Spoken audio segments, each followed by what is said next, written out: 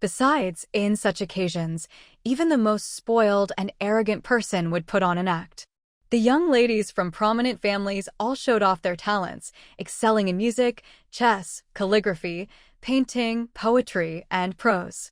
Each one was more outstanding than the last, which Shen Tang found extremely interesting.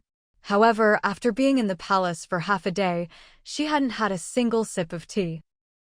Shen Tang subconsciously picked up her teacup, but just before she was about to drink from it, she quickly put it down, just in case. You won't die of thirst if you wait half a day, but if there's something in your tea, you'll regret it. Shen Han drank tea and ate snacks, wanting to go on stage to showcase her talents, but she was too embarrassed to go up. After all, she had been engaged to the Prince of Jingyang, and going on stage would mean that she wanted to become the princess consort of the Prince of Ning or a princess consort. Besides, she lacked confidence. Shen Tang glanced at Xiao Huan several times, wondering how she could speak to him alone. But after looking at him so many times, Xiao Huan noticed and also looked at her a few times. Shen Tang wasn't embarrassed. She had already rejected Prince Ning's marriage proposal, so no matter how you looked at it, Xiao Huan wouldn't think that she was interested in him. Shen Tang was calm, and Xiao Huan didn't think much of it, but some people couldn't help but overthink it. Xia Guimo sat next to Xiao Huan, watching the two exchange glances, his expression growing colder and colder as he drank cup after cup of wine. Shen Tang was worried about how to speak to Xiao Huan alone. When the banquet was halfway over, Xiao Huan got up to leave his seat. Almost as soon as he left the table, Shen Tang quickly got up as well. This scene made one of the men's faces turn as black as the bottom of a pot. Chapter 95. Verify. As soon as Xiao Huan left Fenghan Hall, he knew someone was following him. He walked a little further away before turning around, and seeing that it was Shen Tang, he was quite surprised. Remembering that Shen Tang had been looking at him repeatedly during the banquet, Xiao Huan asked, "Second Miss Shen, is there something you need from me?" Shen Tang nodded. "I think the Prince of Ning's son looks familiar." Before she could finish speaking, Xiao Huan asked, "Does Miss Shen really think I look familiar?" Shen Tang. She was just trying to start a conversation. Why did he react so strongly? Shen Tang was bewildered and didn't know how to respond. Shen Tang looked at Xiao Huan, who said, "Actually, I also feel that you look somewhat familiar." Shen Tang then asked, "Let me ask the Prince of Ning, do you have any?" Before she could even ask, two young masters from prominent families came over, and Shen Tang had to swallow the words that were on the tip of her tongue.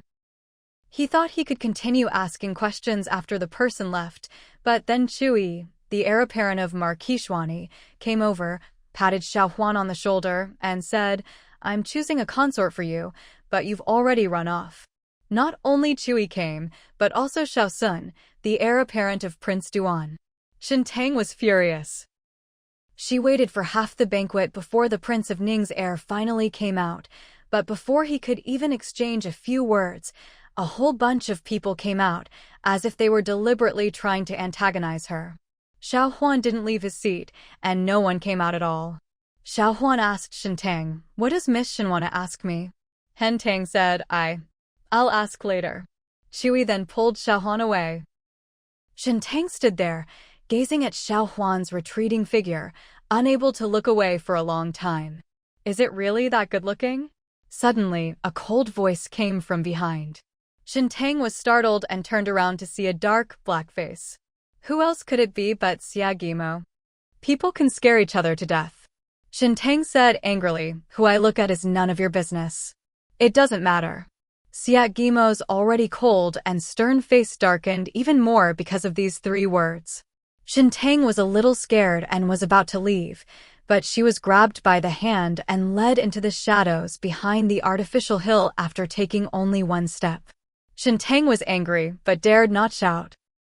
Pitched against the artificial hill, she gritted her teeth and said, "What exactly do you want to do?" She flirted with another man right in front of him and even asked him what he wanted to do. He was furious.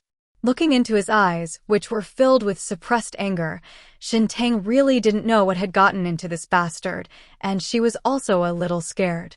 It was pretty much the same situation in her previous life.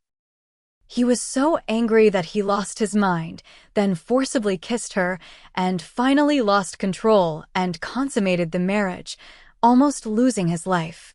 Shen Tang said, You need to calm down. His voice trembled. Xia Guimo wanted to calm down, but he couldn't. Heaven knows that the way she looked at Xiao Huan time and time again hurt him more than a knife.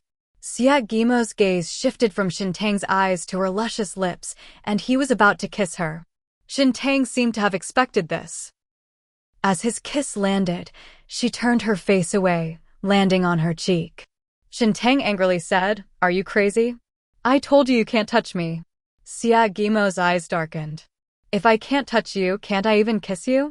I already said no. Why are you still asking? Shen Tang said irritably, If you kiss me, you'll get a rash and your whole body will itch. Xia Guimo frowned deeply. Why do you sound like you're poisonous? Asshole. You're the one who's toxic. Shen Tang gritted her teeth and said, It's your own problem, not mine. Xia Guimo laughed. Are you sure you wouldn't let someone else kiss you? Certainly. Shen Tang blurted it out without thinking. The man's face turned green. Who kissed you? Shen Tang wished she could cover his mouth.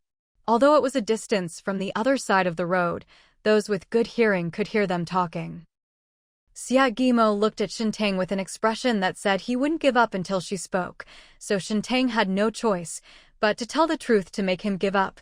In my past life, Xiao Huan saved me, and I accidentally kissed his cheek, but he's fine anyway. Xia Guimo's face was so black it was almost dripping ink. He thought Shen Tang only had a connection with Xiao Huan in this life, but he didn't expect there to be this in the previous life. Xia Guimo felt as if a stone was blocking his chest. His eyes seemed to be holding back something. He touched Shen Tang's face and asked, Are you all right? Of course I'm fine. Before Shen Tang could finish speaking, her mouth was covered. Their lips touched, and Shen Tang felt a surge of energy rush from her feet to the tips of her hair. She was stunned for a moment, and when she realized what was happening, she tried to push Xia Guimo away, but instead of pushing him away, she was grabbed and pressed against the artificial hill. Shen Tang could not struggle and could only grit her teeth tightly.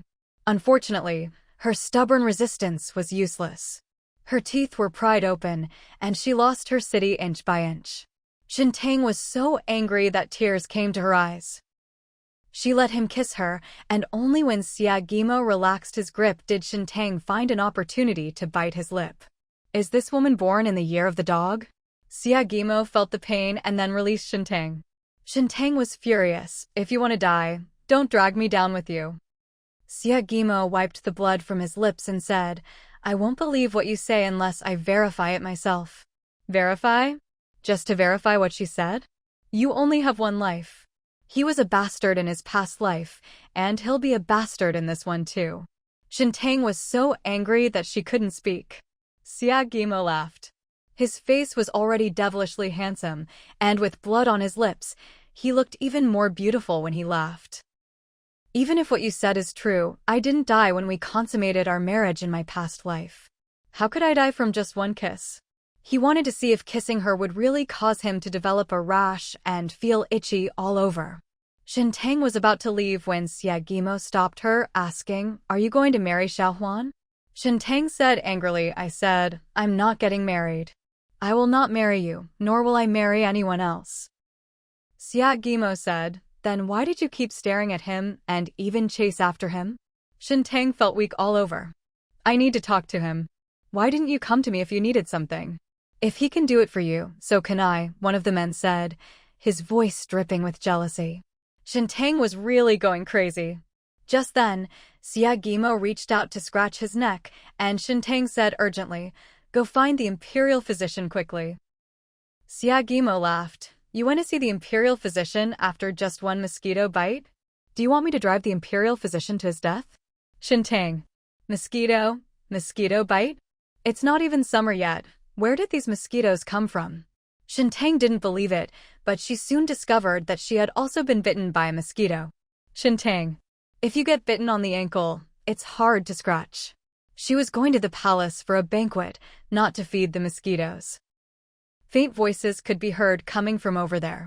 Shen Tang looked at Xia Guimo pleadingly. We've been out for too long. If we don't go back soon, people will become suspicious. Xia Guimo looked into Shen Tang's eyes and said helplessly, how am I supposed to go back? Shen Tang didn't immediately understand what he meant. He wiped his lips, and only then did Shen Tang belatedly realize that she had bitten his lip, which was clearly the result of being bitten. Her face flushed red. You asked for it. Chapter 96. Intense itching. Xia Guimo didn't deny that he had brought this upon himself. His gaze lingered on Shen Tang's lips, looking like he had ulterior motives. Shen Tang was filled with shame and indignation. She wouldn't even care if he died of itching later. What was even more infuriating was that she was planning to wait for Xiaohuan, but this bastard dragged her behind the artificial hill. When Xiaohuan didn't see her, he went into Feng'an Palace. Her chance to ask about the birthmark had slipped away right before her eyes. Shen Tang stomped her foot in anger. No, she stomped on his foot. Shen Tang stepped on it, and Xia Guimo's forehead twitched violently in pain. Shen Tang pushed him away and walked away quickly. When Shen Tang returned to the banquet, Xiaohuan was sitting there talking to the old Prince Ning. Shen Tang silently cursed Xia Guimo a few times before walking over and sitting down next to Shen Han. Shen Han looked at her and asked, where have you been all this time? I thought that Consort Yi would teach Shen Tang a lesson by bringing her to the palace, but nothing has happened so far. It's really disappointing. Shen Tang glanced at Shen Han and said, you won't even accompany me to see the Empress Dowager. Do I expect you to come with me when I go to wash my hands? Shen Han said, you haven't had a drop of water during the entire banquet. Are you worried there might be something wrong with the tea? Shen Tang did have this concern, but she would certainly not admit it. No, I'm not thirsty. Yeah. Shen Han didn't believe it. How could someone not be thirsty after not drinking water for so long? She picked up her teacup, took a sip, and Shen Tang glanced at her teacup before picking it up as well. Xia Guimo came in and sat down next to Prince Jingyang and Princess Jingyang. Princess Jingyang immediately noticed that his lip was bitten and was a little swollen. He had gone out with a bad complexion, but when he came back, his complexion was better, but his lip was broken. What did he go out to do? With people all around, Princess Jingyang couldn't ask any questions she wanted to. She glared at her son, telling him to take her marriage seriously. Shen Tang picked up the teacup, but didn't drink it. Taking advantage of Shen Han's inattention, he poured out half of the tea. Then, while the eldest daughter of the left Prime Minister's mansion was dancing, he accidentally knocked over the fruit plate on the table. In the chaos of cleaning up, he switched the two people's teacups. After the dance, Consort Yi praised the eldest daughter of the Prime Minister's residence highly, and the Emperor also thought that the eldest daughter of the Prime Minister's residence had danced very well. The left Prime Minister is still locked up in jail, yet the eldest daughter of the left Prime Minister's mansion is still in the mood to show off her talents. It's almost hopeless for the cheating in the imperial examinations to bring down the left Prime Minister. Shen Han drank the tea, and Shen Tang just watched her drink it. She wasn't sure if Consort Yi had put medicine in the tea, so she thought it would be good to have Shen Han help her verify it. The day Shen Han was tricked by Princess Chunin, Shen Han pushed her out, and she was doing the same thing today. She had no idea when the banquet would end. She was practically parched. If she couldn't find Xiaohuan today, all her suffering would have been for nothing. Shen Tang glared at Xia Guimo with sharp eyes. Xia Guimo was in a good mood. When he noticed Shen Tang glaring at him, he even smiled. Still laughing. Let's see if you can still laugh in a bit. Shen Tang sat there, appreciating the talent while waiting for that bastard to lash out. But after waiting for half a cup of tea, nothing came. A cup of tea passed, but still nothing. Shen Tang's beautiful brows furrowed. In her previous life, although the onset of the attack varied in speed, it always occurred within a quarter of an hour. Counting from when she was kissed by the rockery, it had been going on for much longer. Why was there no reaction now? Shen Tang kept glancing at Xia Guimo, but he didn't seem to notice anything unusual. Instead, Shen Han, who was sitting next to her, suddenly screamed "ah," which almost scared the already distracted Shen Tang out of her wits. Everyone looked over and saw Shen Han scratching herself incessantly, her face, neck, and hands covered in red rashes. The second wife said anxiously, "Honor." The Empress sat there, frowning, and asked, "What's going on?" Shen Han felt an unbearable itch all over her body, as if 800 ants were biting her. Even though she bit her lip tightly, she couldn't help but cry out in pain. Consort Yi looked at Shen Tang and Shen Han's table and said with concern, "Quickly take them to see the imperial physician." The second wife didn't want anyone to see Shen Han's embarrassment, so she quickly helped Shen Han up. Shen Tang hesitated for a moment, then followed. To outsiders, Shen Han was her own sister, born of the same mother. If her sister had an accident, it would be inhumane for her, as the younger sister, to still have the leisure to attend the banquet. Watching Shen Tang's departing figure, Consort Ye's concern vanished, replaced by coldness. She had someone send the second mission to the Empress Dowager's palace in Yongning. She wandered around the vicinity of Yongning Palace without falling into the trap. She was fine with the carefully prepared tea, but the first mission fell for it. In such a large harem, no one had ever been able to escape her schemes time and time again. The second mission was truly skilled, which made her look at her with new eyes. The second wife helped Shen Han to the side hall. Shen Han couldn't help but scratch her neck and face, leaving several marks. The second wife grabbed her hand tightly, saying, "You can't scratch, you'll be disfigured." Shen Han struggled frantically. "It itches so much, I'm so itchy." Consort Yi was determined to embarrass Shen Tang at the banquet and force him to reveal himself, so the poison she used must have been quite potent. The second wife was heartbroken, but she held on very tightly. When she couldn't hold on herself, she asked her maid to help. Fortunately, the imperial physician arrived quickly, and after a silver needle was inserted, Shen Han's emotions stabilized considerably. The imperial physician took Shen Han's pulse, and the second wife asked, "How could this happen so suddenly?" The imperial physician said, "He's been poisoned." The second wife also suspected that Shen Han had been poisoned, but who would harm Shen Han? It would be more likely that Shen Tang would be harmed. Shen Tang said, "Imperial physician, please quickly detoxify my elder sister." The imperial physician said, "This poison is rather tricky and difficult to cure. I'll prescribe some medicine to help suppress it." "Is it difficult to solve?" "Very good." As the imperial physician went to the imperial hospital to get medicine, a palace maid brought over tea. Shen Tang's eyes flickered, and she said, "Second aunt is with eldest sister. I'll go and tell father so he won't worry." After saying hello, Shen Tang turned to leave, but she turned too quickly and bumped into a palace maid who was carrying tea. The maid couldn't avoid her and stumbled backward, dropping the tea she was carrying on the ground. Clang! The teacup shattered into pieces. Tea was spilled all over the floor. The palace maid's face turned green. Tea. The second wife looked even uglier. She had a guess in her heart that Consort Ye's scheme against Shen Tang had failed, which was why Shen Han had fallen into the trap. Consort Yi had misjudged the person and would definitely send the antidote. Judging from the palace maid's reaction, the tea was the antidote. Now that Shen Tang has knocked him down, the antidote is gone. Even the imperial physician's silver needles couldn't suppress the poison in Shen Han's body. Before the second wife could react, another scratch appeared on the back of Shen Han's hand. The second wife was so angry that she wanted to scrape Shen Tang alive.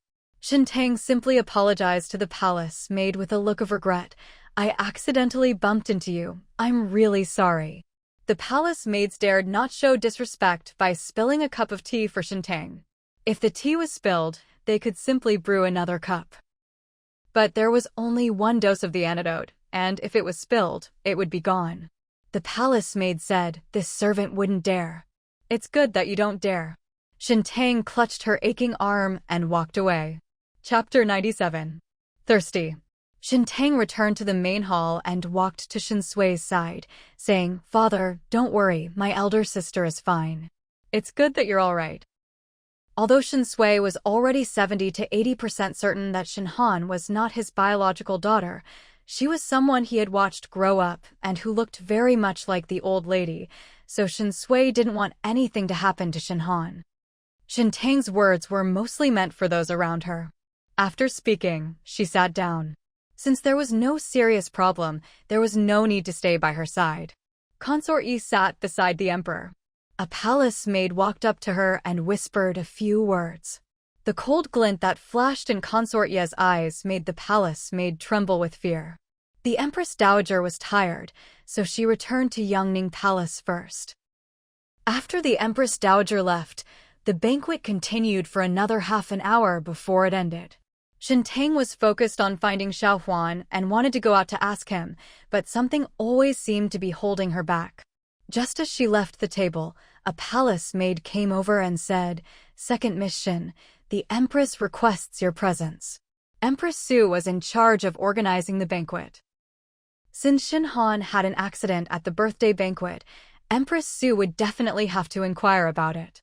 After Shen Han took the medicine, the second madam sent her back to her residence. Empress Su wanted to ask Shen Han, but she couldn't find anyone to ask. Shen Tang was sitting with Shen Han, so asking Shen Tang would be the same. Shen Tang had no choice but to watch Xiao Huan walk away and then follow her maid to see Empress Su. Fortunately, Empress Su did not return to Fanghuan Palace. She met her in a side hall. Shen Tang stepped forward and curtsied to Empress Su. Empress Su said, "The imperial physician reported to me that your sister has developed a rash all over her body, and the intense itching is unbearable. She has been poisoned. She was sitting at the same table as you. Did you notice anything unusual?" Shen Tang shook her head. "This humble woman does not know." This humble woman and her elder sister parted ways when we arrived at the imperial garden. This humble woman does not know what she ate. This humble woman did not eat a single bite of the food or tea on the banquet table. I didn't eat a single bite. The banquet lasted for an hour and a half, and they didn't eat a single pastry or drink a single sip of tea for such a long time. Empress Su looked at Shen Tang. "Are you worried about the food?" Shen Tang replied truthfully, "To be honest, Your Majesty, I do have this concern." She had just been summoned to the palace by Consort Yi a few days ago. Because she offended Princess Chang'an and broke the porcelain vase bestowed by the emperor, Consort Yi punished her by making her kneel for 3 hours. Shen Tang did not believe that the Empress was unaware of this. Empress Su raised an eyebrow. "I was the one who arranged the birthday banquet. Why would Miss Shen worry that someone wants to harm you?" Shen Tang said, "Today in the imperial garden, a palace maid, under the guise of the Empress Dowager, led me to Yangning Palace. Fortunately, I was alert and did not offend the Empress Dowager. I don't know who in the palace I offended. I was just being careful not to make a mistake." Empress Su hoped that Shen Tang would reveal why Consort Yi was targeting her. She didn't expect that Consort Yi's schemes against Shen Tang went beyond just tampering with the tea. What could Consort Yi possibly have that made her so determined to scheme against the second mission? Empress Su and Consort Yi fought for more than a decade in the harem. Empress Su would often try to protect those whom Consort Yi tried to bully. Empress Su only asked Shen Tang a few questions. She didn't think Shen Tang would know anything. After all, she wouldn't have failed to stop her elder sister. Everyone in the capital knew that Shen Tang refused to get into the bridal sedan chair at the Jingyang prince's mansion in order to avoid any rift between the sisters, showing how much she valued their sisterly bond. Empress Su instructed the palace maids, "Escort Miss Shen out of the palace." This was to prevent Shen Tang from being harmed by Consort Yi on her way out of the palace. Shen Tang appreciated Empress Su's kindness, curtsied in thanks, and then left with the palace maid. After Xia Guimo left Feng'an Palace, Princess Jingyang asked him, "Why are your lips swollen?" "I accidentally bumped into something." Princess Jingyang retorted, "Mother is not blind." Prince Jingyang said, "If you like a girl, you should propose marriage as soon as possible." Everyone thought he didn't want to go. If he could go, he would have gone long ago. Why is it that other people's weddings are so simple, but his is full of twists and turns? Shen Tang saw that Empress Su did not linger for long, but by the time she came out, most of the civil and military officials and their wives who had attended the banquet had already left. However, to Shen Tang's surprise, her father, Shen Sui, was not there. He was waiting for her outside the side hall. This is almost unprecedented. It wasn't too late yet.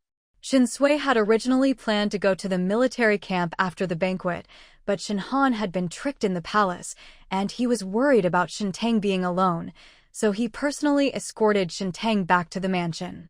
After escorting Shen Tang to the main gate of the Marquis's residence, he left without even dismounting. Yin Xing dismounted first, then helped Shen Tang down. As they stepped up the steps, a servant announced, "Second Miss, Fourth Madam and Fifth Miss have returned to the residence today. Fourth Aunt is finally back." Shen Tang, who was already in a good mood, felt even better upon hearing the news of the Fourth Madam's return. While Shen Tang was in a good mood, the old lady was not. After Shen Tang entered the palace, the old lady's eyelids started twitching, and she was worried that something bad had happened. She spent the whole morning reciting Buddhist scriptures, praying that Shen Tang would be all right. But unexpectedly, Shen Tang was fine, but Shen Han was in trouble. The old lady didn't see Shen Han, but the maid said that she was covered in red rashes and had scratched herself all the way from the main gate of the Marquis's mansion back to Qinglan Garden. Her eyes were swollen from crying, and the old lady's heart ached.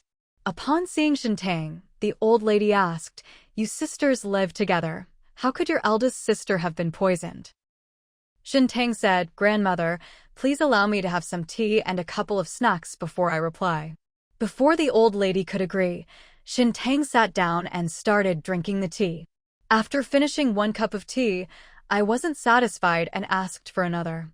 The old lady saw this and asked, "Why are you so thirsty?" Shen Tang ate the pastries without speaking, while Yin Xing said, "The young lady was afraid that the old lady would worry, afraid that someone in the palace would plot against her. So from the time she left the Marquis's residence until she returned, she didn't drink a single cup of tea or eat a single pastry in the palace." The old lady was heartbroken. Shen Tang said, "Grandmother, don't worry. Although the imperial physician said that the poison my elder sister suffered from was a bit tricky, it's not incurable. She will recover soon. It's good that it can be cured." Shen Tang was feeling tired, and since eating only pastries wasn't enough to keep her full, she got up to take her leave. Back at Qingyi Garden, Shen Tang saw Qiu Tong standing guard outside the door from afar. When Zhou Mama tried to enter the house, Qiu Tong stopped her. Zhou Mama said, "What's wrong with you, maid? Why are you stopping me from coming in?" She didn't want to stop her, but she didn't know if the Prince of Jingong had left or not. Just as Qiu Tong was wondering what to do, she saw Shen Tang walking over. She immediately looked at her as if she were her savior and exclaimed, "Miss is back." Shen Tang's ears turned slightly red. She cursed the man in her heart several times before saying, "I'm a little hungry. I want to eat the noodles that Aunt Zhou makes." "How could you be hungry? Didn't you eat in the palace?" Zhou Mama didn't ask. "This servant will go and make something for you right away. It will be ready in a little while." Seeing Zhou's mother leave, Qiu Tong breathed a sigh of relief. Shen Tang stepped into the house and saw a certain gentleman sitting there drinking tea. This guy is basically treating her bedroom like his own, coming and going as he pleases. Shen Tang's eyes flashed with daggers, but her steps slowed down. Siagimo put down his teacup, stood up, and walked towards her. The closer he got, the more Shen Tang retreated step by step. What are you going to do?" Just as she was about to bump into the high table beside the small couch, Siagimo stretched out his arm and pulled Shen Tang into his arms. The refreshing aroma of tea wafted over her. "I'm here to ask you, where is my rash?" Shen Tang. God knows what happened. In his previous life, he was unwilling to give up and went through 7 or 8 rounds of trouble. Every time, without exception, he developed a rash. Who knew that he would be completely fine in this life? And what was with that look in his eyes? It was as if she was lying to him. What benefit would I gain from lying to him? Shen Tang said irritably, "Anyway, I didn't lie to you." Siagimo chuckled. "I don't doubt that you're lying to me. Perhaps the kiss wasn't long enough, so we need to try again. There's plenty of time." Shen Tang blushed, wanting to strongly refute, but before she could even open her mouth, his kiss landed on her, swallowing all the words she was about to say. "Shen Tang, Chapter 98. Jealous. Shen Tang hadn't resisted by the artificial hill in the palace, so there was no way she could resist now. He had completely stolen her breath. If he wasn't afraid she would suffocate, he wouldn't have been willing to let her go. Shen Tang was panting heavily, her face and neck flushed red, half from embarrassment and half from anger. She'd never seen such a bastard. Why do they keep trying this again and again? Whether he was looking for death or taking advantage of her, Shen Tang didn't know whether to hope he would get a rash and itch all over his body like in her previous life, or not. Despite her anger, Shen Tang wanted to find out what was going on. Although she had been reborn after death, she was still herself, and Xia Guimo was even more so. They were the same two people, so there was no reason why he couldn't touch her in her previous life, but could now. Xia Guimo wiped his lips, still wanting more. His gaze fell on her, and Shen Tang was terrified. You shouldn't go too far. This bastard kissed her, and he even reacted. Shen Tang was afraid he wanted to try something else. Even if they weren't in a relationship now, or even if they were engaged, they shouldn't have any inappropriate behavior before marriage. Shen Tang's wariness was written all over his face. What did this woman take him for? But when he thought about what Shen Tang had said, that they had been married for 4 years and had only consummated their marriage once, and that he had almost lost his life, he felt sorry for that man, even if it were any other man. Xia Guimo looked at Shen Tang and said, "My father-in-law asked me to propose marriage, and the emperor is also urging me to do it as soon as possible. Today you bit my lip, and my mother is also pressuring me. What do you suggest we do?" She had no idea what to do. Shen Tang glanced at Xia Guimo, then quickly looked away, not daring to look at him at all. "Even if you kissed me and it was okay, it doesn't mean that, you know." She couldn't get the words out, but her face was so red it looked like it could bleed. This is really bad. Although we were very intimate in our past life, it only happened once every 4 years. I've long forgotten what it felt like. There's no intimate connection like that between husband and wife. Talking about this is incredibly awkward, especially since Xia Guimo has no memory of his past life. Shen Tang was annoyed and really didn't want to talk to him about this, but this bastard was in front of her again. They were so close that she could feel his body temperature and his hot breath on her ear. "If you're so afraid that I can't marry you, I don't mind having our wedding night early so you can rest assured." That bastard. He really did have that in mind. Shen Tang blushed and said, "Don't even think about it." Xia Guimo said, "If you hadn't refused to get into the bridal sedan chair, we would have consummated our marriage long ago." Shen Tang really didn't want to discourage him. In her past life, she had been married into a bridal sedan chair, but he hadn't even kissed her yet. Shen Tang looked at Xia Guimo. "Are you really all right?" Xia Guimo said, "Do I look like something's wrong to you?" She asked because she didn't realize it. The reaction in her past life was very obvious. After the kiss, his whole body became itchy and red rashes appeared on his face. "Just wait a little longer. Maybe it's not time yet." Shen Tang kept looking at his face, making Xia Guimo's back teeth itch.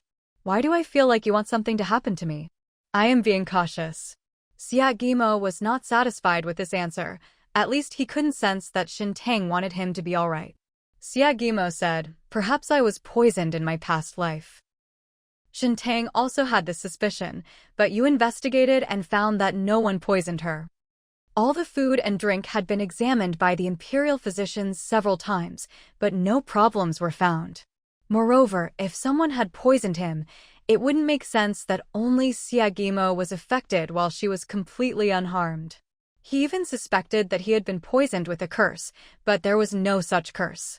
Xia Guimo also felt that if this had really happened to him, he couldn't possibly not investigate, which made the whole thing seem strange.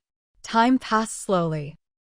Inqing and Xiaodong stood guard outside the door, pricking up their ears from time to time, trying to hear what was happening inside. Thinking that the noodles should be cooked soon, Xiaotong went to fetch the noodles so that Zhou Mama wouldn't bring them inside.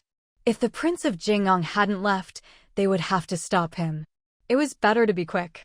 Shen Tang was waiting for Xia Guimo to have his outburst when there was a knock on the door. Shen Tang brought in noodles, and a fragrant aroma wafted over, making Shen Tang's stomach rumble. Shen Tang was starving. She sat down, picked up her chopsticks, and started eating noodles. Siak Gimo sat down beside her. Shen Tang looked at him, wondering why he had sat down. "Aren't you leaving?" Siak Gimo said. "Weren't you waiting for me to have my outburst?" Shen Tang. She couldn't hide even the slightest thought from him, but it's been almost the time it takes to drink a cup of tea. If he was going to have an outburst, he would have already. He's really all right. However, this incident did not make Shen Tang feel better. On the contrary, it made her even more depressed. The fact that he's all right means they really were framed in their past life. Siak Gimo investigated so many times in their past life, but couldn't find out. If they're still together in this life, they'll definitely try to frame them again. If they can prevent it, that's fine, but what if? Shen Tang suddenly lost her appetite. Just then, Yin Xing came in and said, "Miss, fourth madam brought back a lot of local specialties and sent someone to deliver them to you." The fourth wife sent someone to deliver things to her. There was no reason not to let her into the house. Shen Tang looked at Siak Gimo, who frowned in annoyance and jumped out of the window. Almost as soon as he left, the fourth madam's people came in. In her previous life, the fourth madam had brought back a lot of local specialties from her family's birthday celebration and had specially sent them to the Jingyang prince's mansion for Shen Tang. In this life, they sent them directly to Qingyi Garden. The items are the same as in the previous life, only the quantity is different. After all, this time it is only for Shen Tang, while in the previous life she had already married Siak Gimo, so it was for 2 people. The maid said, "Madam has just returned to the capital and is tired from the journey, so she asked me to bring this to the second Mississippi." Shen Tang smiled and said, "It's kind of you, fourth aunt, to think of me. Please thank fourth aunt for me." The maid put down the things she had brought, and without disturbing Shen Tang's noodles, she curtsied and took her leave. Shen Tang didn't let the maid take the letter back. She planned to deliver it to her fourth aunt herself later. For some reason, she felt that the letter was very important and could not be lost. After the maid left, Shen Tang continued eating her noodles, only to find that the person who had jumped out the window had jumped back out the window. Shen Tang. Why is this person back again? Every time he comes, Yin Xing and Shen Tang have to live in fear for several days, and their lives will be cut short. Siak Gimo said, "You still haven't said what you need me to do for you?" Shen Tang looked bewildered. "I don't need you to do anything for me." The man's face darkened. "Does it have to be Xiaohuan who does it for you?" Shen Tang. This person is definitely consumed by jealousy. What's the point of asking Xiaohuan about what she asked him? Etc. Maybe you can ask him. Shen Tang asked, "Does Xiaohuan have a birthmark on his lower back?" "It's about this big." Shen Tang gestured with her hand, and the man's face darkened as he gritted his teeth. "You're asking me if other men have birthmarks?" He was the one who asked her, and then he got angry after asking. Shen Tang said, "You're the one who told me to ask." This woman is definitely trying to drive him crazy. Siak Gimo asked, "Why are you asking about this?" Shen Tang said, "My older brother has a birthmark on his lower back, so I suspect that Xiaohuan is my biological older brother." Siak Gimo. How could she suspect that Xiaohuan was her older brother? Although he found it strange, the man's expression softened a bit. "Xiaohuan doesn't have a birthmark on his lower back." "No?" Shen Tang looked disappointed. "But..." Siak Gimo changed the subject. "He has a scar on his lower back where you mentioned the birthmark. 2 years ago, when Xiaohuan returned to the capital, Chui took them to a hot spring. He saw it with his own eyes. At that time, Chui asked Xiaohuan how he got such a big scar. Xiaohuan just smiled and didn't say how he got it. Scars can cover up birthmarks. It's normal that my elder brother can't have birthmarks if he's going to become the heir apparent of the Prince of Ning." Shen Tang felt a glimmer of hope return to her heart. "Could you ask him for me?" Chapter 99. Loyalty. Shen Tang is prone to getting stuck in dead ends. If she's not sure if Xiaohuan is her older brother, she has no interest in continuing the search, so she needs to find out as soon as possible. Asking Siak Gimo directly was not as convenient as asking Xiaohuan directly. However, Shen Tang did not believe that there was such a coincidence in the world. It just so happened that Xiao Huan had a scar in the same spot where her elder brother had a birthmark. If Xiao Huan were truly her elder brother, Shen Tang couldn't even imagine how happy her father, grandmother, and the entire Jiang family would be. Xia Guimo had repeatedly sought out Xiao Huan for Shen Tang's sake. If it weren't for the good relationship between Xiao Huan and him, and Shen Sui's refusal to marry him, Xiao Huan would have been cursed as well. Knowing that Shen Tang suspected Xiao Huan was her older brother, the jealousy of the man vanished almost entirely, and he happily jumped out the window and left. This time, he's really gone. Shen Tang finished her bowl of noodles, but didn't come back. Having eaten a full meal, Shen Tang needed to walk around to digest, so she had Yin Xing take the letter and headed to the north courtyard. Fourth Madam's trip away from the capital lasted quite a while, more than 2 months, and she brought back a lot of things. Right now, the north courtyard is very busy. When the maid announced that Shen Tang had arrived, Fourth Madam came out to greet her and said with a smile, "Tanger, what brings you here?" Fourth Madam always doted on Shen Tang. Among the several sisters-in-law in the mansion before Zhang's death, Fourth Madam was the one with the best relationship with her. When Jiang was diagnosed with mental illness, only Fourth Madam would visit her every few days to keep her company and relieve her boredom. Before her death, Jiang entrusted Shen Tang to the care of Fourth Madam, in addition to asking the Jiang family to raise her. Shen Tang smiled and said, "We've finally got Fourth Aunt back. You must be tired from the long journey back. Is there anything wrong with you?" Fourth Madam smiled warmly. "You're a bit tired, but you feel fine. What I didn't expect was that you almost got married on this trip away from the capital. Luckily, you didn't get married, so I still have the chance to send you off to your wedding. Quickly, come inside and talk." The courtyard was a bit messy, and Fourth Madam was afraid that the maids might bump into Shen Tang. Stepping into the house, Shen Tang asked, "Where is fifth sister?" Fourth Madam said, "Sheer is still young and gets carsick. She's sleeping in her room right now. If she had nothing else to do, she would have come to find you already." Shen Tang kept looking at the Fourth Madam's face. Just like in her previous life, she couldn't see any signs of illness in the Fourth Madam. But in her previous life, the Fourth Madam was not only sick, but her illness was severe. Shen Tang was really worried.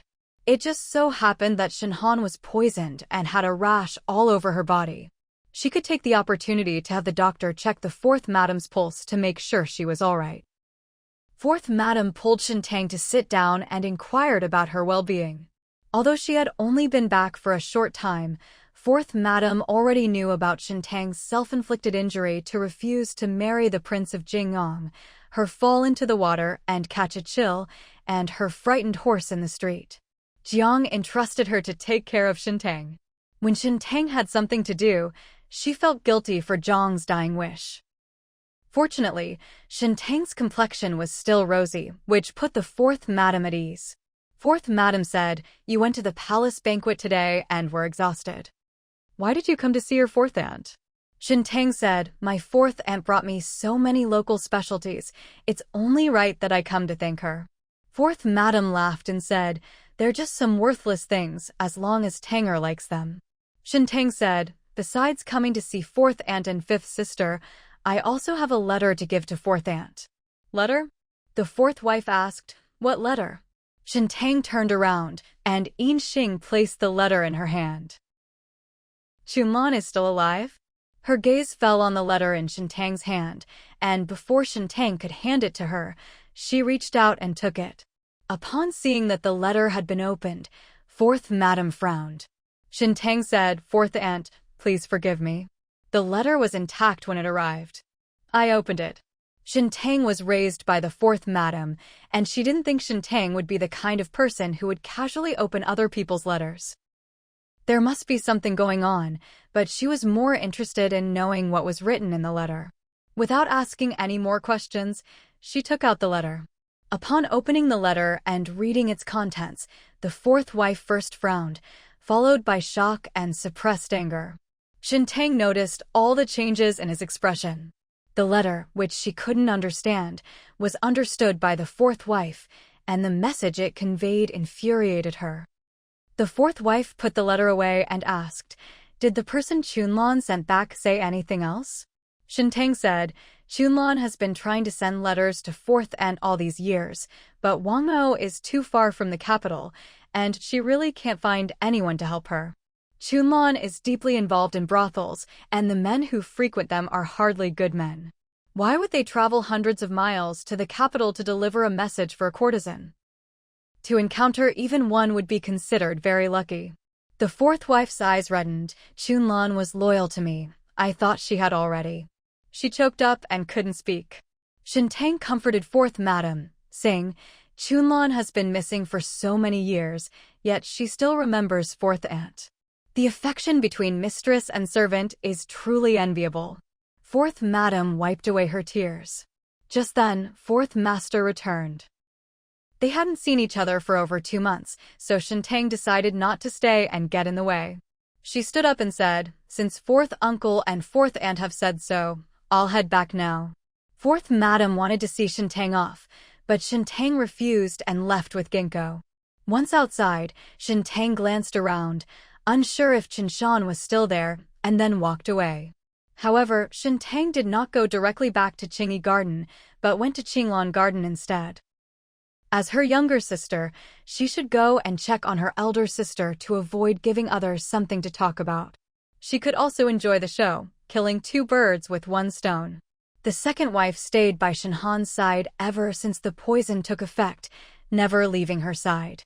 Shenhan took the medicine, but it didn't work very well, and she was still suffering terribly from the itching. The second wife was afraid that the maids wouldn't be able to stop Shenhan from scratching her face, so she insisted on watching her herself to feel at ease. Upon hearing from the maid that Shen Tang had arrived, the second madam nearly broke a tooth. She knew in her heart that Shenhan was suffering for Shen Tang. It was bad enough that she was suffering, but Shen Tang had also knocked over the tea with the antidote in it. It would take 2 days to make a new antidote, which meant that Shenhan would have to suffer for 2 more days. Consort Ye's schemes against Shen Tang all failed, and instead of scheming against Shenhan, Shenhan suffered the consequences. How could the second madam not be angry? When Shen Tang came to visit Shenhan, the second madam couldn't stop her. As soon as Shen Tang walked in, she received 2 glares that seemed to want to tear her apart. Shenhan was even more unwilling. She looked at the begonia flowers on the high table to the side. The maid knew what she was going to do. Shenhan broke free from the maid's restraint like a madwoman and tried to knock over the high table and hit Shen Tang with the flower pot. Shen Tang could easily guess Shenhan's little scheme, and she stood by the antique shelf. The flower pot tipped over, but instead of hurting Shen Tang, it smashed the antique display shelf, shattering all the porcelain and jade vases on it. The intermittent cracking sounds silenced the room. The maids were terrified. Those are all the darlings of young women, and they are quite valuable. Shenhan's beautiful face twisted in anger. She lost her mind. "I'm going to kill you." The words were directed at Shen Tang. The second wife grabbed Shenhan. "The eldest young lady has been poisoned and is delirious. Quickly, fetch a doctor." Chapter 100. Instigation. It wasn't that Shenhan was truly possessed, but rather that her intention to kill Shen Tang was far too obvious. It wasn't just empty talk. She genuinely intended to take Shen Tang's life. Everyone in the room could sense it. If the second madam hadn't spoken up, she couldn't have silenced everyone. To put it bluntly, it was all to protect Shenhan, fearing that she would be punished by the old madam after she was cured of the poison. Seeing all those precious things scattered on the ground, Ginkgo felt heartbroken.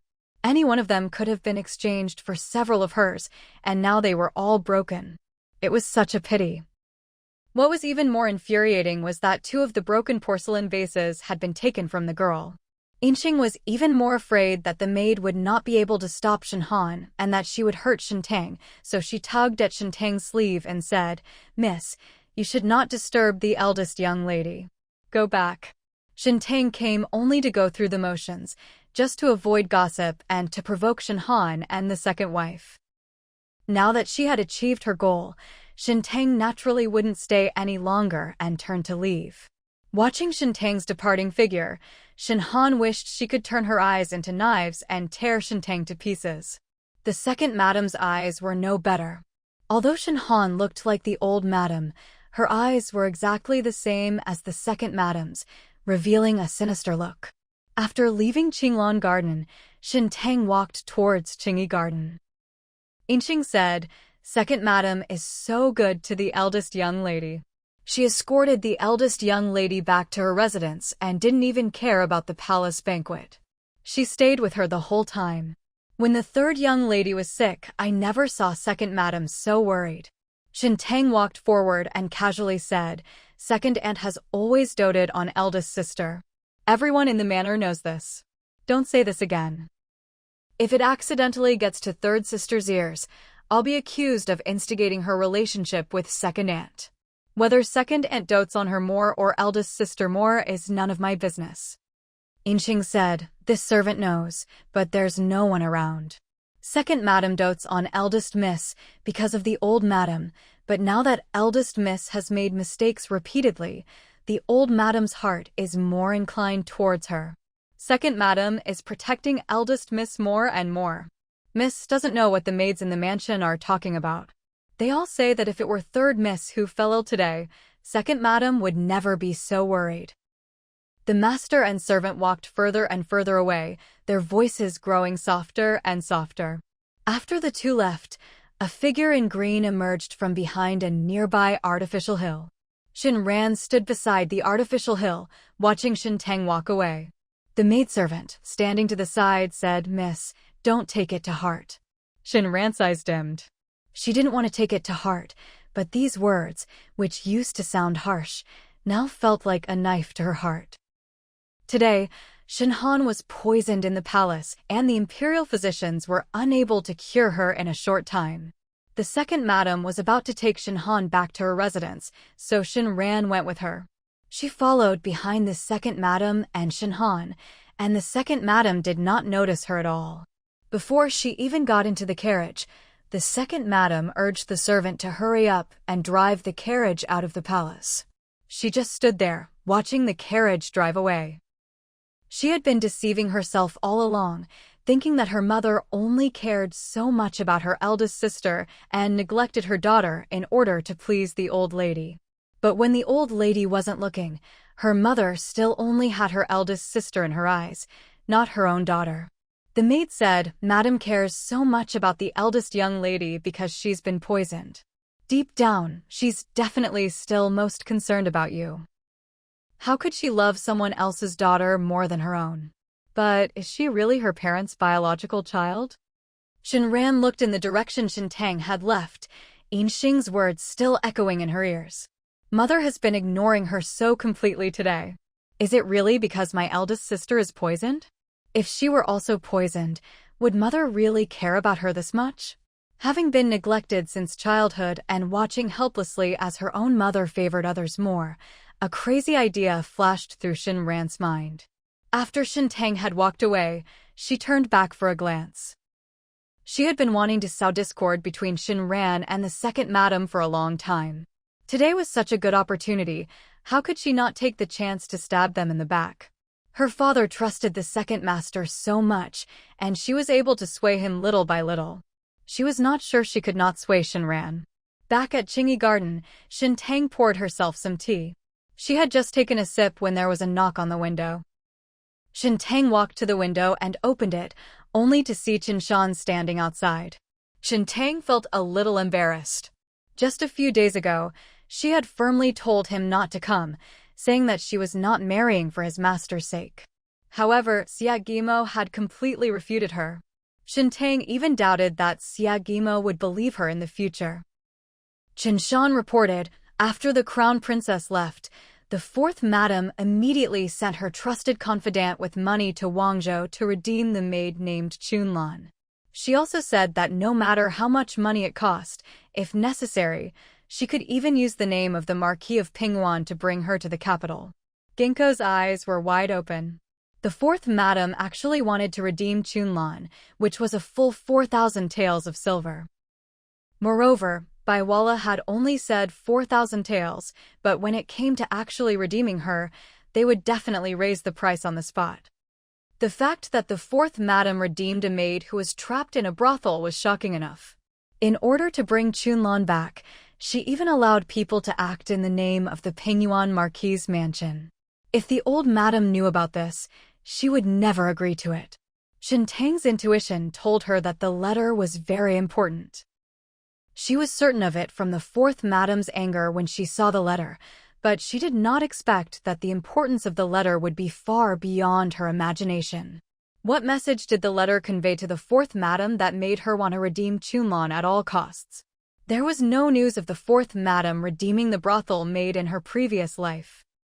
Whether before or after her death, Shen Tang was even more certain that the letter had fallen into the hands of the second madam, and that the second madam had even understood it. Shen Tang instructed Chen Shan, "Give fourth madam some laxatives." Yinxing froze, staring blankly at Shen Tang. "Fourth madam dotes on you the most. Why?" Shen Tang instructed Chen Shan, "Be careful not to use too much." Shen Tang had no choice but to resort to this method, since he couldn't get the fourth wife to see a doctor. It was just a minor stomachache, so he could see a doctor. If there was a real problem, treating it 2 days in advance might prevent the illness from striking like a landslide in his previous life. When Shen Tang asked him to do such a small thing, Chen Shan readily agreed, leaped into the air, and disappeared from the window. Less than half an hour later, news spread that the fourth madam was having stomach pains. After the doctor examined Shen Han, he was almost out of the mansion when he was hurriedly summoned to the north courtyard. However, by the time the doctor arrived at the north courtyard, the fourth madam's stomach pains had subsided. Since the doctor had already been summoned, she simply had him take her pulse. Her pulse was normal, she was just a little tired from the long journey, but otherwise, she was fine. Chen Shan relayed the doctor's words to Shen Tang, and Shen Tang, who had been worried for many days, finally felt relieved. Shen Tang sat down to drink tea. With nothing to do, she read a book to pass the time. She had only read 2 pages when Seer ran in and said, "Miss, I don't know what's wrong with 3rd Mississippi. She's also developed a rash all over her body and is very itchy." These words made Yinxing and Xiaodong nervous, fearing that Shen Tang would also suffer. Shen Tang's smile remained stubbornly upturned. She hadn't expected Shen Ran to doubt that she wasn't her biological daughter after just 1 or 2 attempts, but now it seemed the effect was far beyond her expectations. No one in the manor would harm Shen Ran. The only reason she got into trouble is that she poisoned herself. This self-harm is also a way to test whether the second madam is more worried about her or more concerned about Shen Han. Shen Tang didn't believe that her meddling would have such a good effect. This was definitely the last straw that broke the camel's back. Shen Tang asked, and then, did the second madam return to the south courtyard? Fourth sister nodded. As soon as second madam heard that third miss was in trouble, she rushed back home. But before the doctor could even examine third miss, she went to stay with eldest miss. Chapter 101. Inquire about. Inside the room, Shen Ran leaned against a large pillow, her eyes red and tears streaming down her face like a broken string of pearls. The maidservant stayed by the bedside, unable to offer any words of comfort. The young lady was stubborn and wanted to see whether she or the eldest young lady held more weight in the second madam's heart. She even sent her out of the mansion to buy medicine that would cause a rash all over her body. As soon as the news of the young lady's rash spread, the second madam rushed back. She said that the young lady was overthinking things. In the second madam's heart, how could the eldest young lady compare to her? Shen Ran felt much better at that moment, and even blamed herself for being willful and causing the second madam unnecessary worry. Just as she was about to confess her guilt, a maid rushed over to report that Shen Han was unbearably itchy, and the maids couldn't stop her. The second madam left without looking back.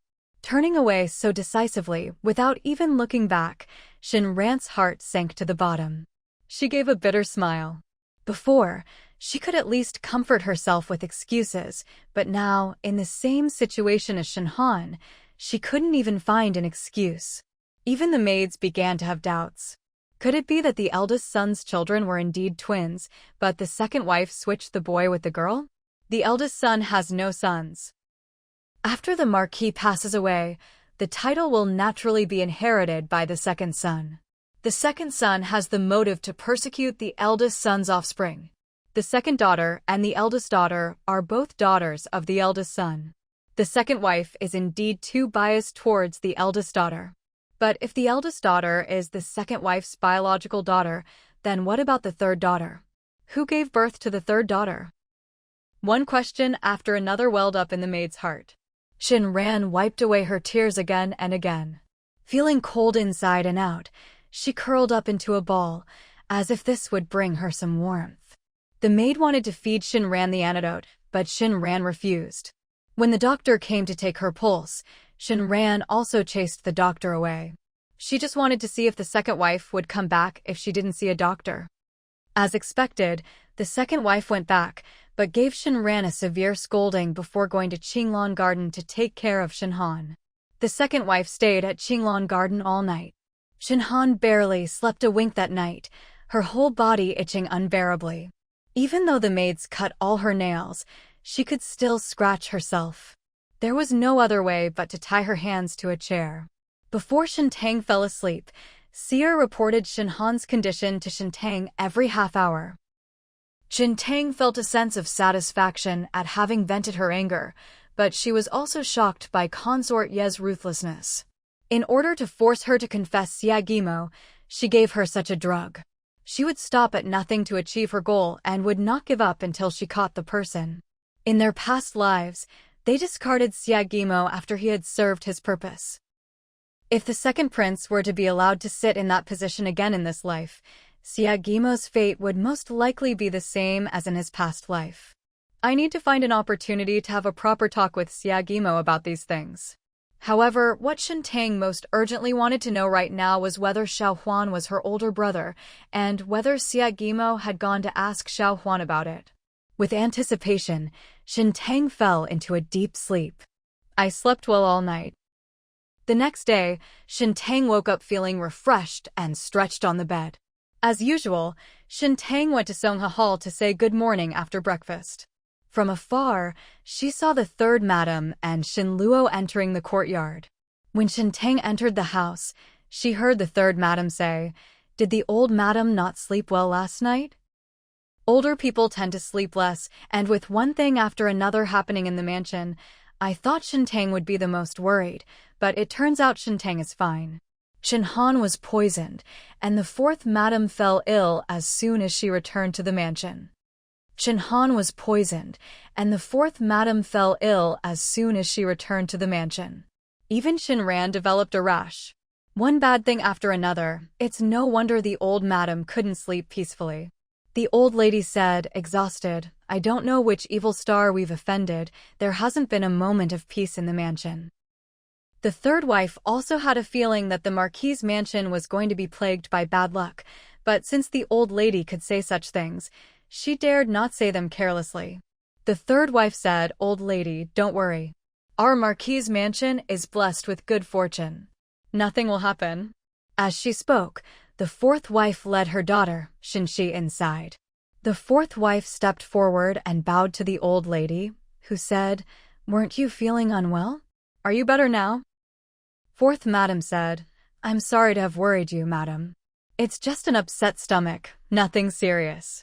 It's good that you're all right." The old lady felt somewhat relieved. Shenxi obediently curtsied to the old lady, then ran to Shen Tang's side, pouting and saying, "I miss my second sister so much. She went to the north courtyard to see mother yesterday, but didn't even come to see me." Shen Shizai is 8 years old and has a lively personality. His little face when he pretends to be angry is even more adorable. Shen Tang reached out and ruffled her bangs, coaxing her softly, "It was your second sister's fault. How about I buy you a kite to make up for it?" Shenxi was young and easy to coax, and she immediately cheered up, saying, "Second sister, you must keep your word." "I'm not lying to you," Shen Tang said with a smile. "Second sister is the best." Her little mouth was as sweet as if it had been coated with honey. Seeing that the old lady was not in good spirits, and fearing that Shen Shi would disturb her, the fourth madam sent Shen Shi to play in the courtyard. Shen Tang and Shen Shi went out together. Changxiangshuan. Xia Guimo was reading a military treatise. I was reading the book I found behind the bookshelf. I was in a bad mood before and couldn't get into it, but now I can. Just as he was flipping through the pages, a maid knocked on the door and said, "Young master, the heir of the Marquis of Shuani has arrived." Almost as soon as the maid finished reporting, Chu Yi stepped into the study. Xia Guimo glanced at him, casually turning a page. "Did you need something? What are you saying? Can I come to see you if there's nothing wrong?" As he spoke, Chu Yi leaned closer and asked, "What is it that you insist on finding Xiao Huan about?" Xia Guimo asked, "You saw him?" Chu Yi said, "You went to Prince Ning's mansion twice to find him, but he wasn't there. He held a banquet at Zhuixinlu to apologize to you. He originally wanted to come and invite you in person, but on the way, old Prince Ning had something to discuss with him, so he asked me to come and invite you on his behalf." Yesterday, Xia Guimo left the Pingyuan Marquis' residence and went directly to the Ning Prince's residence to find Xiao Huan, but Xiao Huan was not there. After breakfast today, he went there again, but Xiao Huan had already left the residence early this morning, and he did not see him again. It's not easy for him to even see Xiao Huan. No wonder that woman risked entering the palace even though she knew Consort Yi would target her. It was almost lunchtime, so Xia Guimo put down his military treatise and left the mansion with Chu Yi. When they arrived at Zhuixinlu, Xiao Huan had just arrived as well, and the group bumped into each other.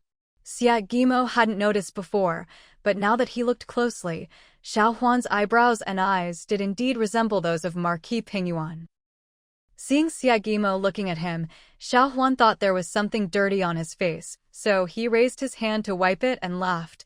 "Why are you looking at me like that?" Xia Guimo chuckled. "It's really not easy to see you." Xiao Huan smiled and said, "I didn't expect you to come looking for me, otherwise I would have been waiting for you at the manor. But do you have something important to tell me?" "I went to see him twice in a row, both times in person. It must be something really important for him to do this." Xia Guimo replied truthfully, "I'm asking you for a favor." Xiao Huan. Chapter 102. Easy to coax. Xiao Huan laughed and said, "I'm curious who asked you to ask me what it is?" Xia Guimo is the heir apparent of the Prince of Jingyang. If you can ask Xia Guimo to inquire about something, you can simply go directly to him. There's no need to trouble Xia Guimo. With people coming and going around them, Xia Guimo said, "This is not the place to talk. Let's finish entertaining the guests first."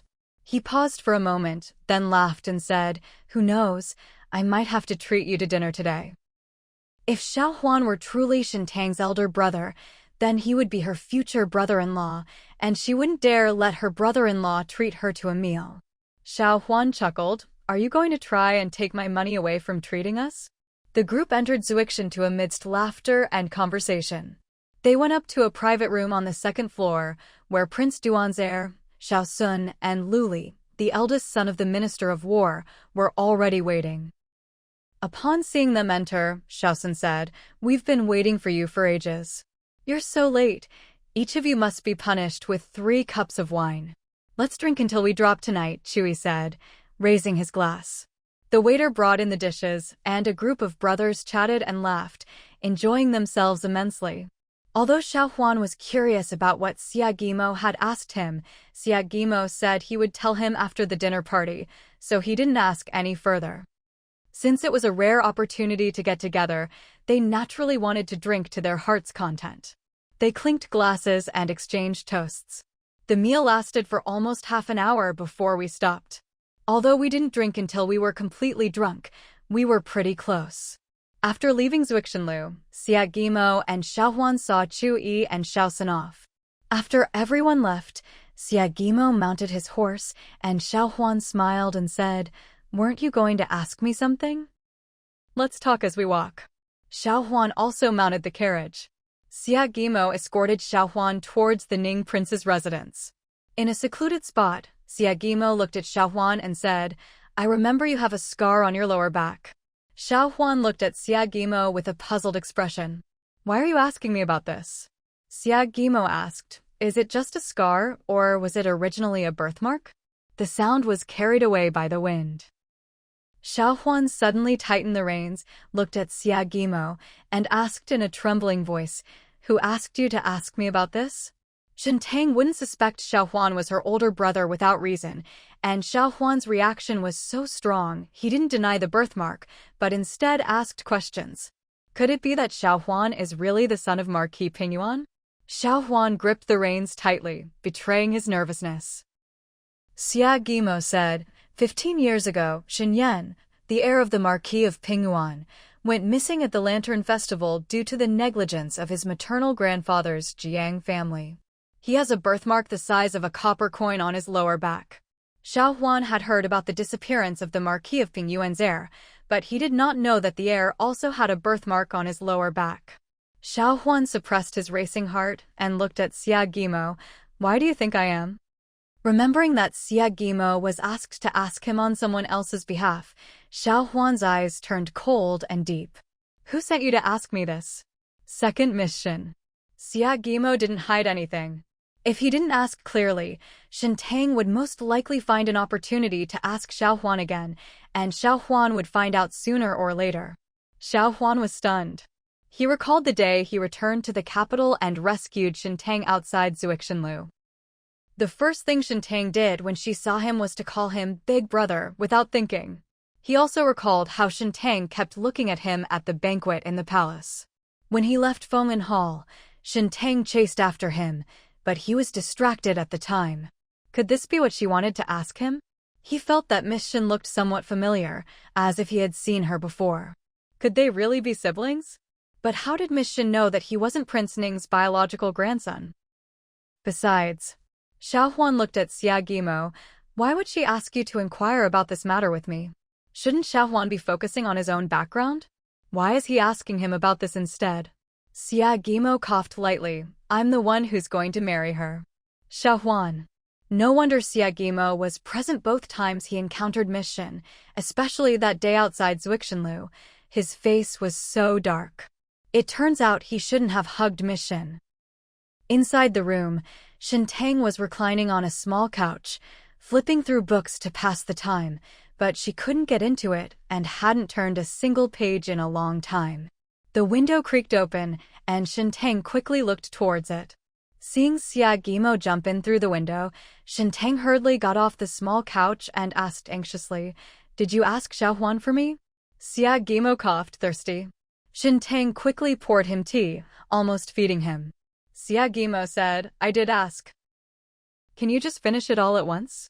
Shen Tang asked anxiously. "And then?" "He didn't admit to having a birthmark," Xia Guimo said. Shen Tang looked disappointed, but Xia Guimo added, "But he didn't deny it either." This answer infuriated Shen Tang. So, does it exist or not? She wanted a definite answer, not something ambiguous. Xia Guimo said, "I think that's tacit agreement." Shen Tang looked at him, and Xia Guimo said, "When I first saw that scar, I found it strange." How could it be in that spot? If it was to cover up the birthmark, it was most likely that Xiao Huan did it himself. The old Prince Ning would not do such a thing. Xiao Huan neither admitted nor denied it. Perhaps it is related to the fact that he destroyed the birthmark and transformed himself into the heir of the Prince Ning's mansion. Shen Tang felt that Xia Guimo's speculation was reasonable, but she couldn't help but wonder, if the current heir of the Ning Prince's mansion is my elder brother, then what about the real heir of the Ning Prince's mansion? Xia Guimo said, "Xiao Huan was not in the capital for several years, claiming that he was recuperating. The real heir of the Prince of Ning's mansion has most likely already passed away from illness." Shen Tang didn't know how her older brother had been discovered by Shen Han and the others in her past life. She was at a loss for what to do now. What should I do now? Xia Guimo reached out and pulled Shen Tang into his lap. Shen Tang struggled to get up, but Xia Guimo held her tightly. "This is not something you can handle. There must be a reason why Prince Ning did this. You can only tell your father-in-law and let him ask Prince Ning himself. But you need to be mentally prepared that even if Xiao Huan is really your elder brother, He may not be able to return to his ancestral home in a short period of time and will need to continue to be the heir of the Prince of Ning. She would be content to find her elder brother. As for acknowledging her ancestral roots, that was something her father and elder brother would have to consider. Shen Tang was eager to go. I'll go find my father right now. She tried to get up, but was being held and couldn't. Xia Guimo said unhappily, I haven't left yet. Can't you wait until I leave before you go? Shen Tang said, if I don't get up, you can't leave either. One of the men laughed in exasperation. You're really something, crossing the river and then burning the bridge. He gritted his teeth. Shen Tang also felt that she had gone too far, but he couldn't understand her eagerness to tell her father the news. Her eldest brother had been missing for 15 years, and her father hadn't seen him for 15 years.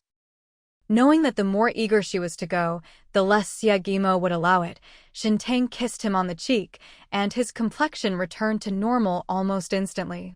They're quite easy to coax. Shen Tang thought to herself, then wanted to take back her words. This man couldn't be coaxed with just a kiss. Try again. Chapter 103. Birthmark. This person even got addicted to trying it.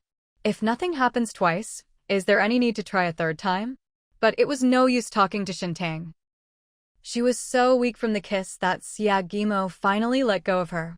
Shen Tang fled the house as if escaping, not even daring to stay inside. Yinxing and Xiaotong were guarding outside the door. When they saw Shen Tang come out in a panic, they thought something had happened. Yinxing asked, Miss, where are you going? Shen Tang didn't answer, and Yinxing chased after her. Shen Tang walked to the front yard in one breath. Usually at this time, Shen Sui would be in the mansion, but he hadn't returned today. Shen Tang sat in the pavilion outside the study, waiting for Shen Sui. After waiting for a quarter of an hour, Shen Sui returned to the manor. When Shen Sui saw Shen Tang also saw him and immediately stood up and said, Father has finally returned. Seeing Shen Tang's anxious expression, Shen Sui asked with some concern, Has something happened? Shen Tang shook her head. Nothing happened. I'll go to the study with my father to talk. Although there were few people around, Shen Tang was still worried. Since Shen Tang was so cautious, Shen Sui would definitely agree with her. After entering the study, Shen Tang said, Father, I think I have found my eldest brother. One stone stirs up 1,000 waves. Shen Sui was stunned. She wanted to speak, but no sound came out.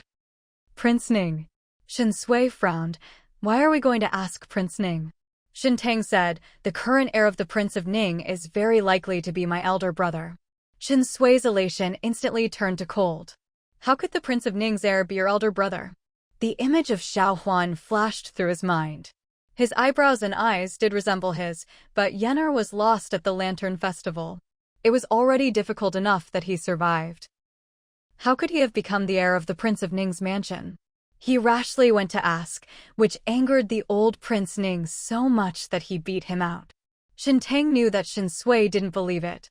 Even though she was mentally prepared that her elder brother's status was more noble than she had imagined, she still couldn't believe it, let alone her father.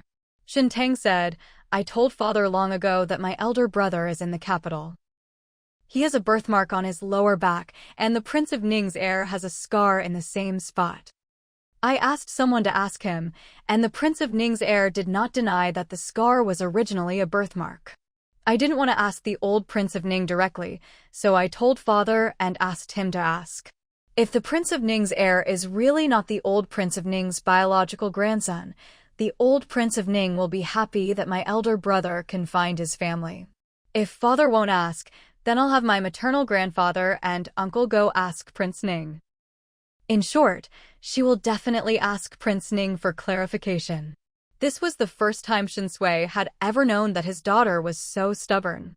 He said, Don't bother your maternal grandfather and your uncle. I'll ask Prince Ning tomorrow. Shen Tang said with dissatisfaction, It's still early today. Can't we go today? All right, father will go now. Shen Sui was still somewhat incredulous and wanted to think carefully about whether this was possible, but his impatient daughter almost pushed him out of the study. Shen Sui walked to the gate, and a servant brought his horse. Shen Tang watched him mount the horse and said, I will wait for father to return in the outer courtyard. If it weren't for the inappropriateness, she would have wanted to go with them. Prince Ning's mansion. Princess Ning showed Prince Ning several young ladies from prominent families whom she had taken a liking to, saying, "These girls seem quite good to me. Take a look." Prince Ning said, "Your choice is naturally good, but the most important thing is that Huaner likes it himself." Princess Ning said, "Huaner doesn't care about his marriage at all. I asked him a couple more times, and now he's avoiding me. He doesn't even dare to stay in the mansion. He can only stay in the capital for a few days a year, and when he comes back, I can't even see him." Prince Ning said, "Take your time choosing. There's no rush." "There's no rush. I dream of holding my great-grandchild." "The mansion is too quiet," said the old Princess Ning, her voice choked with emotion. Not to mention that Princess Ning felt the manor was deserted. Prince Ning felt the same way. When Xiao Huan was not in the capital, the huge manor was just the two of them, old bones, and it was lifeless. Prince Ning said, "I'll talk to Huaner later and tell him to pay more attention so that he can marry a princess soon and have a few great-grandchildren for you to hold." Princess Ning smiled through her tears. "You always know how to make me happy." Princess Ning presented portraits of noble ladies to Prince Ning for selection. Just then, a maid entered and announced, "Your Highness, Marquis Pingyuan requests an audience." Prince Ning found it strange that Marquis Pingyuan would come to see him at this hour. Prince Ning looked at Princess Ning and said, "I'll go and see." Prince Ning put down the portrait, got up and went out. Shen Sui was in the front courtyard, where the steward was inviting him to have tea. When the old Prince Ning walked in, Shen Sui stood up and bowed to him. The old Prince Ning said, "Why would Marquis Pingyuan come to my Ning Prince's residence?" Shen Sui looked at Prince Ning, opened his mouth several times, but really didn't know how to start. His son was lost when he was young, and he has no children of his own. The two sons of the old Prince Ning also died long ago, leaving him with only one grandson. Shen Sui felt that asking the question would be too cruel to Prince Ning. He couldn't bring himself to ask. Being thrown out was secondary. What he feared most was hurting Prince Ning. Shen Sui hesitated, but the old Prince Ning assumed that there were people in the main hall and it was inconvenient to speak, so he waved for him to leave. "Pingyuan Marquis, you may speak your mind." Shen Sui steeled his resolve and said, "Please forgive me, Your Highness, but I've come to ask you whether the young master has a birthmark the size of a copper coin on his lower back." Prince Ning's expression changed, and he raised his hand to interrupt Shen Sui. "Let's talk in my study." Prince Ning lifted his foot and walked away, and Shen Sui followed. Upon arriving at the study, the old Prince Ning handed a pen to Shen Sui, saying, "Draw the birthmark the size of a copper coin that you are looking for, and let me see it." Shen Sui took it, and then the old Prince Ning gave him another piece of paper. Shen Sui then drew the birthmark. After he finished drawing, he handed it to Prince Ning, who then took out a piece of paper from his drawer and opened it. The drawing on that piece of paper also depicted a birthmark. It is exactly the same as the one painted by Shen Sui. Shen Sui's heart trembled violently. The thing he couldn't believe before, a glimmer of hope rose in his heart. He knelt down and said, "Please tell me the truth, Your Highness Ning. Even if Xiao Huan isn't his son, Prince Ning must have some clues about his son. Although this birthmark is only the size of a copper coin, it is not round and has a protruding corner. It is impossible for two birthmarks to look exactly alike." The old Prince Ning's eyes reddened as he helped Shen Sui up. "Like father, like son. Huaner is both scholarly and martial. I knew his biological parents were no bad. I never expected Huaner to be your son, Shen Sui. But Huaner's birthmark was destroyed 10 years ago, and only a scar remains where the birthmark used to be." "How do you know this?" Shen Sui said, "I'm ashamed to say that I don't know about this either. My daughter said that my deceased wife appeared to her in a dream and said that her elder brother was in the capital. I don't know why she thought that the Prince of Ning's heir was Yener. Before I could ask, my daughter pushed me to ask you, Your Highness." Shen Sui choked up and asked, "How did Yener come to be by your side, Your Highness?" Chapter 104. Dare to think. Shen Tang didn't go anywhere. She just sat in the pavilion in the outer courtyard, waiting for Shen Sui to return. At this hour, her father wouldn't stay at the Ning prince's mansion for long. Going back to Qingyi Garden would also be the same, so sitting there saved her the trouble of going back and forth. But they waited for more than half an hour, and the sunset was magnificent, painting the sky as if it were ablaze with color. Inqing was getting impatient. It was almost dinner time, and the Marquis hadn't returned yet. Knowing that Shen Tang was anxious, Inqing also wanted to know if the Prince of Ning's heir was the one who had been missing for more than 10 years. Knowing that it was no use trying to persuade Shen Tang, she didn't even open her mouth. After waiting another quarter of an hour, Inqing saw Shen Sui coming over and quickly said, "Miss, the Marquis has returned." Shen Tang quickly got up and stepped out of the pavilion. Seeing that Shen Sui's eyes were red, Shen Tang's heart was in turmoil. She didn't know whether the redness in his eyes was due to disappointment or joy. "Father," Shen Tang called out softly. Shen Sui only said one sentence, "Father should thank you properly." Shen Tang's suppressed joy welled up, tears welled in her eyes, and she choked up, unable to utter a sound. "It really is my elder brother." Shen Sui had something to ask Shen Tang and some instructions to give, so he went to the study to talk. Upon entering the study, Shen Tang asked, "How did you become the grandson of Prince Ning, elder brother?" If it weren't for the little bit of information Shen Han revealed before she died in her previous life, which gave her the courage to guess, Shen Tang would never have dared to guess that the only grandson of the old Prince Ning was her own elder brother.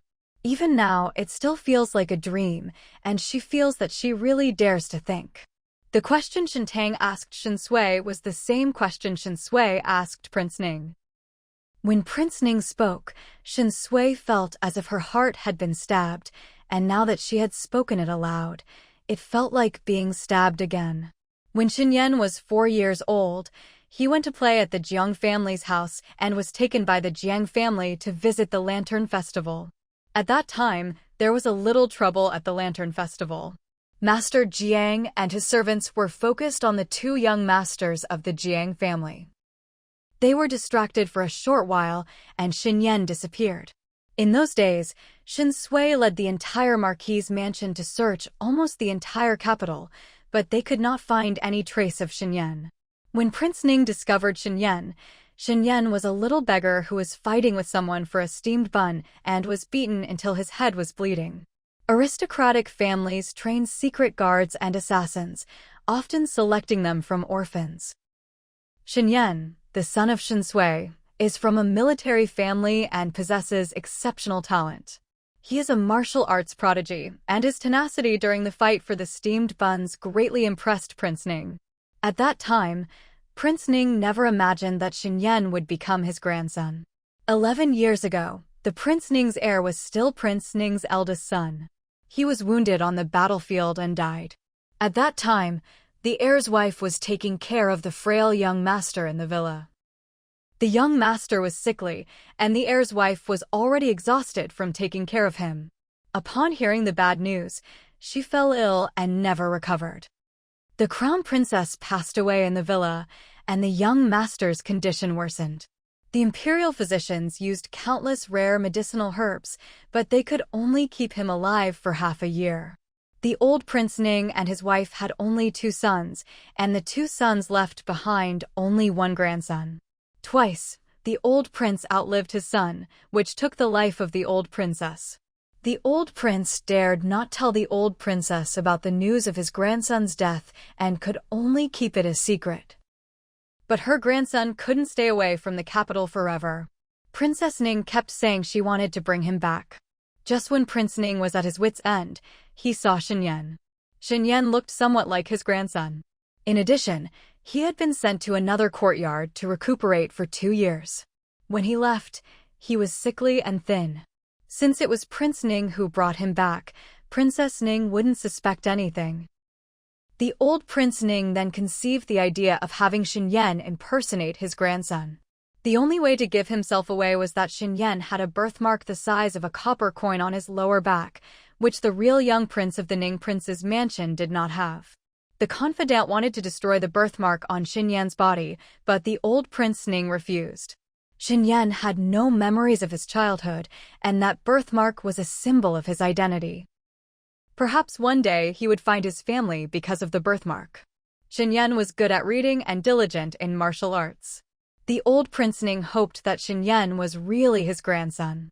The plan was put on hold because of the birthmark, but Shen Yan overheard what old Prince Ning said.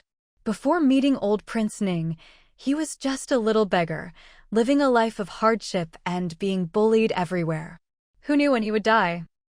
It was old Prince Ning who gave him food and clothing, gave him the opportunity to study and learn to read, and taught him martial arts.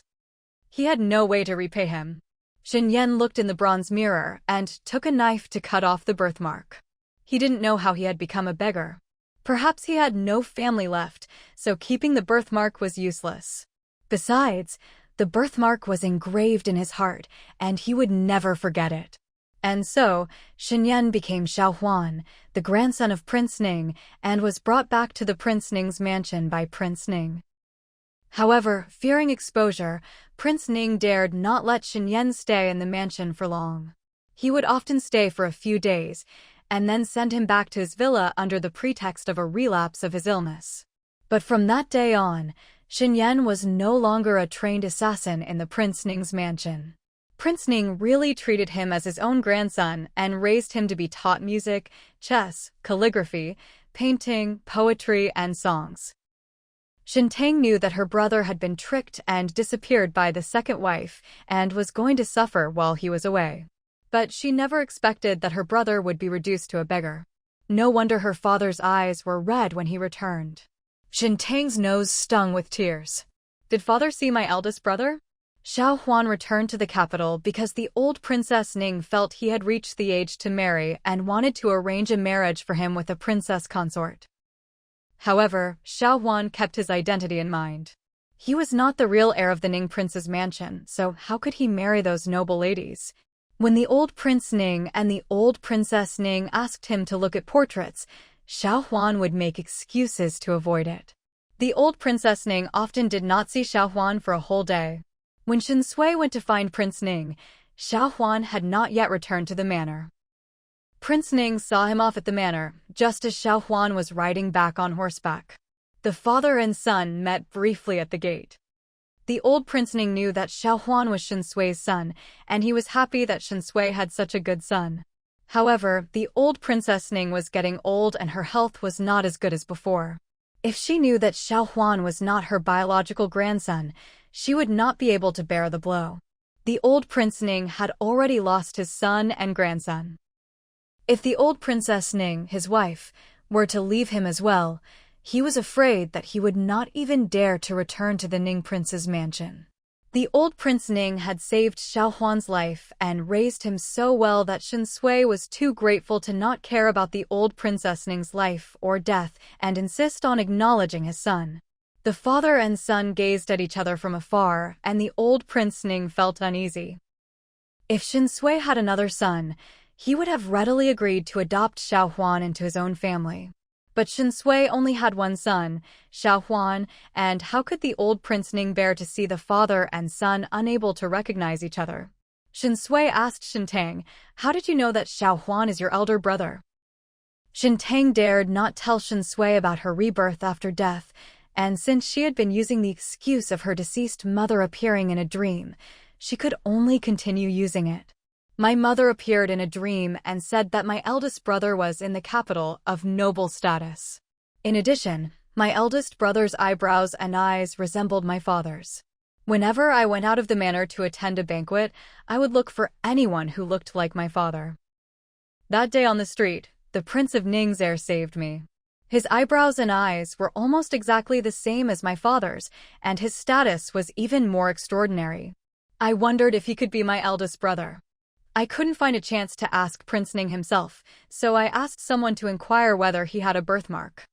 He neither admitted nor denied it, so I couldn't verify it and could only tell my father the truth. His daughter is quite audacious. She even believed that Jiang Shi's dream was meant for him. No matter how many times he saw Xiao Huan, he would never dare to imagine that Xiao Huan was his son.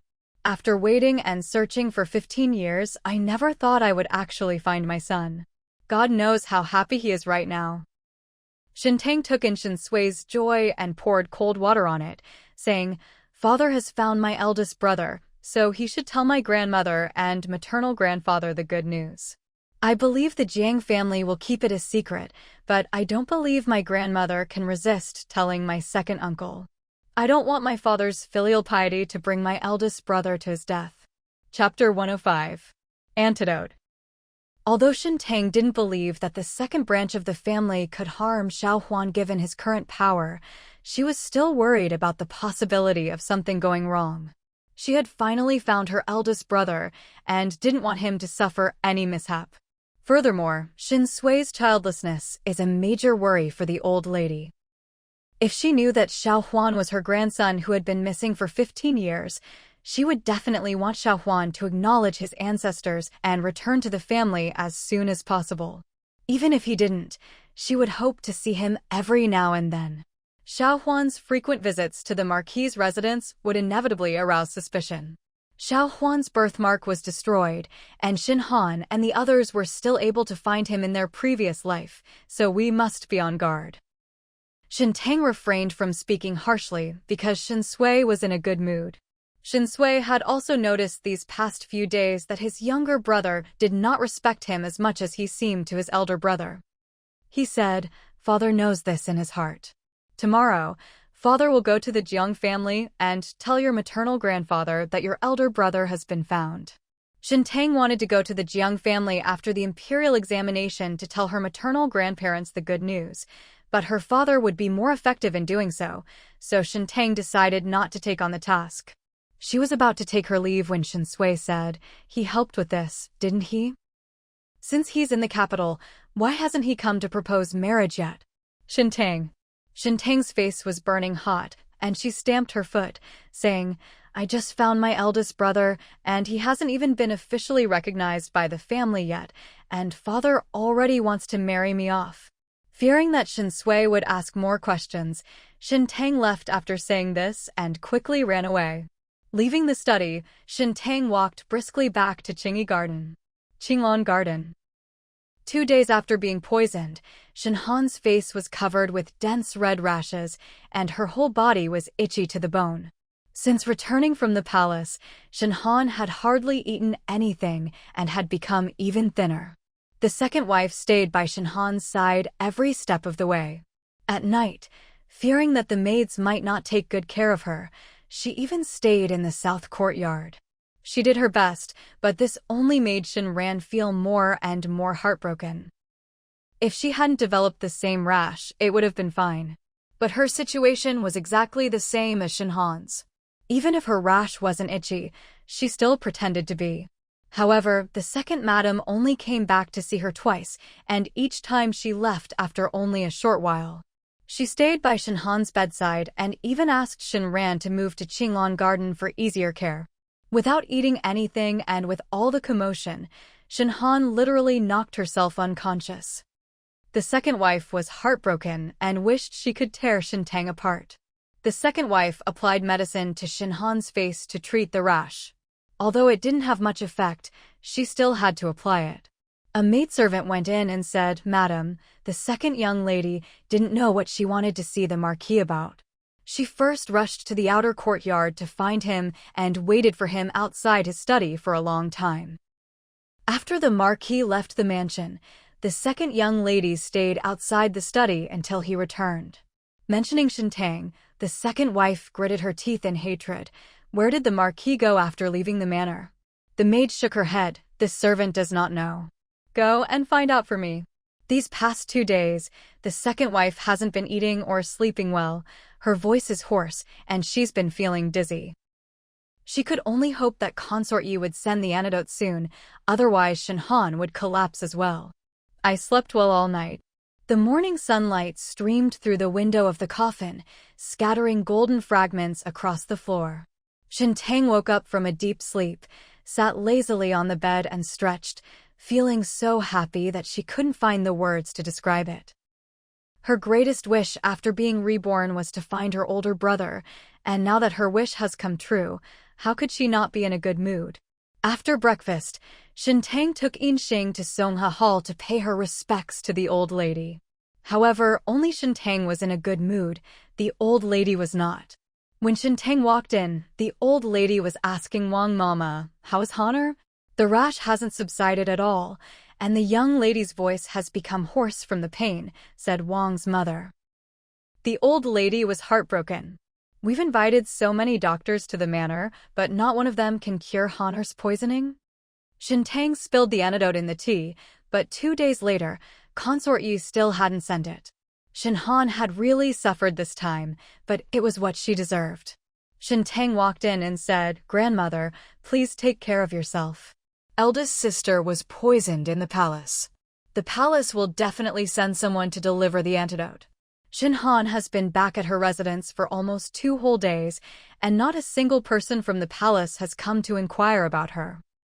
Can we really expect the palace to send an antidote? The old lady dared not have such expectations. She was exhausted. Just then, a maid came in and said, "Old lady, Consort Yi has sent a palace maid to visit the eldest daughter." Shen Tang immediately looked at the old lady and said, "They must be here to deliver the antidote." The old lady also hoped for this, but the Empress was in charge of this palace banquet, and Consort Yi would never do such a thing over the Empress's authority. However, it was indeed strange that Consort Yi sent a palace maid to visit Shen Han at this time. The old lady was worried, so she sent her head maid, Hongxiao, to keep an eye on things. Shen Tang didn't go to Qinglan Garden, but Shen Luo wanted to go, so she asked, "Isn't second sister going?" Shen Tang shook her head, still shaken, and said, "I'd better not go. The other day I went to see my older sister, and she went crazy and threw a flower pot at me. If I hadn't dodged quickly, I would have been hit." Shen Luo knew about this, but the old lady was unaware of it. Shen Tang wasn't hit, and the maid didn't dare tell the old lady, lest she worry.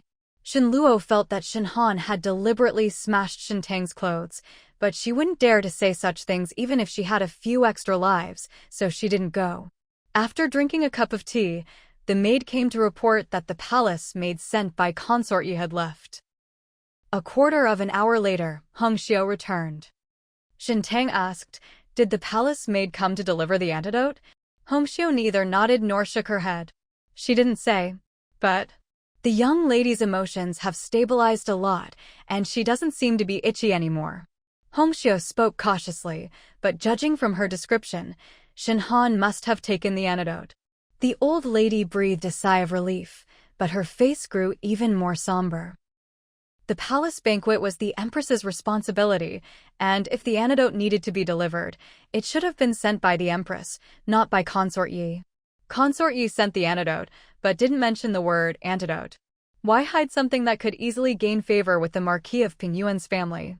Considering Consort Ye's targeting of Shen Tang, how could the old lady not guess that Consort Ye's scheme against Shen Tang had backfired and implicated Shen Han? Moreover, the second wife probably knows about this as well. Chapter 106. Suspicion. After Consort Yi sent a palace maid over, Shen Han's rash improved significantly and disappeared completely by noon. On the other hand, as soon as Shen Han's rash cleared up, she saw the second mistress again at Songha Hall. The second wife's eyes were unfriendly. Shen Tang stepped forward and said with a smile, "Eldest sister has been suffering from a rash for the past 2 days and hasn't seen second aunt. Today, second aunt is in the mood to come and pay her respects to grandmother. It seems that third sister's rash has also healed." In one sentence, everyone's attention was drawn to the second wife. Just now, when the old lady asked, the second wife said that the third daughter is still not well. The eldest daughter had a rash, and the second wife took care of her day and night. But when it comes to the third daughter, the second wife is more carefree.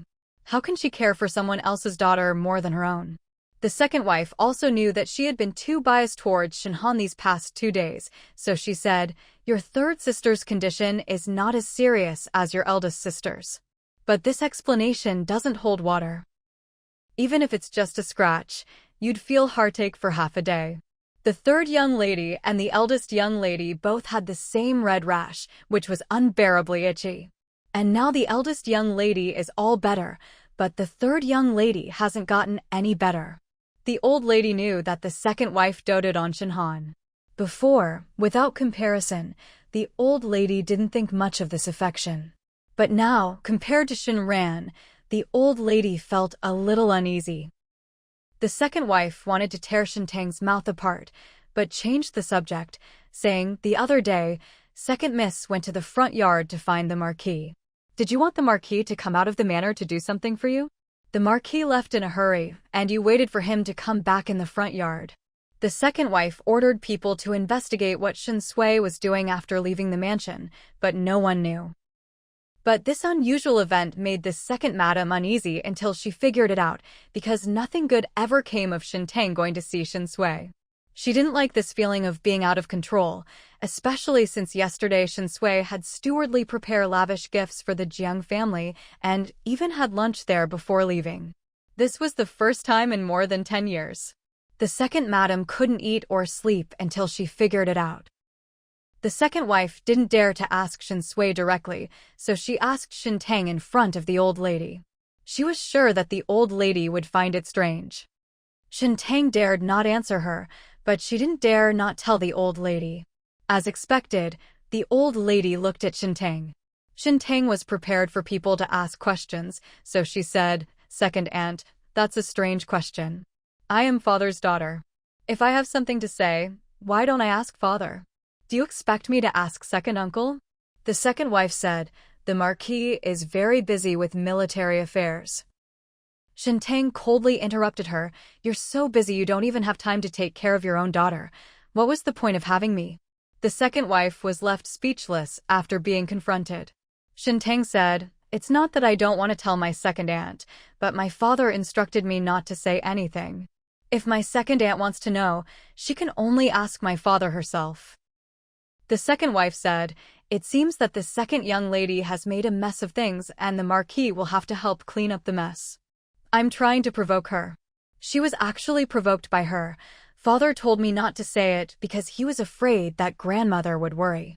If I don't say it today, grandmother will really misunderstand that I have caused a mess." Shen Tang looked at the old lady and said, "The other day, a maid went out of the manor to buy pastries. Someone slipped an anonymous letter into the pastries.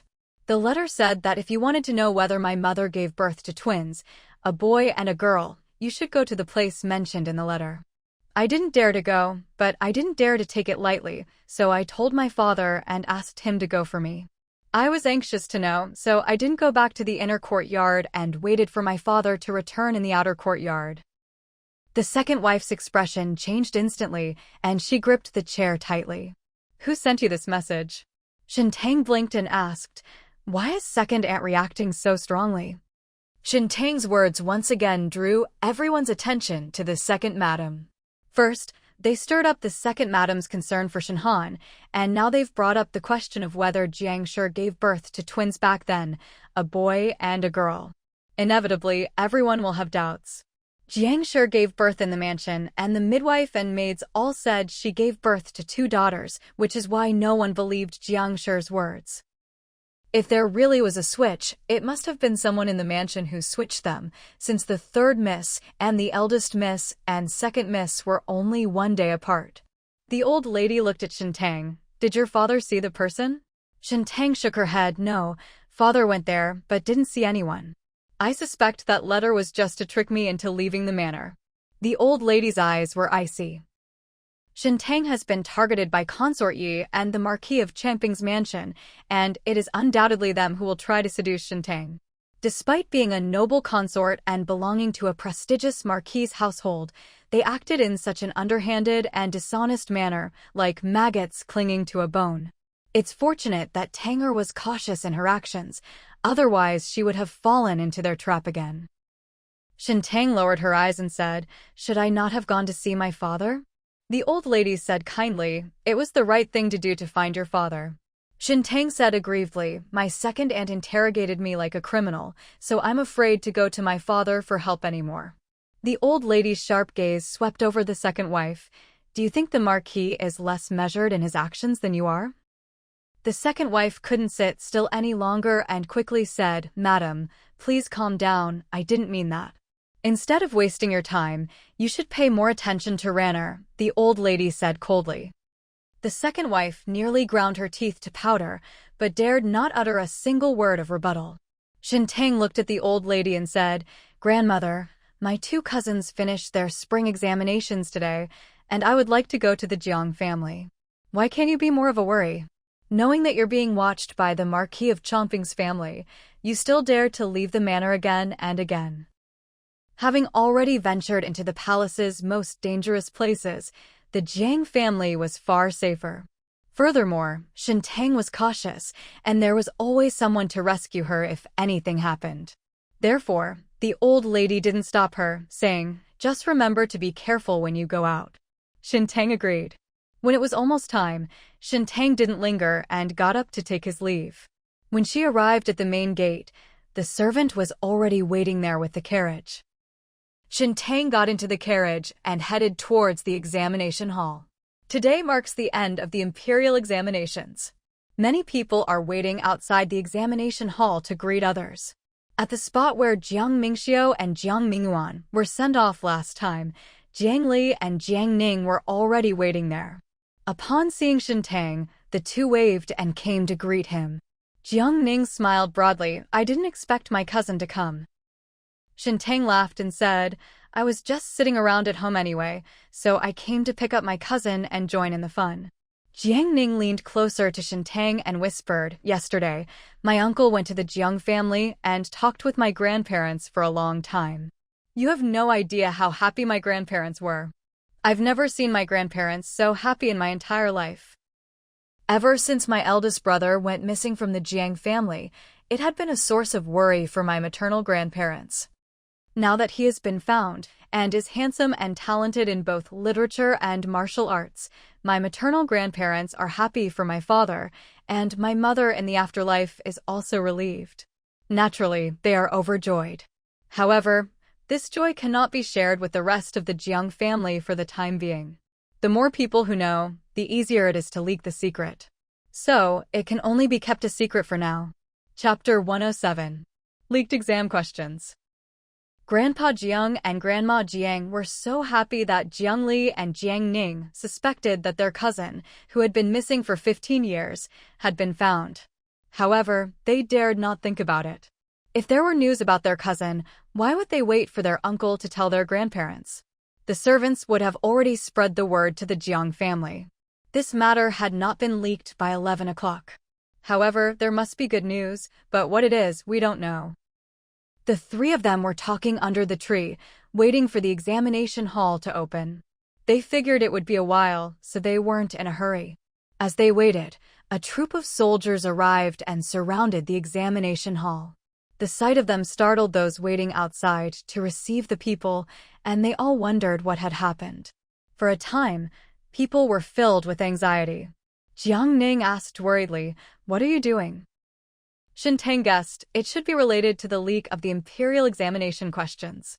Although Xia Guimo said that the emperor's decision to imprison the chief and deputy examiners was not arbitrary, Shen Tang couldn't help but feel guilty when she thought that the leak of the exam questions originated from her.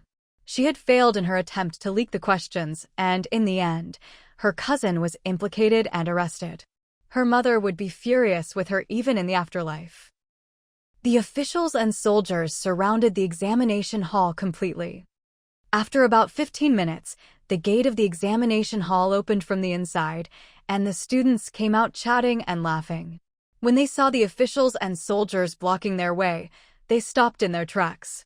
The officers and soldiers held a roster in their hands.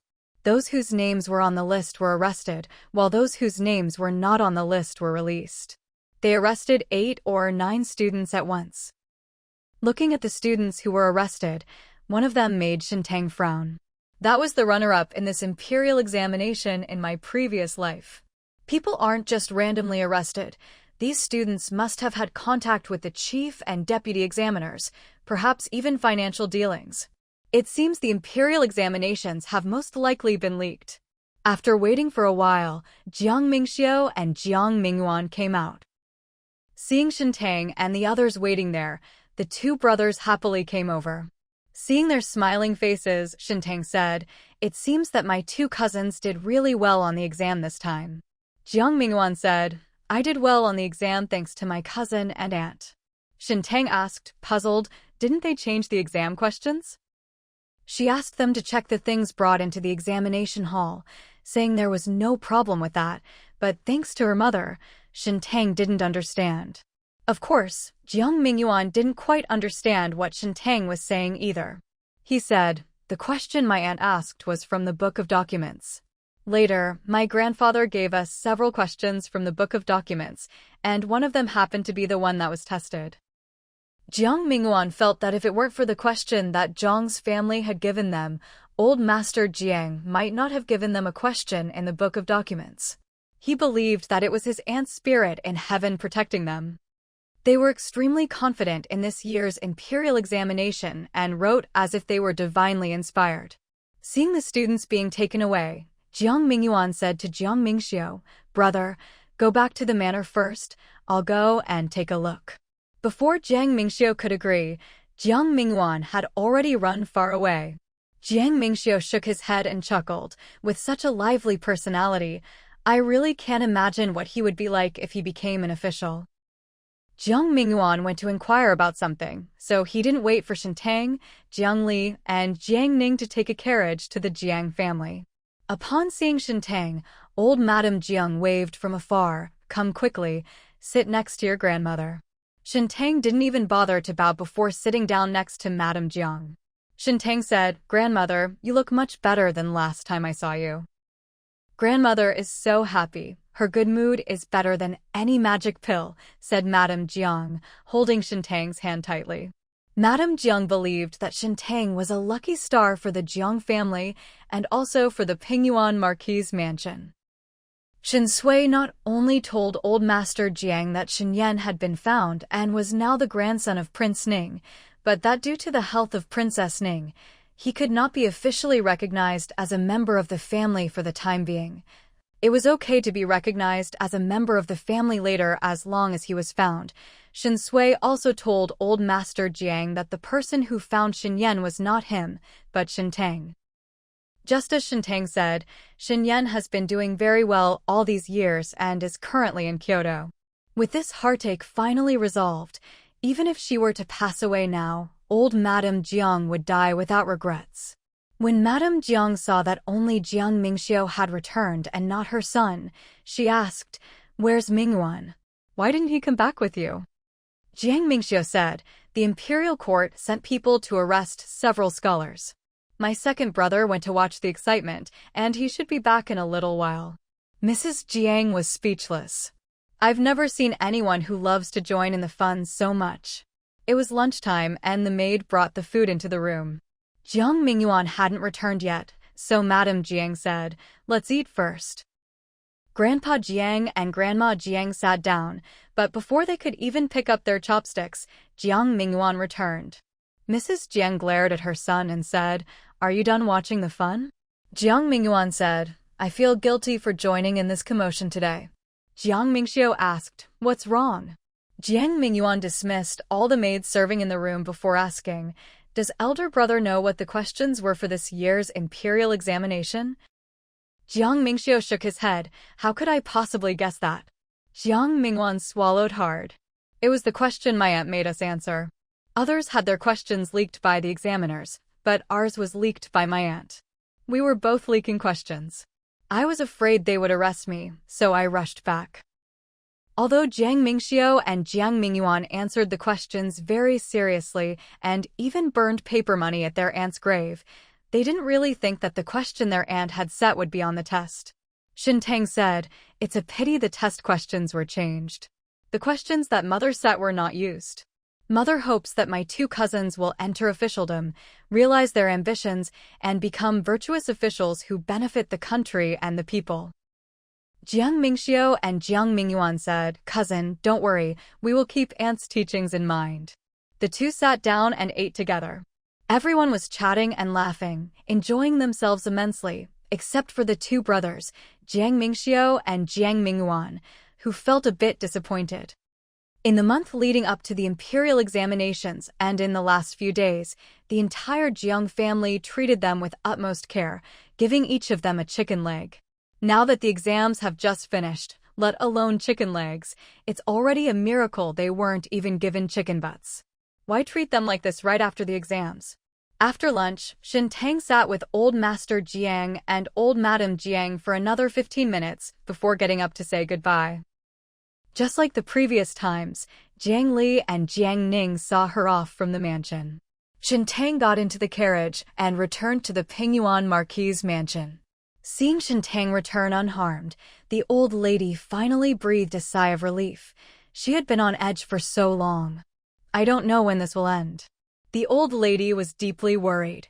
Knowing what the old lady was worried about, Madame Wang comforted her, saying, "Children and grandchildren have their own blessings. The second young lady is very fortunate, so please don't worry about her." The old lady said, "Since no one has come to propose marriage, could it be that they're afraid of being targeted by the Marquis of Chomping's family and dare not come?"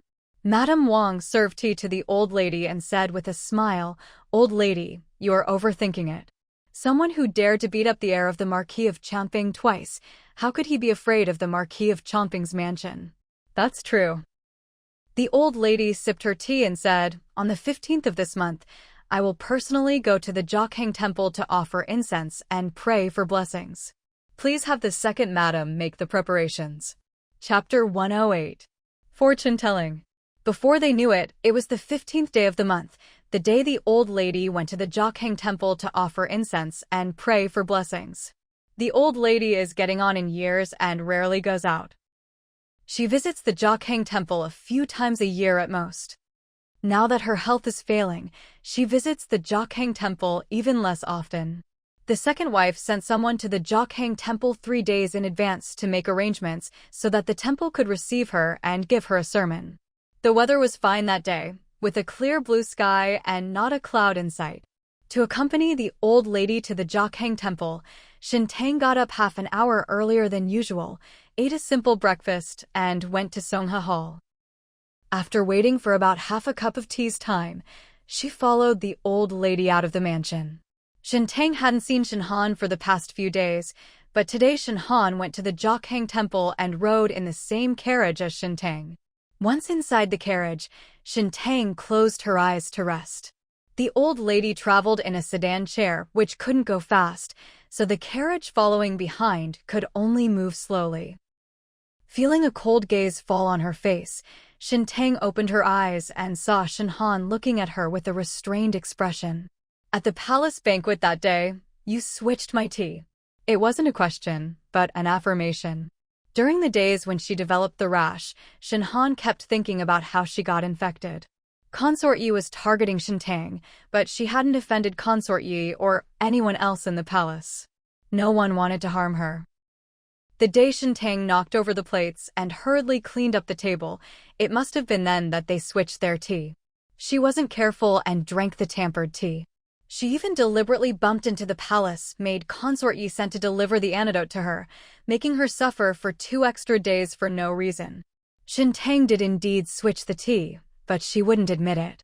"Elder sister, are you confused? If someone had drugged my tea, how come I'm fine after drinking it?" Shen Han said, "Did you really drink tea that day?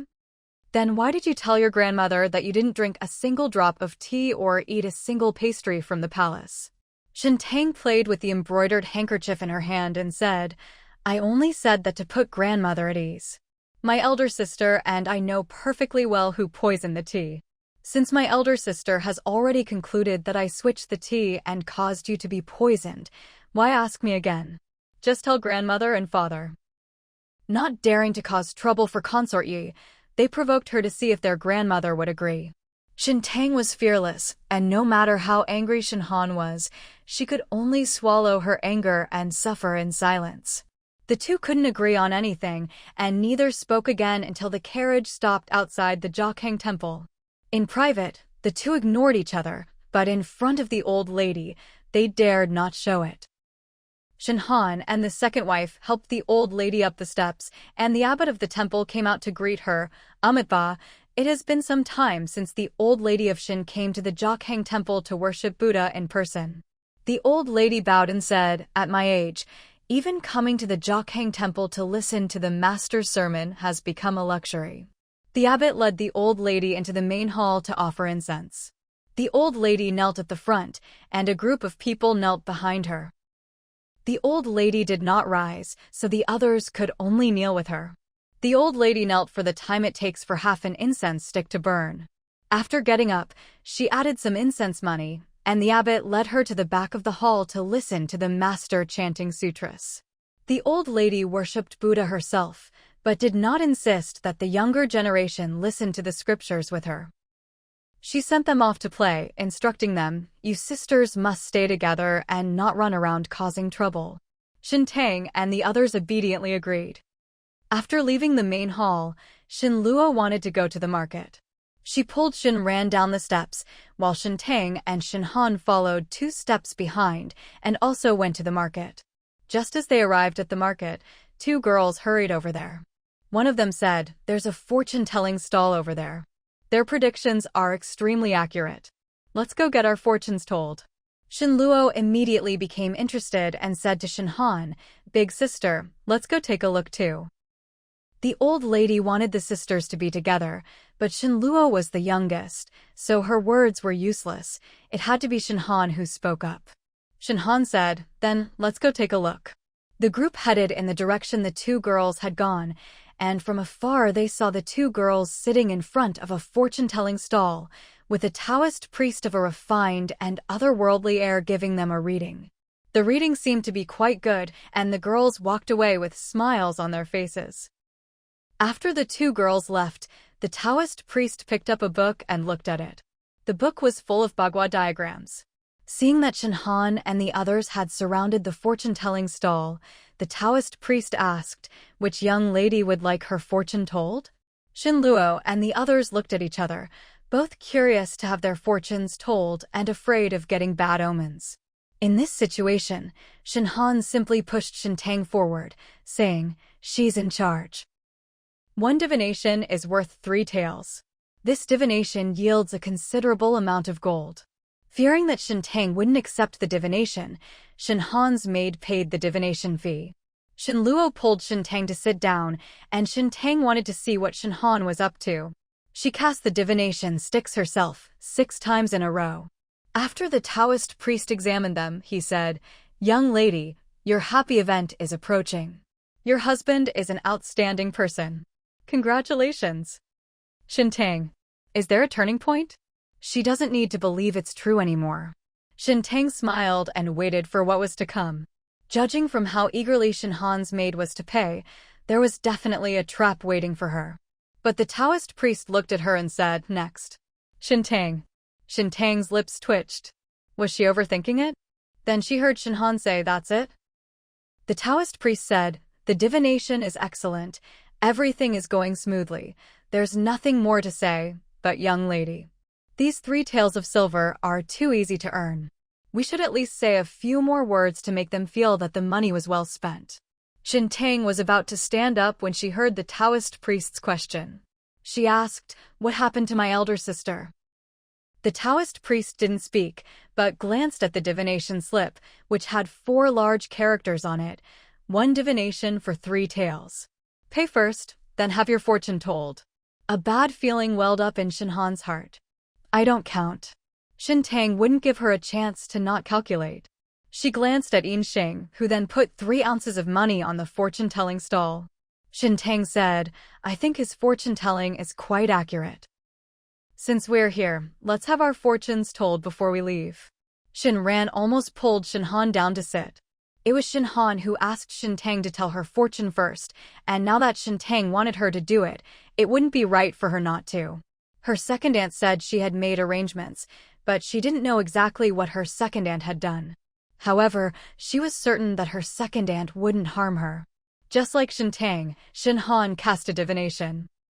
The Taoist priest looked at the divination results and frowned for a long time, which made Shen Han's heart pound. Shen Tang asked, "How is it?" The Taoist priest said, "The divination indicates that if the girl does not marry within a month, She will surely suffer a bloody disaster, which may even bring misfortune upon her parents. What kind of divination did they give her? Shen Han said, My mother passed away 15 years ago. The Taoist priest glanced at Shen Han and said, This is not my opinion, but what the divination shows. Whether you believe it or not is up to you, young lady. Next. Decisive and efficient. Shen Ran and Shen Luo looked at each other. He shook his head repeatedly. I think I'll pass. The two spoke in unison. If you can calculate things well like Shen Tang, that's fine. But if you have to deal with a bloody disaster like Shen Han, not only will you not be in a good mood today, but you'll have to live in fear for the next month. Shen Han stood up angrily and glared at Shen Luo, clearly blaming Shen Luo for coming to have her fortune told, as if this trouble wouldn't have happened if she hadn't come. Shen Luo felt extremely wronged by the glare, and Shen Han said, I'm not shopping anymore. She needed to find out exactly what her second aunt was doing, lest she make a mistake again. They couldn't outsmart Shen Tang, they were just trying to trick her. Shen Han wasn't going to the market anymore, and Shen Luo looked unhappy, but even if she had a few more lives, she wouldn't dare to provoke Shen Han, and was even more afraid of being scolded by the old lady, so she could only follow along. Chapter 109. Mother Consort. Shen Ran and Shen Luo went back with Shen Han. Shen Tang had little interest in going to the market. More importantly, Yin Xing and Xiao Tong were worried that Shen Tang would be alone and be targeted by Consort Yi and the people from the Marquis of Chomping's mansion. Who knows if the young lady left on purpose? They had to be careful. The two maids tried to persuade Shen Tang, but although Shen Tang went back with them, she didn't walk fast and fell behind by several dozen steps. These few dozen steps led Shen Tang to the greatest social death of her life. Shen Han was anxious to find the second madam, so she walked very fast. Shen Tang walked slowly. By the time Shen Tang went up the steps, Shen Han and the others had already disappeared. Instead, she saw Princess Jingyang walking out of the Great Hall of the Buddha. Shen Tang had found it strange that Shen Han asked her to tell her fortune, thinking there must be something fishy going on. But nothing happened, and she herself had received an unlucky fortune predicting bloodshed. Now that she saw Princess Jingyang, Shen Tang wondered if that guy had come too. Shen Tang glanced at Princess Jingyang a couple more times, but didn't see Xia Guimo. However, Princess Jingyang noticed her glances and looked over as well. If she didn't see it, that was fine, but if she did, she would definitely have to pay her respects. Shen Tang's ears turned slightly red as she stepped forward and curtsied, Greetings, Princess Jingyang. Although the Jingyang Prince's mansion and the Pingyuan Marquis's mansion broke off their engagement, it was relatively peaceful and did not lead to enmity. In addition, the Jingyang Princess consort was gentle and would not hold any grudges. However, she felt a little regretful that Shen Tang did not get into the Jingyang Prince's mansion's bridal sedan chair when she saw Shen Tang dancing with a sword at the Shou Prince's mansion that day. Princess Jingyang smiled gently. Standing beside Princess Jingyang, Granny Yun, with her sharp eyes, noticed the purse on Shen Tang's waist. She stepped forward and whispered a few words in Princess Jingyang's ear. Princess Jingyang glanced at the purse at Shen Tang's waist. Shen Tang noticed it and looked down at the purse. Princess Jingyang smiled and said, This purse is very well made. Did Miss Shen embroider it herself? Shen Tang didn't think much of it. I embroidered it myself. It's rare to see a lady of high birth with such embroidery skills, Princess Jingyang praised. She honed her needlework skills during the years she married Xia Guimo.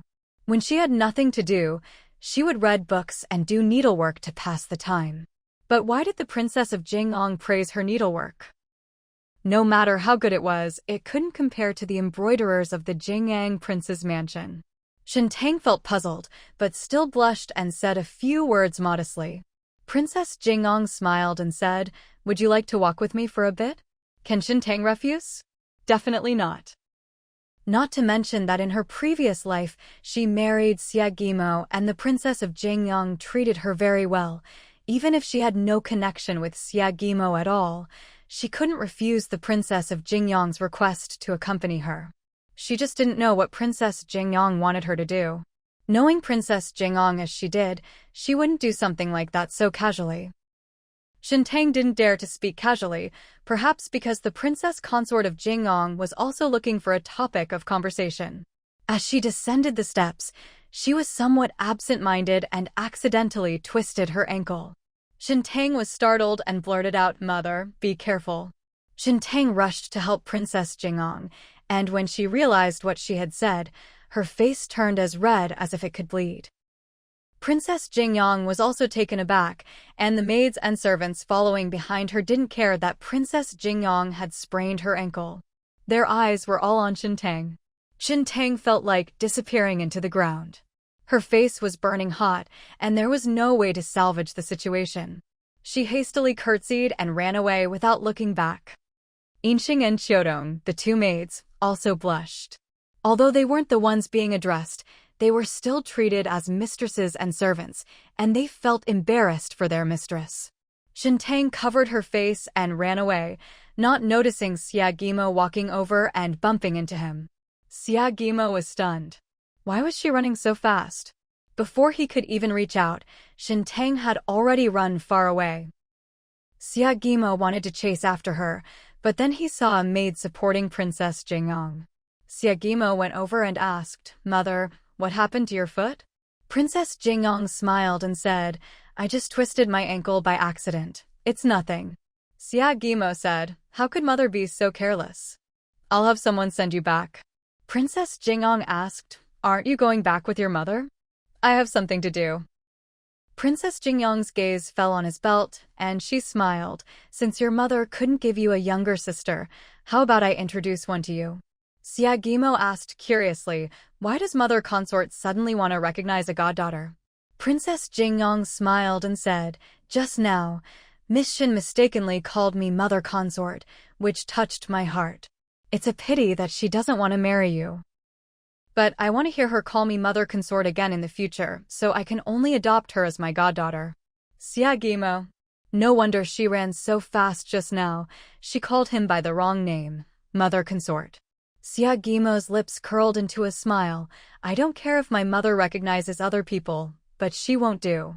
Princess Jingong asked, "Why can't second Miss Shen do it?" "Mother consort is asking a question she already knows the answer to," Xia Guimo said.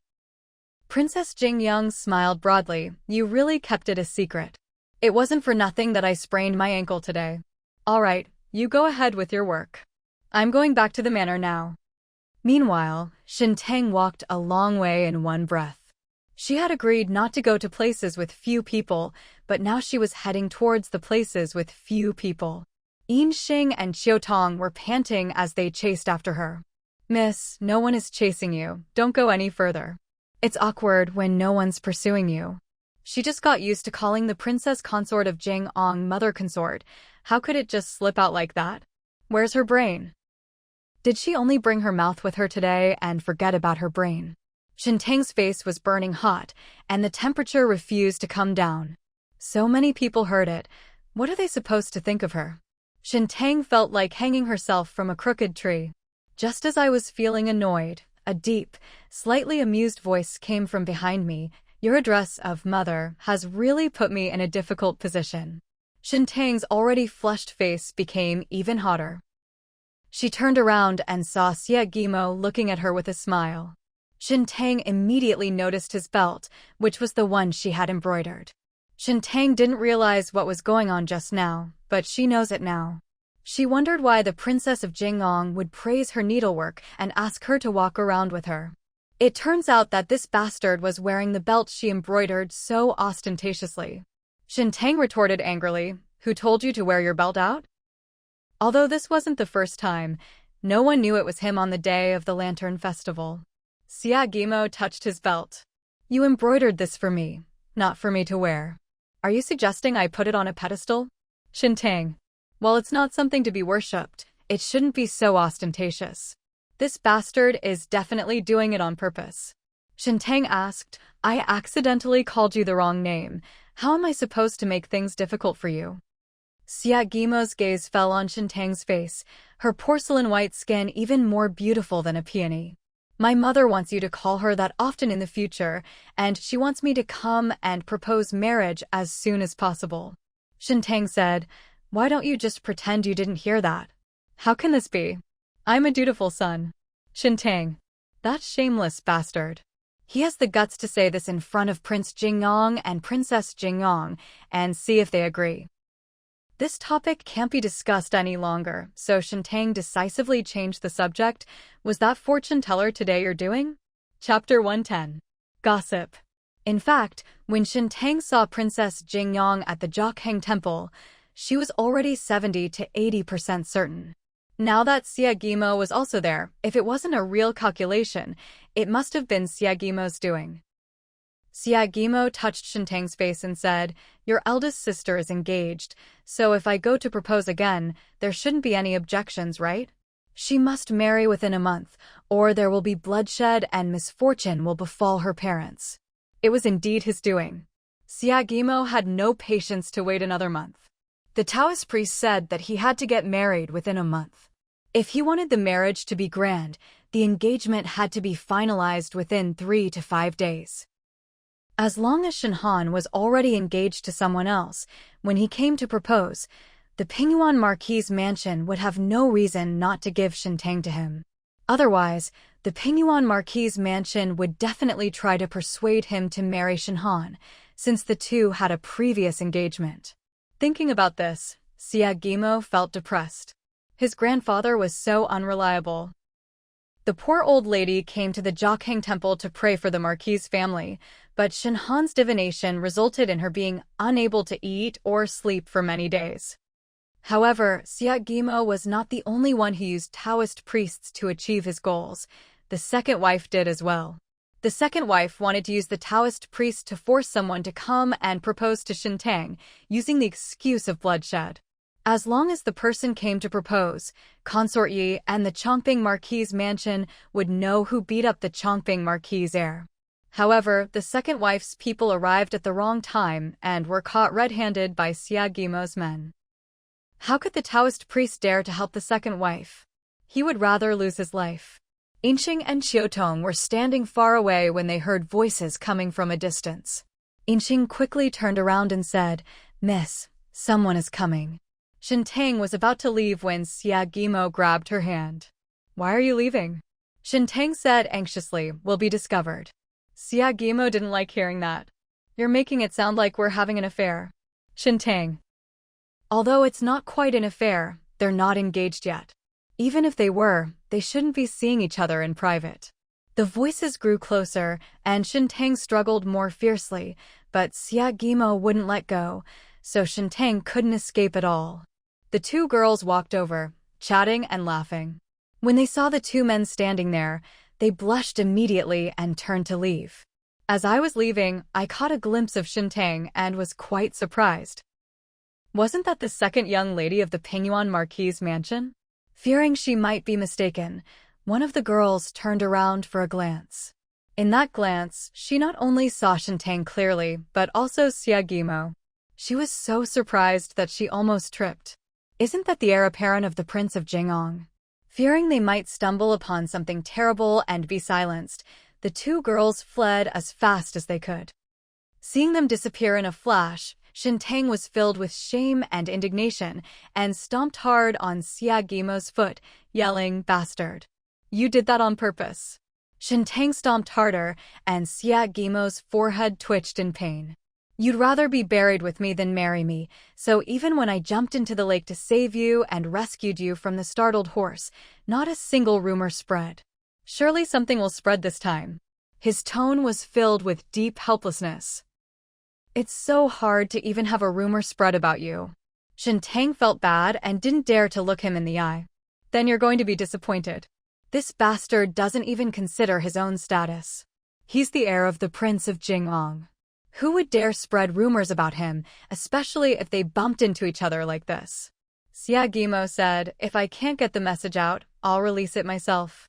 I need to give my father-in-law some time to prepare." Meanwhile, the two girls took a deep breath through the side path and only slowed down after confirming that no one was chasing them. One of the girls, dressed in a turquoise dress, said, "I didn't even see who it was." Why are you dragging me along in such a hurry?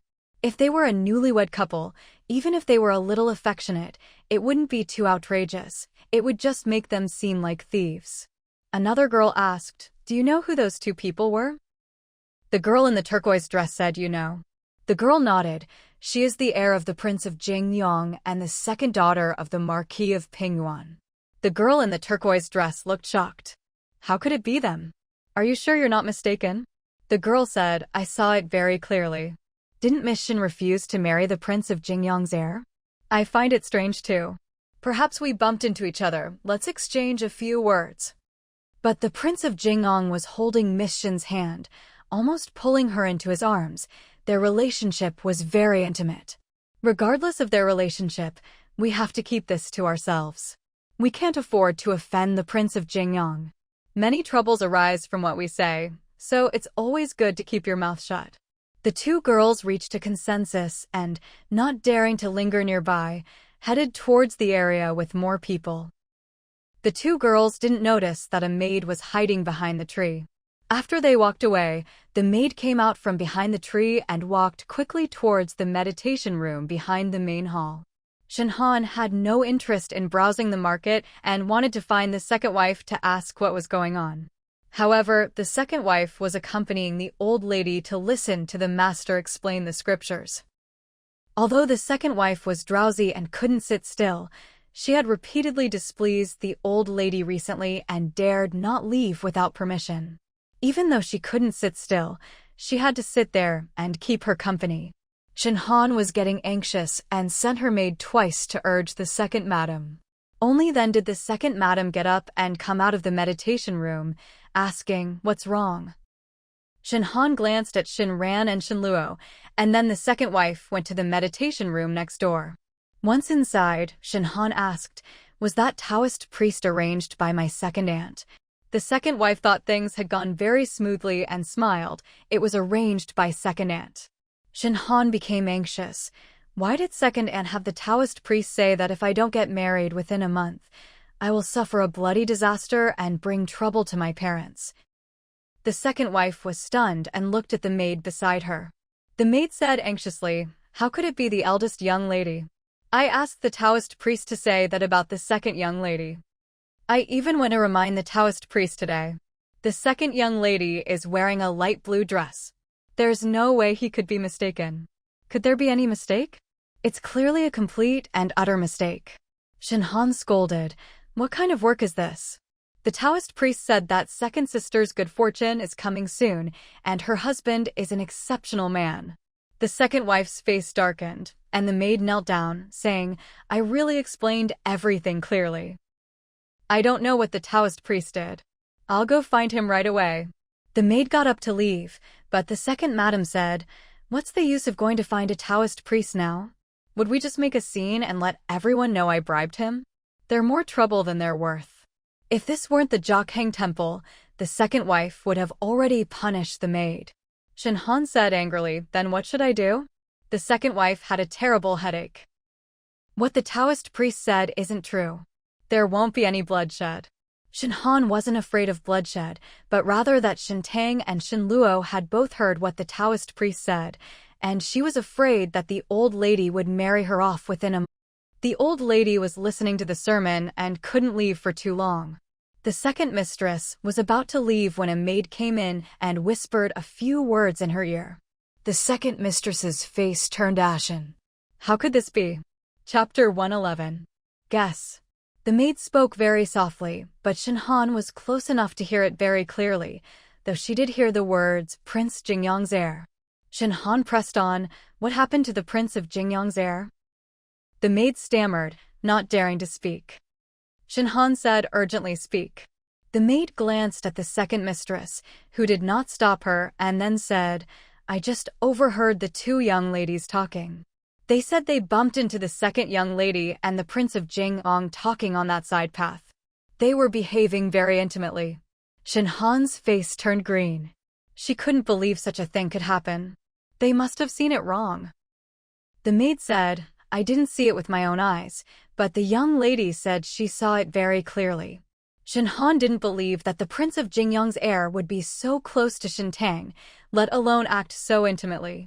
But she hadn't forgotten that when Shen Tang's horse broke in the street, it was the Prince of Jingyang's heir who saved her. He even helped Shen Tang put her dislocated arm back in place in public. Even when Shen Tang fell into the water on Princess Rujia's birthday, the Prince of Jingyang's heir jumped in without hesitation. Although he didn't save her in the end, it was because Shen Tang could swim on her own and didn't need anyone to save her. Could the person who hasn't yet come to propose marriage, but is of noble status and capable of persuading the emperor to relay the message, be none other than the heir of the Prince of Jingyang? Once the thought arose, it could no longer be suppressed. Shen Han wasn't the only one with this suspicion. The second wife also had the same guess. Shen Han inwardly resisted, trying to convince herself to dismiss the speculation. The Marquis of Changping's residence is Consort Ye's maternal family. How could the Prince of Jingyang's heir possibly beat up the Marquis of Changping's heir for Shen Tang? No way, definitely not. This is indeed strange, but the second wife doesn't believe that anyone would dare to spread rumors about the Prince of Jingyang so casually, especially since they're talking about him and a girl who doesn't want to marry him. The Prince of Jingyang is not a good-tempered person. The second wife had always wanted to find out why Prince Xia had taken a liking to Shen Han and proposed marriage. She had always hoped that Prince Xia would return to the capital and find out the reason behind it, so that perhaps there would still be room for the marriage to be salvaged. Now that she knows that Prince Jingyang and Shen Tang have been seeing each other in private, the second madam recalls that when Prince Jingyang was poisoned and fell into a coma, Shen Han went to the Dazhou temple to pray for him and accidentally got a fortune slip that said she would get married within 3 days and would become a widow. On the very day Shen Han received that fortune slip, the Prince of Jingyang's mansion came to offer a marriage of convenience to bring good fortune to the heir, which is why they plotted to have Shen Tang marry in his place. Shen Tang refused to get into the bridal sedan chair and was certain that the Prince of Jingyang would be fine and that there was no need for a marriage to ward off bad luck. Just as Shen Tang had said, the Prince of Jingyang woke up that very day and then broke off the engagement. The second wife's face was icy cold. I'm afraid that the Prince of Jingyang's heir wanted to marry the second young lady from the very beginning. Shen Han stood up angrily. Second aunt, what are you saying? Am I not as good as my second sister? In the second madam's heart, Shen Han was undoubtedly the best of everyone, and Shen Tang wasn't even worthy of carrying her shoes. However, one thing doesn't make sense.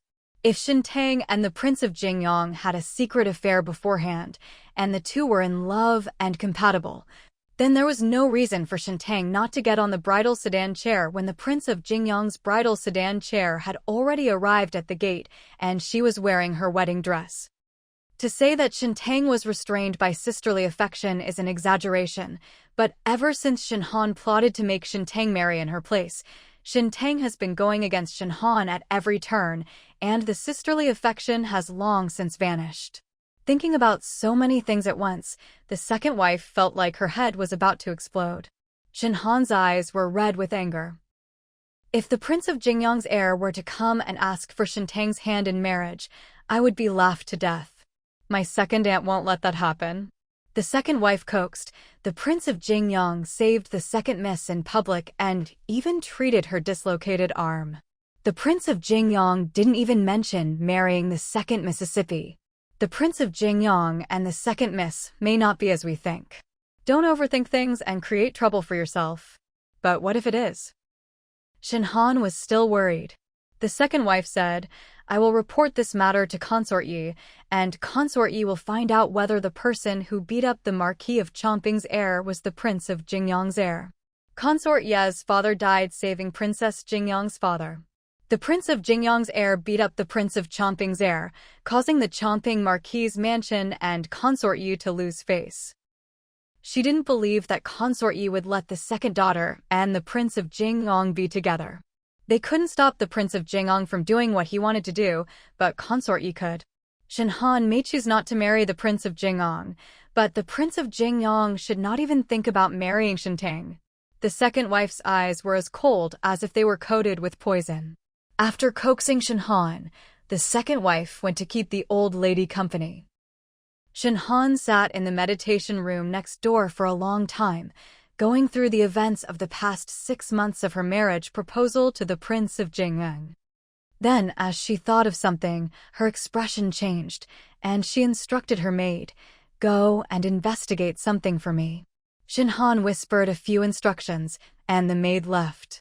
Shen Han calmed her anger, applied some rouge, and then went out. Shen Ran and Shen Luo were waiting for her in the pavilion. Both of them looked quite impatient.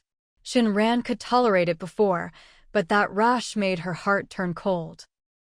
The second wife and Shen Han were talking in the meditation room, and she wouldn't even let them in. Is this the treatment a biological daughter should receive? Shen Ran's eyes reddened, and Shen Luo noticed, asking, "What's wrong, third sister?" Shen Ran shook her head and wiped her eyes with her embroidered handkerchief. "It's windy," I squinted. "Was there a breeze just now?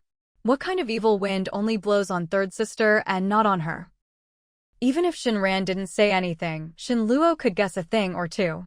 Her second aunt was incredibly good to her eldest sister, to the point that Shen Ran, her own daughter, had to take a back seat. The other day, she heard her parents talking about this. Her mother suspected that her eldest sister was actually the daughter of the second wife, and her father scolded her severely. The second wife and the eldest wife were brothers, while the third wife was born out of wedlock. They had to be careful and cautious enough. If others heard this, it would definitely cause a stir. Shen Ran had been staring at the meditation room for a long time, and Shen Luo felt a little sorry for her. When Shen Han came out of the meditation room, although she had applied powder, Shen Ran and Shen Luo could tell at a glance that she had been crying. They assumed that she had been frightened by the Taoist's fortune-telling and did not think much of it. Shen Han asked, "Hasn't my second sister returned yet?" Shen Han asked Shen Ran, but Shen Ran didn't answer. Shen Luo said, "Second sister hasn't come yet. She's probably still at the market." If she had known her second sister was at the market, she would have gone with her. Shen Han said, "Go find her." Shen Luo thought Shen Han was going to the market to find Shen Tang, but Shen Han walked down the path the maid had pointed out and saw Shen Tang coming from afar. Shen Tang's face was a little red, and her lips were luscious. That bastard used the excuse of testing a rash to say that he wanted to kiss her a few more times to make sure there wouldn't be any problems. Shen Tang felt like she was digging a hole to bury herself. Just as she was about to greet a certain gentleman, she saw Shen Han and Shen Ran walking towards her. Suppressing her anger, Shen Han stepped forward and immediately demanded, "Grandmother told us to stay together. Why are you running around?" Shen Tang has now lost all patience with Shen Han and feels disgusted whenever she hears her speak.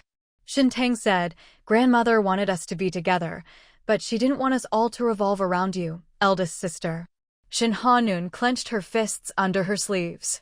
"What do you mean by circling around me?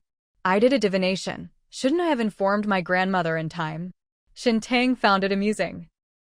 "They say you learn from your mistakes, and you've already suffered a loss at the Jiakheng Temple. Do you really believe in fortune-telling? Do you really believe that if you don't get married for a month, there will be bloodshed and your parents will be implicated?" That was a brilliant question, one that left Shen Han speechless. If she believes this, then she deserved to have suffered a loss before, for not marrying the Prince of Jingyang's son to bring him good luck, and for being rejected in the end. If you don't believe it, then why are you in such a hurry to report to the old lady? Shen Han said, "I'm worried about you. Don't forget, you're being watched." "How concerned you are about me," Shen Tang said with a mocking smile. "As long as no one in the Marquis's mansion betrays me and reveals my whereabouts, I'm safe." Shen Han wanted nothing more than to tear Shen Tang's face off. The anger was burning through her very being. Neither of them spoke again. Shen Luo pulled Shen Tang to the market, and all four of them went.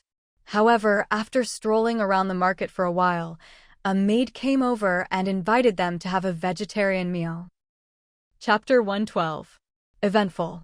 Shen Han has never liked the vegetarian food at Jiakheng Temple, especially today when she was in a very bad mood, so she didn't want to eat it. But when she usually went out with Shen Tang and the others, She could skip the vegetarian food, and Shen ran and the others could only go along with her. Whenever the old lady came to Jokhang Temple, she had to have some vegetarian food before heading back home. Not daring to keep the old lady waiting, Shen Tang and the others headed towards the dining hall. In the meditation room, the second mistress helped the old lady out and stepped into the dining hall. A maidservant hurried over and whispered to the second mistress, "Madam, I have something to report." Their voices were filled with urgency. This maid was the same one who had messed things up earlier. The second madam didn't know what urgent matter she had to report. She looked at Hongxiu, and Hongxiu took over to help the old madam into the private room for vegetarian meals. The second wife walked to a tree and asked with displeasure, "What's the matter that you need to report to me in such a hurry?" The maidservant hurriedly said, "I wanted to find out why that Taoist priest took the money but didn't do the job, so I went to question him.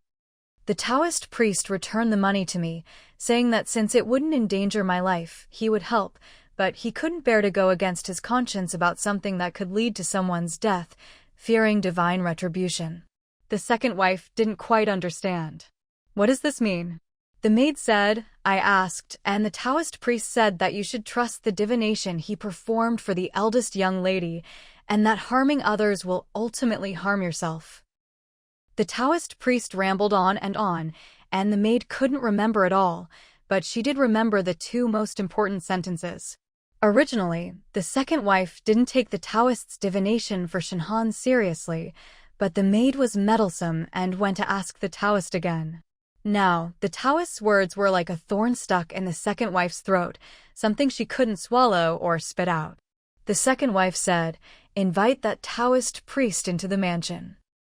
I want to question him in person." The maid went to take care of it.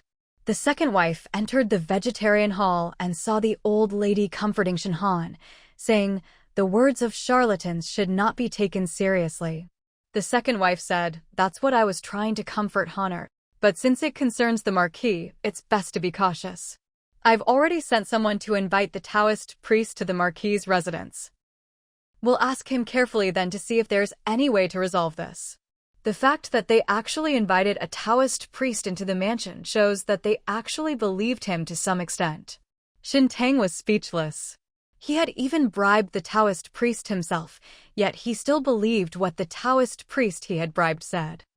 Knowing that the Taoist priest had already divined Shen Han's fate, even if she were invited into the mansion, she would only be able to say what the divination indicated and would not change her mind, especially since she had been threatened by Xia Guimo's people. Shen Tang felt very at ease. The second wife made all the arrangements, and the old lady said, "That's good. The vegetarian dishes have been served." There are 18 different dishes, filling 2 combined square tables. Although they are all vegetarian, the presentation is exquisite and they look very good. Shen Tang quite liked the vegetarian food at Jokhang Temple and ate it with great relish. Everyone else was also fine with it, but Shen Han was the only one who really disliked it, finding it tasteless. While they were eating, a maid came in and reported to the second madam, "Madam, the Taoist priest has disappeared. I sent people to search the entire Jokhang Temple, but we couldn't find him." "How could they just disappear?" the second wife asked the old lady. The old lady replied, "If they're not here, then so be it." A shadow fell over my mood.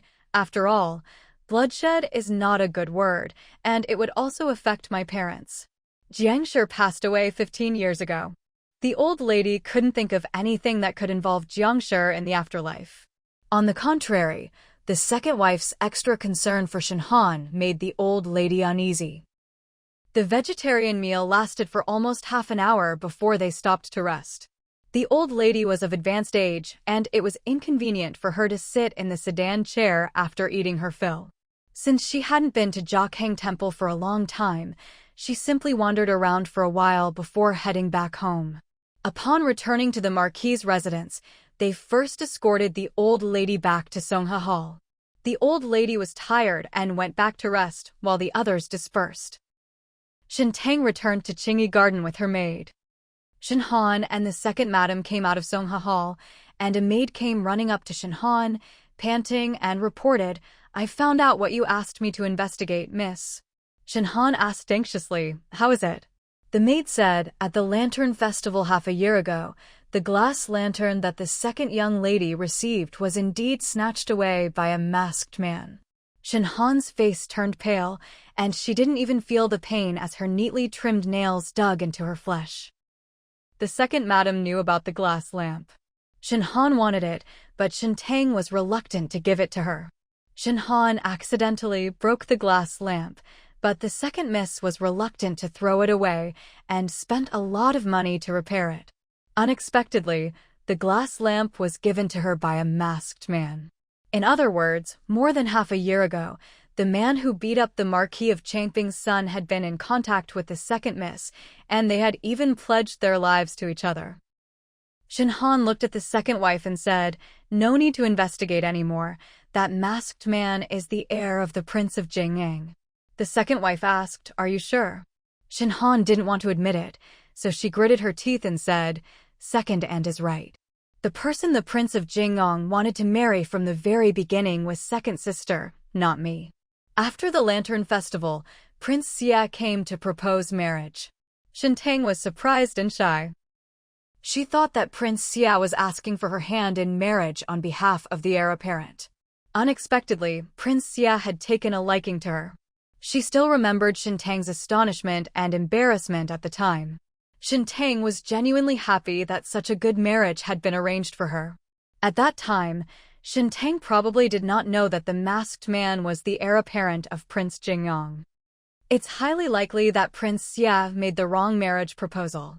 Prince Jingyang couldn't very well go to break off the engagement because the Marquis's mansion would never agree to give Shen Tang to him after he broke off the engagement. That's why Prince Jingyang used the excuse of being injured and poisoned while saving the second prince to set up a scheme to bring good luck, and then use the bad luck fortune from the Dajia temple to make her afraid of becoming a widow, so that Shen Tang would marry in her place. No wonder Shen Tang knew that the Prince of Jingyang would wake up even without a wedding to ward off bad luck. Because this was all part of their scheme. They conspired to manipulate her at will. Shen Han's eyes were filled with boundless hatred, almost capable of engulfing everything. She won't let them be together. No way. Shen Han was consumed by jealousy and lost all reason. She didn't even consider that if Shen Tang really knew the truth and had really joined forces with the Prince of Jingyang, there would be no question of her refusing to marry in front of the bridal sedan chair. They would have been living happily ever after long ago. Changchun Palace. When Consort Yi had nothing to do, she would put flowers in a vase. The excess flower branches were trimmed off with scissors and then placed in a red jade vase. A palace maid dressed in a light green dress lifted the beaded curtain and entered. She quickly walked to Consort Ye's ear and whispered a few words. Click. A budding flower fell onto the small table. Consort Yi slammed the scissors down heavily, her eyes as cold as frost. She never dreamed that the person who repeatedly beat up the Marquis of Changping's heir and made the Marquis of Changping's mansion and her loose face was actually the Prince of Jingyang's heir. No wonder they dared to beat up the heir of the Marquis of Changping. No wonder the Marquis of Changping's mansion searched the capital from top to bottom, but still couldn't catch him. Consort Yi was breathing heavily, taking in more air than exhaling. Relay my message. Summon Madame Shen to the palace tomorrow. Chapter 113. Beat. As evening fell, the sunset painted the sky ablaze with fiery colors.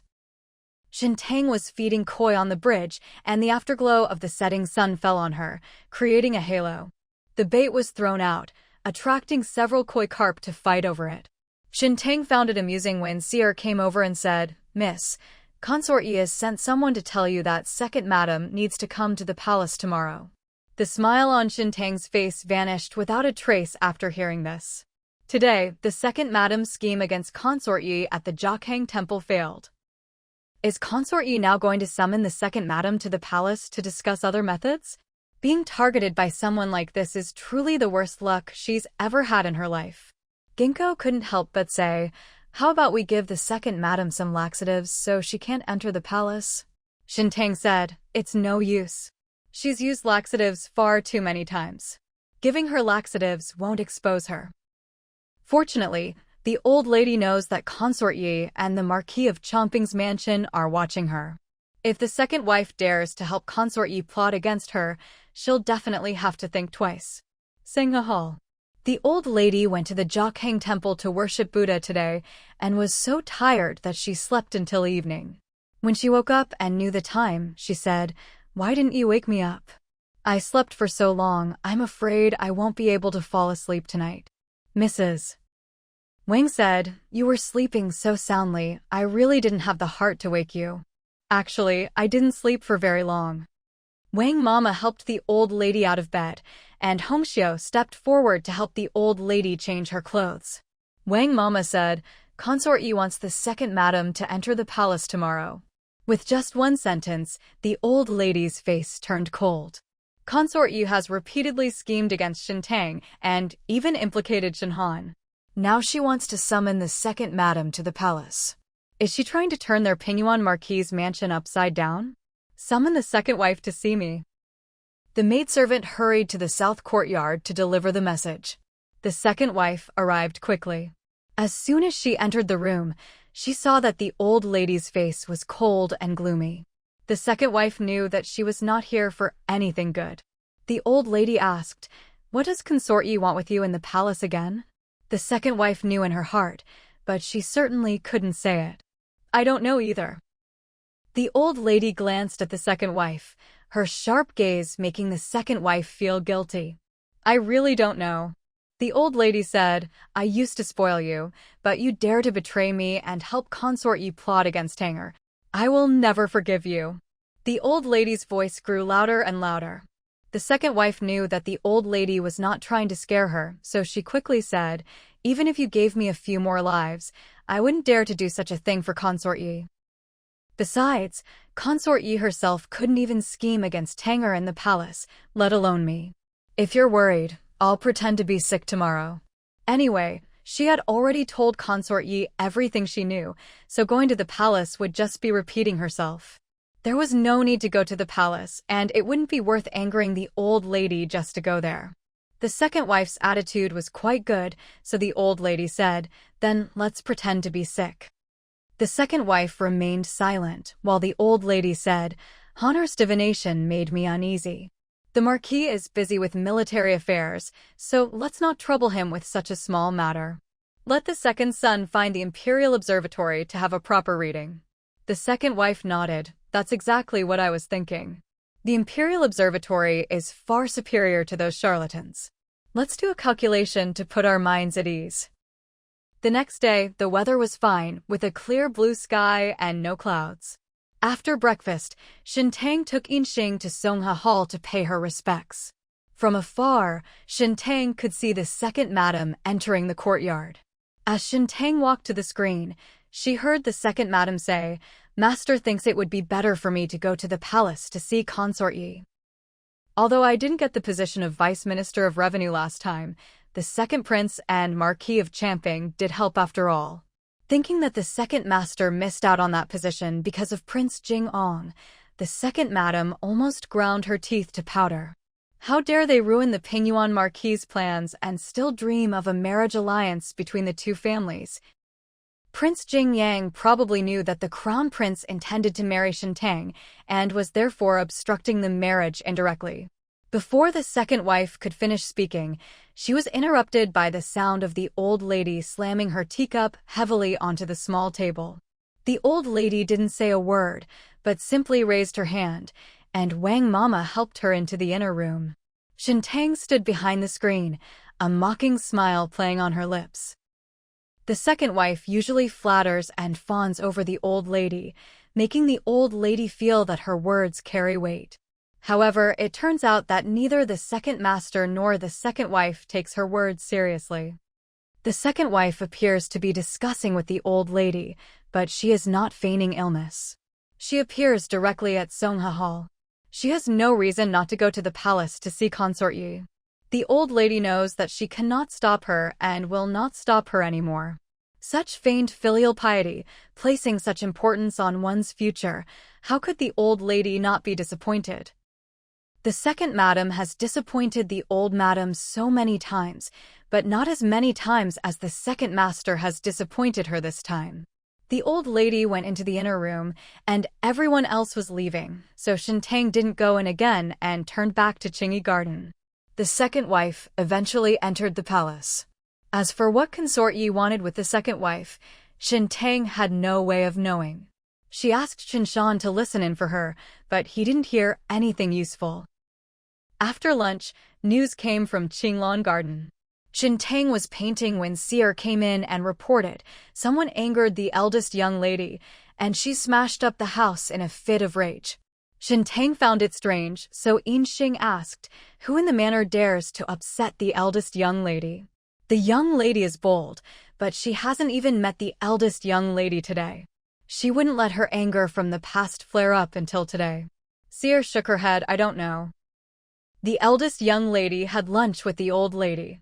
After returning from Sungha Hall, she started smashing things. That matter might be related to Songheng. Shen Tang looked at Qiu Tong and said, "Go to Songheng and inquire about it." Qiu Tong came from Songheng, so it would be much easier for her to inquire about things. Shen Tang asked Yin Xing to give Qiu Tong some silver beads to make things easier for her. Qiu Tong took the purse and went to Sungha Hall. Just as Shen Tang finished his painting, Qiu Tong returned. Yin Xing eagerly asked, "Did you find out?"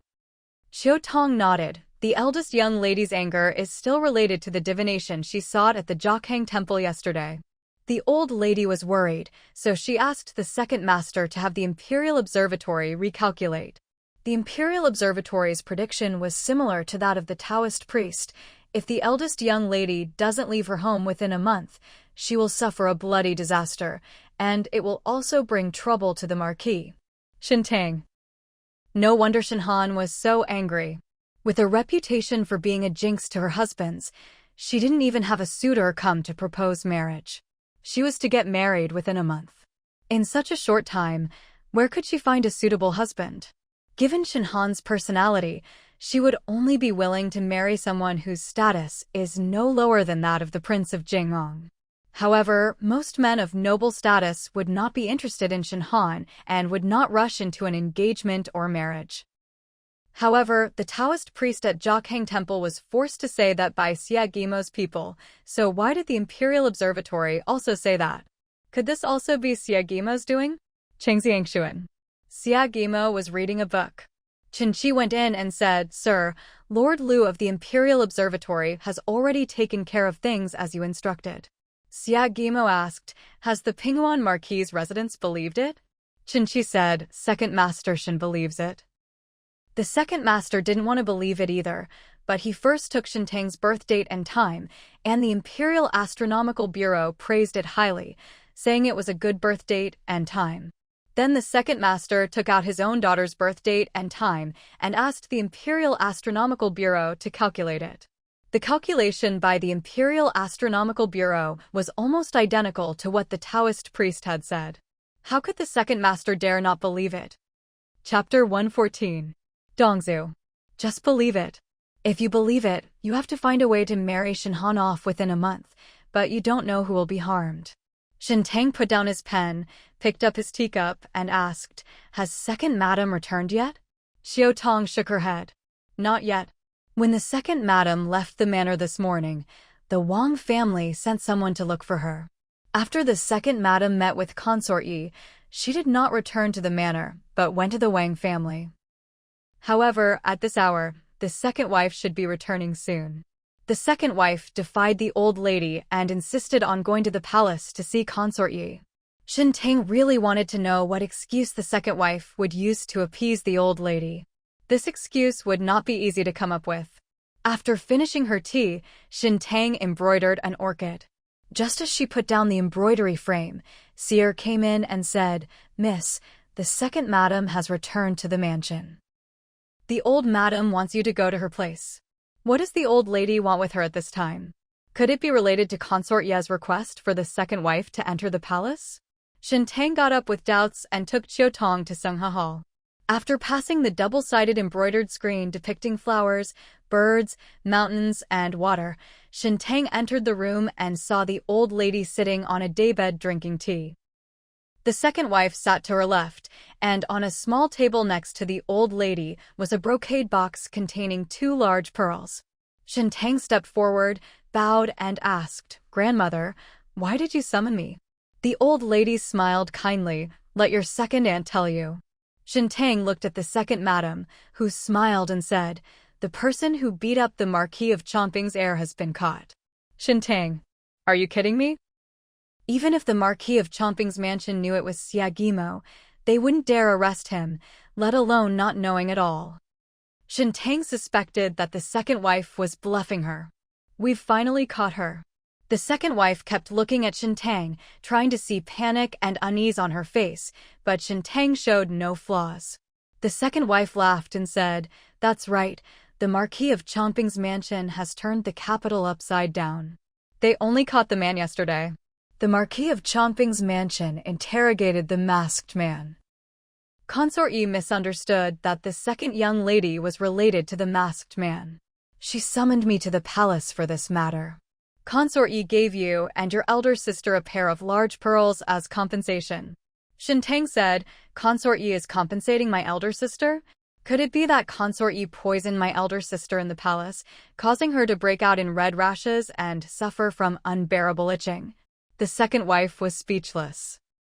Although they both knew how Shen Han got poisoned, the palace banquet was prepared by the Empress. If Consort Yi poisoned the relatives of court officials who came to the banquet, the Empress would definitely investigate Consort Yi for ruining the banquet if this got to her ears. The second wife dared not speak recklessly. The second wife said, "One should not speak recklessly without evidence." Shen Tang found it amusing. "I just find it strange that Consort Yi mistakenly thought I knew the masked man who beat up the Marquis of Chomping's heir.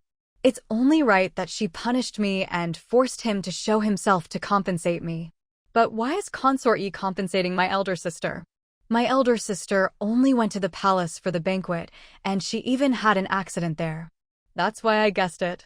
Then what is the reason for Consort Yi's compensation to her elder sister?" Shen Tang was determined to get to the bottom of things and insisted on getting to the bottom of it.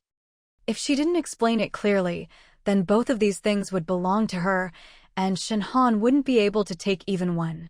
The second wife disliked Shen Tang's aggressive attitude and looked quite impatient. "Consort Yi only said it was compensation for you sisters. She didn't go into details, and I didn't ask." Shen Tang said, "Then I must get to the bottom of this. I thought Consort Yi was plotting against me and implicated my elder sister. My elder sister suffered for 2 days, and I felt guilty for 2 days. I even tolerated her hitting me with a flower pot in a fit of anger. If Consort Yi's intention was to plot against my elder sister and had nothing to do with me, then I don't need to feel guilty. I want to know clearly why my elder sister hit me with a flower pot that day." This wasn't the first time Shen Tang had mentioned Shen Han throwing a flower pot at him, but last time he had only mentioned it casually. This time he was serious. The old lady didn't believe Shen Han's actions were unintentional either, and her face was long. She said, "Regardless of why Consort Yi wants you to compensate your elder sister almost hurt you, so she should apologize to you. This large pearl will be given to you as compensation on her behalf." Shen Han walked to the screen and overheard this sentence, which made her face turn green with anger. Shen Han walked in and said, "Grandmother, I was in pain that day and didn't mean to hit my second sister. I was in pain for 2 days and made you worry for 2 days. I wanted to give you this pearl as a token of my respect." Knowing that Dongzhu could not be saved, he wanted to give her to the old lady as a token of his filial piety. There's a chance it could return to Shen Han one day, even if it's still in the old lady's hands. If that doesn't work, she could try to get an official position for the second master, and the old lady would take it out and put it in Shen Tang's hands. But given their current relationship, it's impossible for it to come back. Shen Tang knew Shen Han's ulterior motives, and so did the old lady. She used to be very indulgent, but now the old lady won't be. It's enough that you have this filial piety. The old lady glanced at Hongxiao, who then handed the large pearl to Shen Tang. Shen Tang took it and casually passed it to Chiao Tong. The second wife looked at the old lady and asked, "Are you really going to accept these 2 pearls?" The old lady's eyes widened in displeasure. "If you weren't planning to accept it, why are you bringing it back to the manor?" If Shen Han had one of those 2 pearls, the second madam would have tolerated it, but if she didn't have either, it would have been better to send them back to Consort Yi, at least to save face. The second wife said, "It's not that you forbid me from entering the palace. I was worried that if I said Consort Yi compensated the second young lady, it wouldn't be enough to prove it. Since you don't believe me, I accepted it." The old lady, unaware of the second wife's scheme, coldly said, "Either don't accept it or don't return it."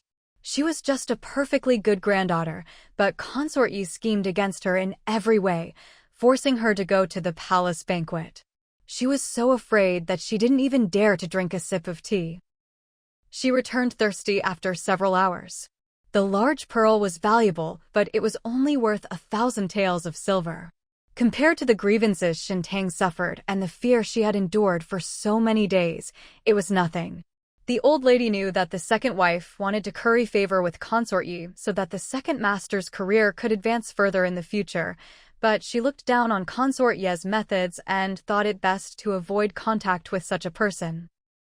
The old lady was adamant, and the second wife dared not try to persuade her any further, so the matter ended there.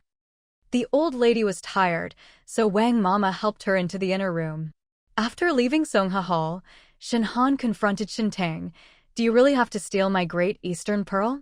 Shen Tang looked at Shen Han and said, "You hit me, and whether I hit you or not, I'll give the Great Eastern Pearl back to you, okay?" "You!" Shen Han was so angry that her vision blurred. Shen Han refused, and Shen Tang ignored her and left. Shen Han stomped her foot angrily and complained to the second wife who was walking over, "Second aunt, look at how arrogant she is. Now grandmother only dotes on her, not me." The second wife glanced at Shen Tang's departing figure, but wasn't so angry. A small act of impatience can ruin a great plan. She offended Consort Yi, and she won't have a good ending. Chapter 115. Pretend. Shen Han knew that Consort Yi would not let Shen Tang off easily, but she had been poisoned and suffered 2 days of excruciating torment. Consort Yi compensated her with a pearl, which Shen Tang then snatched away. How could she be willing to accept this? Suppressing her anger, Shen Han asked, "Second aunt, why have you been at the Wang family's house for so long? Has something happened to the Wang family?" Mentioning the Wang family gives the second wife a headache.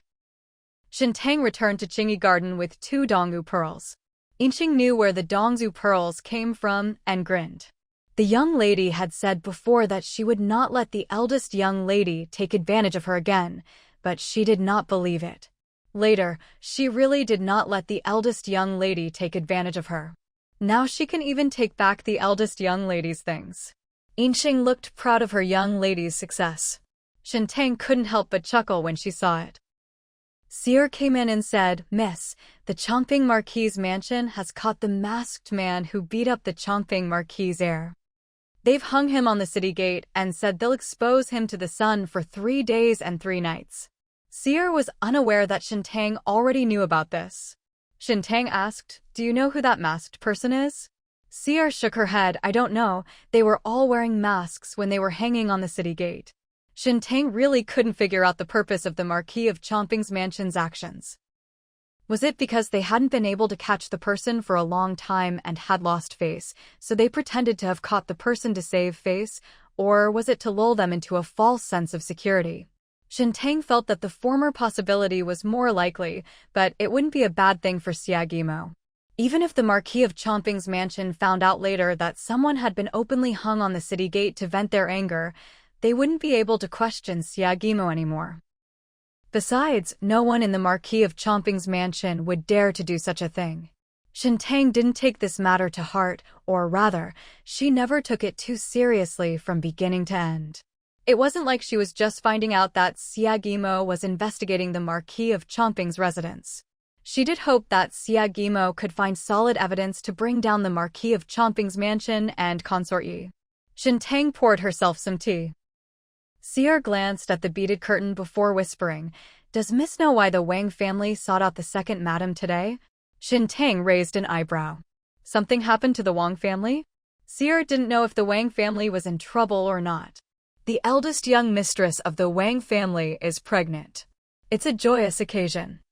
Entering the family is a joyous occasion, but the wedding night of the eldest son of the Wang family and the eldest daughter of the Yongning Marquis mansion was so chaotic that it's uncertain whether it's a joyous occasion or just a joyous occasion for becoming a father.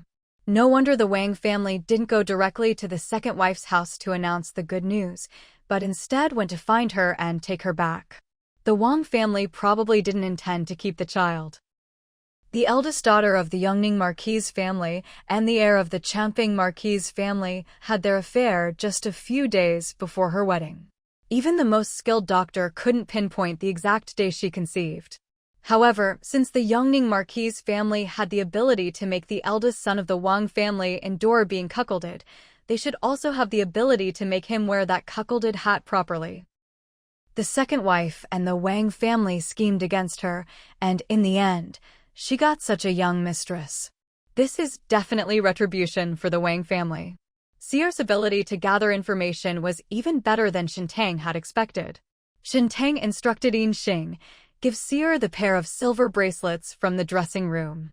Seer was overjoyed that Shen Tang would reward her, especially with such a heavy and exquisite silver bracelet. She beamed with delight. Thank you for your generous gift, Mississippi. Yin Xing smiled and said, you've done a good job, so you'll surely receive a reward from the young lady in the future. Seer nodded repeatedly. That day, the sky was clear in the morning, but dark clouds gathered in the afternoon, and by evening, heavy rain washed over the ground. A fierce wind blew, making the windows rattle loudly. The rain came on and off for 3 days. The weather cleared up on the 4th day. Shen Tang had been confined to her room for 3 whole days and was getting restless. So, as soon as the weather cleared up, she took Yin Xing to Senghe Hall to pay her respects to the old lady. Shen Tang arrived relatively late. When she arrived, Shen Han and Shen Ran were already there. As Shen Tang went in, she heard Shen Ran say, "Grandmother is the best."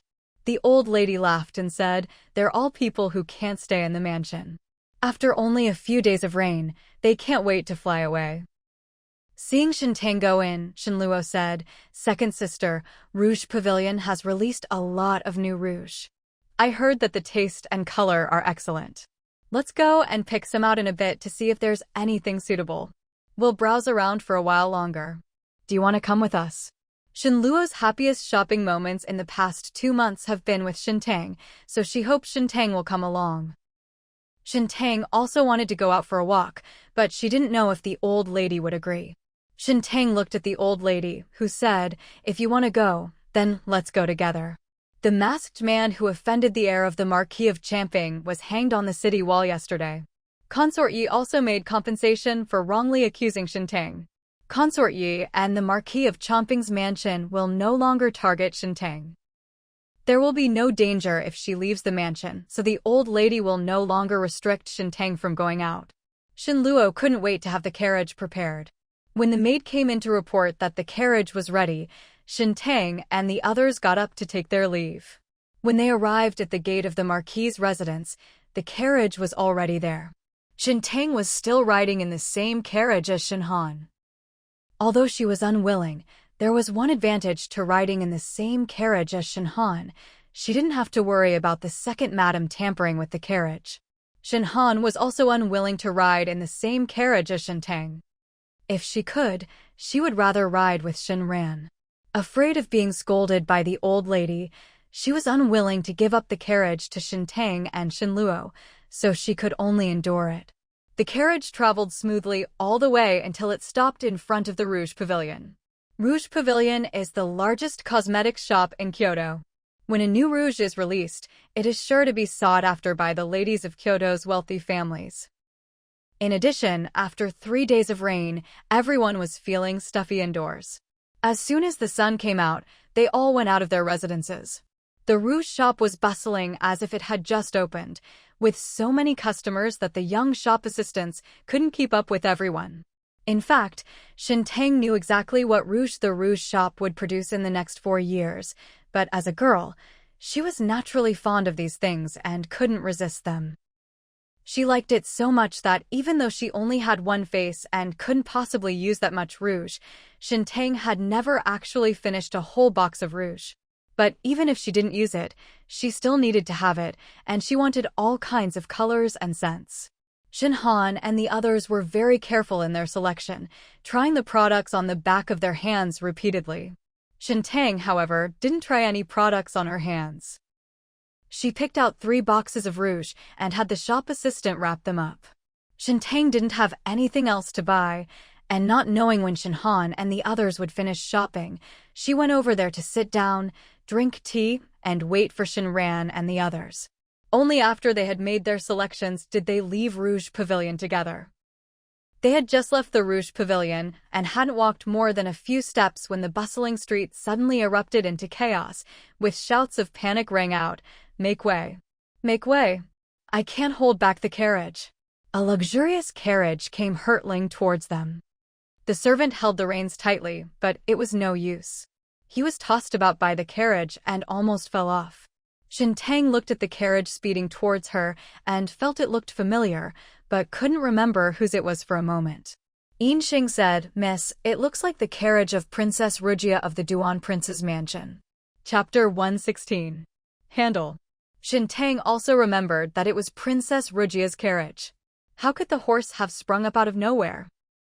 Thinking of the last time she and Shen Luo were sprung up and fell all over the place in the carriage, Shen Tang felt a chill for Princess Rugia. The carriage sped along, disappearing from sight in the blink of an eye, leaving behind a chaotic street and grumbling pedestrians. Shen Tang was worried and wanted to send a servant to check on her. Just as she was giving the order, she saw Xiao Huan riding by on a road. He saw Shen Tang, and Shen Tang saw him too. She held back the words, "elder brother," that were on the tip of her tongue, but couldn't hold back the rest of her words. She said urgently, "Princess Rugia of the Duanwang mansion has been startled by her horse. Go and save her quickly." Shen Tang pointed, and Xiao Huan spurred his horse and chased after it in the direction Shen Tang indicated.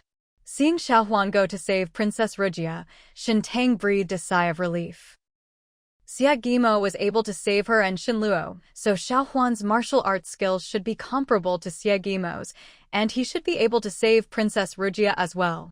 As Xiao Huan rode away, Shen Tang looked away and saw Shen Han, Shen Ran, and Shen Luo staring at her with 6 eyes. Shen Tang felt extremely uncomfortable under Shen Han's gaze, and Shen Han said, "How dare you order the Prince of Ning's heir to rescue Princess Rugia?" Incredibly, the Prince of Ning's heir actually went. Who is the Prince of Ning's heir? How could he listen to Shen Tang so much? Saving lives is paramount, and Shen Tang didn't think too much about it. She quickly added, "How could I possibly order around the Prince of Ning? I was just informing him." Shen Han said, "We are not deaf. You clearly want the Prince of Ning to rescue Princess Rugia." Shen Tang was still worried about Princess Rugia's safety and said unhappily, "I called out, so what? It's not like I asked Prince Ning's son to do something bad." Saving people is certainly not a bad thing, but the problem is, what right does Shen Tang have to order around the Prince of Ning? The Prince of Ning is the only grandson of the old Prince Ning. If something bad happens to him while saving people, can she bear the responsibility? It was one thing for Prince Ning's heir to save her once, but when the old Prince Ning asked her to marry him, she refused and even ordered Prince Ning's heir to save people. Meeting her was truly the worst luck Prince Ning had ever experienced. Shen Han and the others all looked at her with reproach, feeling that Shen Tang shouldn't have meddled. But Shen Tang felt that she had done nothing wrong. The old Prince Ning and the old Princess Ning were getting old. The old Prince Ning was all right, but the old Princess Ning only went out a few times a year. The Princess Jingyang and the Princess Duan often went to keep the old Princess Ning company and talk to her to relieve her boredom. Even if it was just to repay the favor of the Princess Duan, if Princess Rugia was in danger, Xiao Huan, who was the grandson of the old Prince Ning, should go to save her. Besides, she believed that with her elder brother's martial arts skills, he would be fine. Even if he suffered a minor injury, the old Prince Ning would not blame her, nor would her father.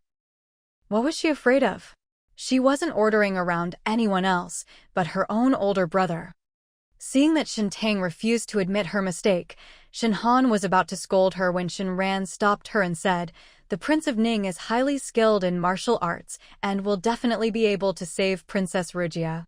Shen Han knew that Xiao Huan could save Princess Rugia, but Princess Rugia was already closer to Shen Tang, which made Shen Han jealous. If she were to add another half of the life-saving grace, she would only have eyes for Shen Tang. Shen Han said to Shen Tang, "You'd better pray that the Prince of Ning's heir is all right. If anything happens to him, I wonder if grandmother will punish you." After saying that, Shen Han turned and left. Having finally come out on a trip, they certainly wouldn't just buy some cosmetics. They also need to buy the silks, satins, and jewelry that young women love most. This street alone would be enough to keep them busy for half a day. Shen Han went to the silk shop, and Shen Tang was pulled along by Shen Luo. Each of them picked out a piece of silk. Just as they were about to come out, two girls came in. One of them said, "It was really dangerous. If it weren't for the Prince of Ning's timely arrival, Princess Rugia would have lost her life today." Shen Ran glanced at Shen Han and Shen Tang and asked the girl, "Did the Prince of Ning's heir save Princess Rugia?" The girl nodded. Luckily, she was saved. The carriage went out of control and crashed into the bridge. Princess Rugia was thrown out of the carriage. If Prince Ning hadn't caught her in time, she would have hit her head on the bridge and bled profusely. With such a heavy impact, it's very likely that she would have died on the spot. Princess Rugia was truly lucky to survive. Shen Han asked, "Are Prince Ning and Princess Rugia all right?" The girl said, "Princess Rugia is all right." Prince Ning saved Princess Rugia, but he couldn't control his strength and hit his back on the bridge, causing him to vomit blood. Shen Tang. Shen Han glanced at Shen Tang. What good or bad Princess Rugia may do is none of their business, but if the Prince of Ning's heir is sent by Shen Tang to rescue Princess Rugia and something goes wrong with him, it is Shen Tang's fault. Let's see how her grandmother scolds her when she gets back. Shen Han was in a good mood and continued shopping. We only headed home when we got tired of walking around. Singha Hall. The old lady was sitting on the daybed eating bird's nest soup when the third wife came in and said, "These days, it's not safe to go out on the street." A few days ago, Luo'er and the second young lady were startled by their horses on the street. Just now, Princess Rugia of the Duan Prince's mansion startled her carriage. If it weren't for the timely rescue by the Prince of Ning, they would have been dead. The old lady put down the half-eaten bird's nest soup, wiped her mouth, and said, "The Prince of Ning's heir is truly remarkable. He saved Tanger just a few days ago, and today he saved Princess Rugia." Before the old lady could finish speaking, Shen Han, who had just walked in, interrupted her, "Grandmother, do you know how the Prince of Ning saved Princess Rugia?" With just one sentence, he drew everyone's attention in the room. Shen Han said, "After we finished choosing our rouge and face powder and came out of the rouge pavilion, Princess Rugia's carriage ran past us. When my second sister saw Prince Ning's son, she didn't think twice and immediately asked him to go and save Princess Rugia. Princess Rugia was saved by Prince Ning's son and is now safe and sound, but Prince Ning's son was injured and vomited blood while saving Princess Rugia. I'm afraid his injury is not serious." The old lady frowned deeply. She looked at Shen Tang and asked, "You ordered the Prince of Ning's heir to rescue people?" The second wife fanned the flames, saying, "The Prince of Ning's heir is the lifeblood of the old Prince and Princess Ning. The palace made such a big fuss to choose a consort for him, and you dared to order the Prince of Ning's heir to help you save someone, resulting in the Prince of Ning's heir being injured. If he is not seriously injured, that's fine. But if something bad happens, the old Prince and Princess Ning will not be able to bear the blow, and if the Emperor gets angry, our entire Pingyuan Marquis mansion will suffer as a result." Shen Han said, "Grandmother, you have no idea how casually my second sister orders the Prince of Ning around, just like she orders her own eldest brother around. When I told her she shouldn't, she talked back to me. If you don't believe me, you can ask my third and fourth sisters." If she isn't severely punished, there will definitely be a next time. The old lady looked at Shen Ran and Shen Luo, and since neither of them spoke, she knew that what Shen Han said was true. Saving lives is a good thing, but if you can't save someone yourself, you shouldn't ask others to do it. She even thought Shen Tang was much more sensible than before. Is this something a sensible person would do? Go to the Buddhist hall and kneel down to reflect on your actions. Shen Tang did not defend herself. She stood up, curtsied, and withdrew. Seeing her speechless expression, Shen Han and the second wife, who had been feeling stifled for more than 2 months, couldn't have been happier. However, their good mood didn't last long. Before they had even left Songha Hall, a maid came in to report to the old lady, "Old lady, the Marquis returned to the manor and learned that you had punished the second young lady by making her kneel in the Buddhist hall. He has sent the second young lady back." The old lady frowned. The second wife said, "To not punish such a mistake, the Marquis is being far too biased towards the second young lady." As they were talking, Shen Sui walked in. The old lady was also a little unhappy and said, "I know you love Tanger, but if she orders around the Prince of Ning's son and isn't punished, it's hard to guarantee that others in the Marquis's mansion won't follow suit." Shen Sui sat down and said, "Mother's worries are unnecessary. Even if others follow suit, it will only be if the Prince of Ning's son will listen." Shen Sui was speaking from the heart, and it was the truth, but it sounded a bit like he was just arguing for the sake of arguing. The old lady said disapprovingly, "Do you think Tanger didn't do anything wrong? If it were someone else, it would definitely be wrong, but Xiao Huan is his son and Shen Tang's older brother, so it's naturally not wrong. Tanger wouldn't have done such a thing if it weren't for her own older brother." The old lady was unaware of the situation, and Shen Sui did not blame her for punishing Shen Tang. It was up to him, as the father, to clean up the mess. The Prince of Ning suffered a minor internal injury, but in my opinion, it was worth it to save Princess Rujia's life. If this gets back to Prince Duan, what will he think? Tanger is not a person without a sense of propriety, and the Prince of Ning is even less so. Chapter 117. Merit. The old lady hadn't considered what the Duan prince's mansion was thinking.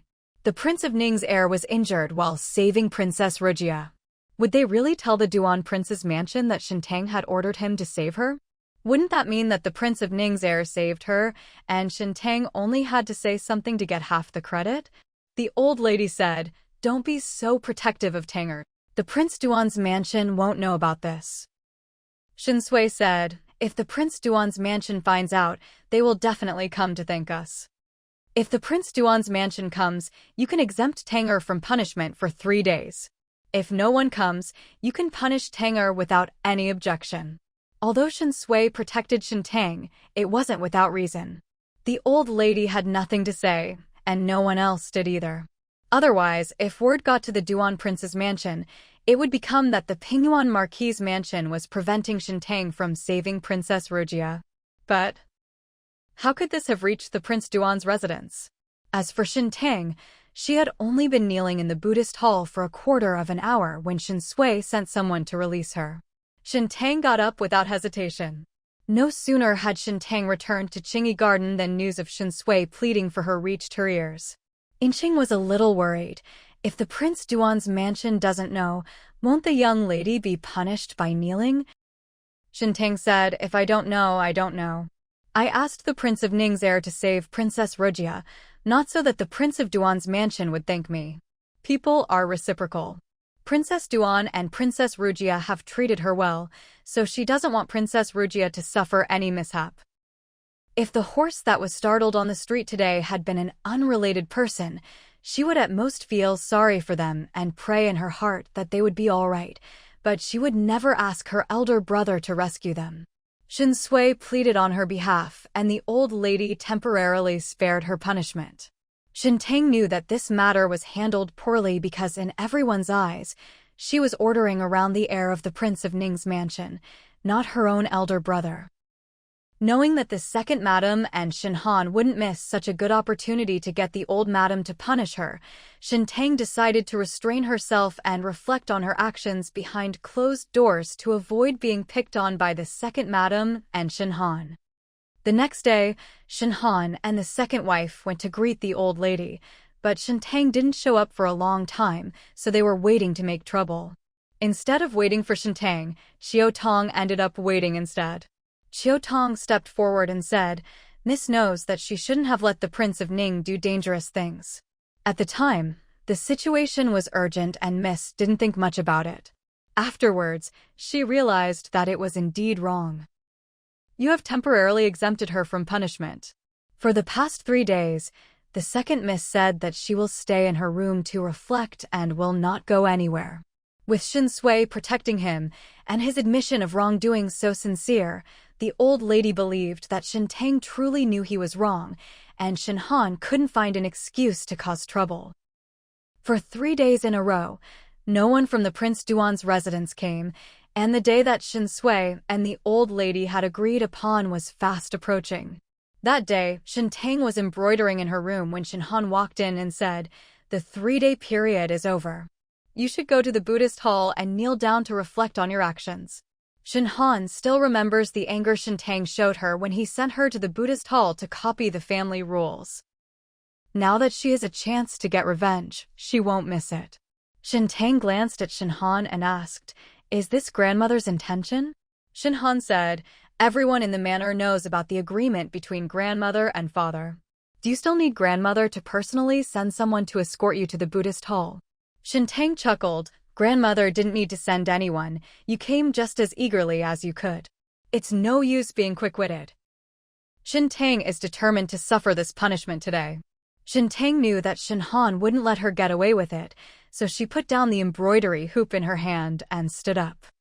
Shen Tang stepped out, and Shen Han and Shen Ran followed. They left Qingyi Garden and went directly to the Buddhist hall. Shen Tang laughed. "Is my elder sister trying to make me reflect on my actions?" Shen Han said, "When I was copying Buddhist scriptures, you accompanied me. Today, I'll repay that favor." They're vengeful and will seek revenge for even the smallest wrongdoing. Shen Tang stepped into the Buddhist hall and knelt down on the prayer mat. Shen Han found a seat and sat down, as if she would watch Shen Tang kneel for as long as she wanted. Anyone who was punished to reflect on their actions knew that as long as no one was watching, kneeling was just sitting. Going against her has led to your downfall. You won't have an easy time now. Shen Tang knelt for the time it takes to drink half a cup of tea before her knees began to give way. She endured the pain without moving, and just as she was about to lose control, Seer ran in excitedly, "Miss, Princess Duan has come to the manor." Shen Wan. Shen Han's face turned green. Why did they have to come at this exact moment? Was it just to embarrass her? Seeing Shen Han's face suppressing her anger, Shen Tang felt extremely pleased. She stopped kneeling upright and made herself more comfortable. Yin Xing said, "Miss, you don't need to kneel anymore." Shen Tang paused for a moment, then immediately knelt down. "How can I not kneel? Grandmother made me kneel as punishment. If grandmother won't let me leave, then I can't leave." She said this while glancing at Shen Han, and those words immediately made Shen Han feel extremely uncomfortable. She said angrily, "What do you mean by this? Do you want grandmother to send someone to invite you?" Shen Tang meant exactly that. Since she had knelt down, she couldn't let it go in vain.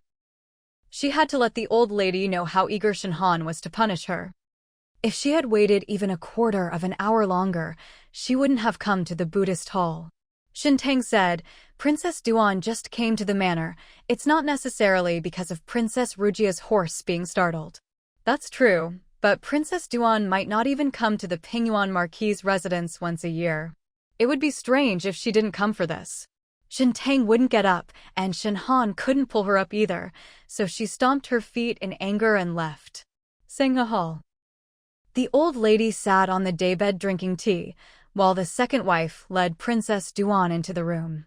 The old lady rose to greet her and was about to bow to Princess Duan, but Princess Duan quickly helped her up, saying, "You flatter me."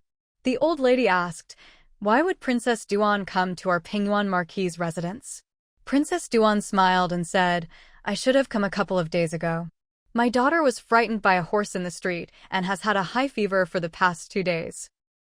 It kept recurring, so I couldn't get away and only came today to thank you in person." The second wife pretended not to know. Where does Princess Duan's gratitude come from?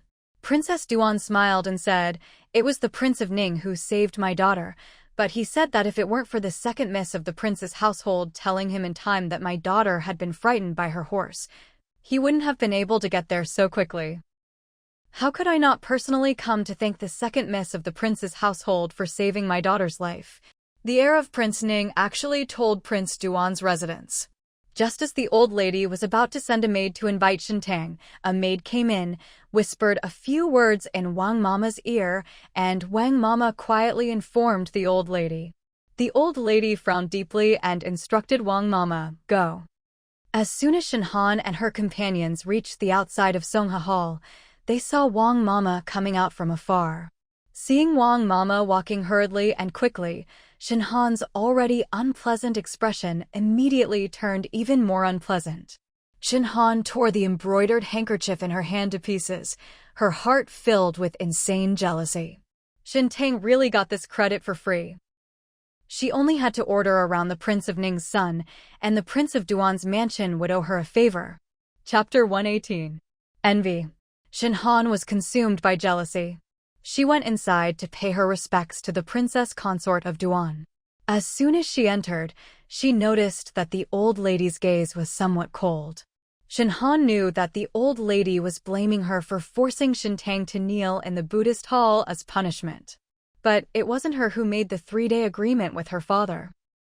She was merely upholding her grandmother's authority. Princess Duan praised Shen Han and Shen ran highly, saying, "The Pingyuan Marquis family is so fortunate to have such beautiful and talented young ladies."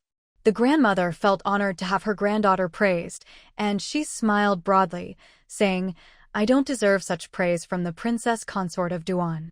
Furthermore, when Wang Mama went to the Buddhist hall to invite Shen Tang, she almost ran there. After all, Songha Hall was quite far from the Buddhist hall, and it was inconvenient to keep Princess Duan waiting for too long. Princess Rujia's high fever had only subsided last night, and Princess Duan would definitely want to stay by her daughter's bedside even more. After all, a daughter is flesh of her mother's flesh. Shen Tang was deliberately trying to provoke Shen Han. The old lady sent Wang Mama to invite her, but Shen Tang knew when to stop.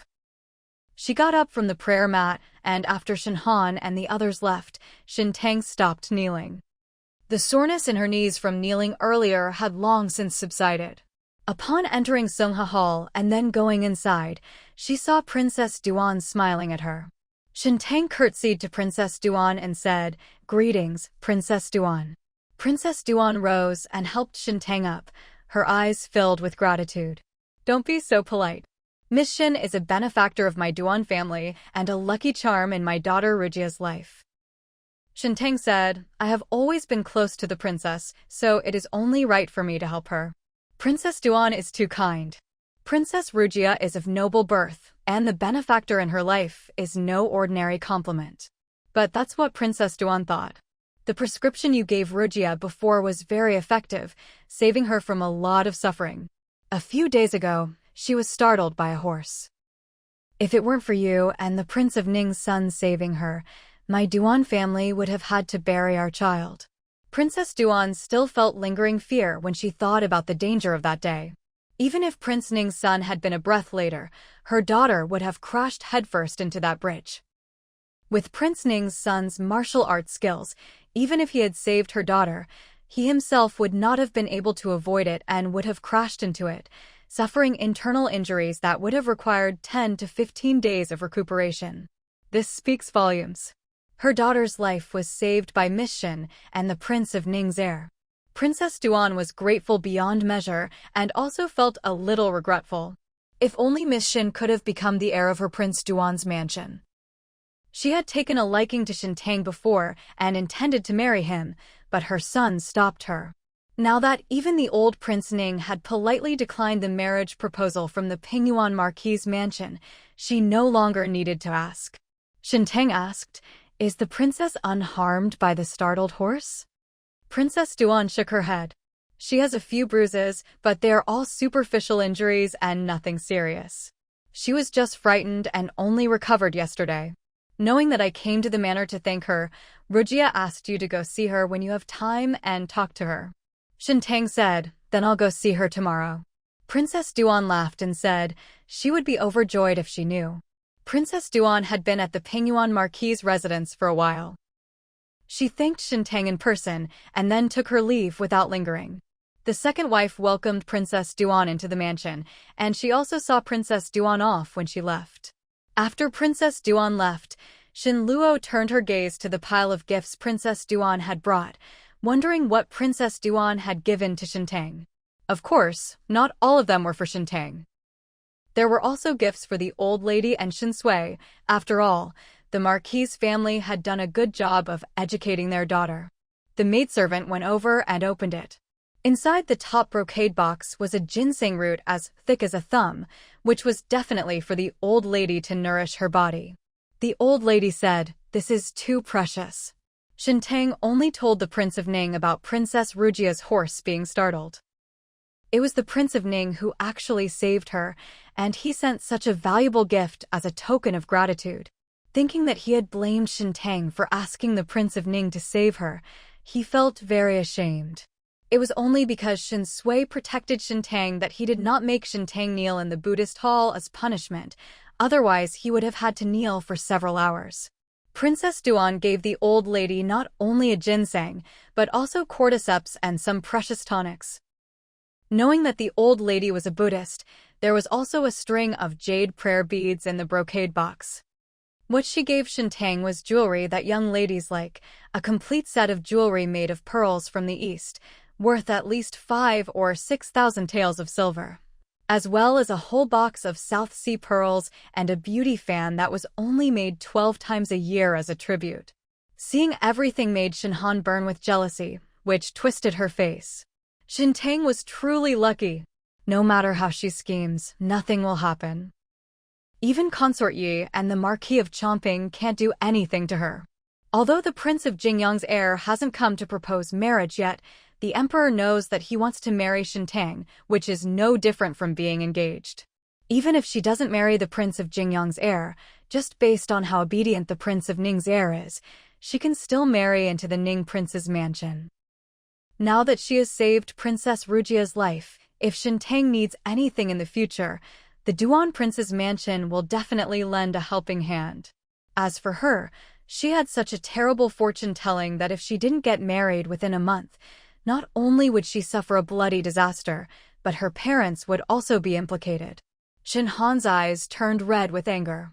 What's even more infuriating is yet to come. Shen Tang rubbed her knees and said to the old lady, "Grandmother, you don't blame me for letting the Prince of Ning save Princess Rugia, do you?" The old lady opened her mouth, but couldn't utter a single word. If it's not strange, there might be a next time. If it is strange, it is indeed as Shen Sui said, but it requires the Prince of Ning's heir to listen, and even the Princess Consort of Duan personally came to express her gratitude and brought so many gifts. Seeing Shen Tang rubbing her knees, the old lady asked, "What's wrong with your knees?" Shen Tang nodded slightly and looked at the water clock, saying, "It's clearly not the time that father and grandmother agreed on yet, but my eldest sister is making me kneel in the Buddhist hall as punishment." Shen Han said, "I'm upholding my grandmother's authority." Shen Tang found it amusing. Even Shen Han herself didn't believe these words, let alone her. It would have been better if Shen Han hadn't said them. The more she did, the more disappointed the old lady became. The old lady knew all too well Shen Han's ulterior motives. She was just using Shen Han as an excuse to make trouble for Shen Tang. Shen Tang refused to get into the bridal sedan chair at the Jingyang Prince's mansion for the sake of her elder sister, but Shen Han didn't say a word in her defense and even kept an eye on Shen Tang, as if afraid she would slip away. The old lady said, "Go to the Buddhist hall and kneel there to reflect on your actions for an hour." Shen Han was so angry that tears welled up in her eyes, but no one pleaded for her, and she left crying. The old lady looked at Shen Tang, hesitating to speak. Shen Tang said, "Grandmother, don't worry. I'm not the kind of person who orders people around. I will never do such a thing again." The old lady said, "As long as you know your limits, that's good." I feel ashamed to accept so many gifts from the Prince Duan's residence. Tomorrow, when you visit Princess Rugia, I will prepare some tonics for you to take with you. Shen Tang nodded repeatedly. Shen Tang didn't stay long. After sitting for a while, she returned to Qingyi Garden with the gifts from Princess Duan. Yinxing was beaming with joy as she carried the jewelry, as if she were the one who had been rewarded. While Shen Tang was happy, Shen Han was not. Although being forced to kneel for an hour was not a long time, she couldn't swallow her anger. Why should Shen Tang receive such a valuable gift after doing something wrong? Since ordering others around isn't wrong, then don't blame her for copying it. She wanted to see if the Prince of Ning's heir was really as obedient to Shen Tang as she thought. Chapter 119. Body Oneself. When Shen Tang returned to Qingyi Garden, Yinxing couldn't help but ask, is Miss going to the Buddhist hall to accompany the eldest young lady?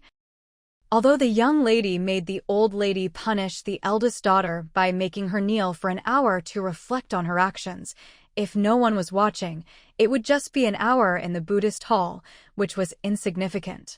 Shen Tang didn't want to go to the Buddhist hall again, and besides, seeing that Shen Han didn't need her to go herself, Shen Tang took off one earring and handed it to Yinxing, saying, I lost an earring in the Buddhist hall. Take 2 maids and go help me look for it.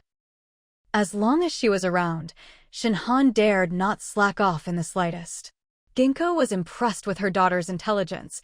She was sure she could drive the eldest daughter half to death. She took the earring and went down to do the job. Shen Han knelt firmly for an hour, so angry that she tasted blood in her throat, but she couldn't say a word. Shen Tang had lost her earring, so she had to ask the maid to help her find it. The next day, the sun shone brightly. After breakfast, Shen Tang went to Songha Hall. Shen Han looked at her with gritted teeth. Today I'm going with you to visit Princess Rugia. Shen Tang didn't want to go with Shen Han, but before she could refuse, the old lady spoke first. Tanger can go alone. The second wife said, if the 2 sisters go together, they'll have each other's company.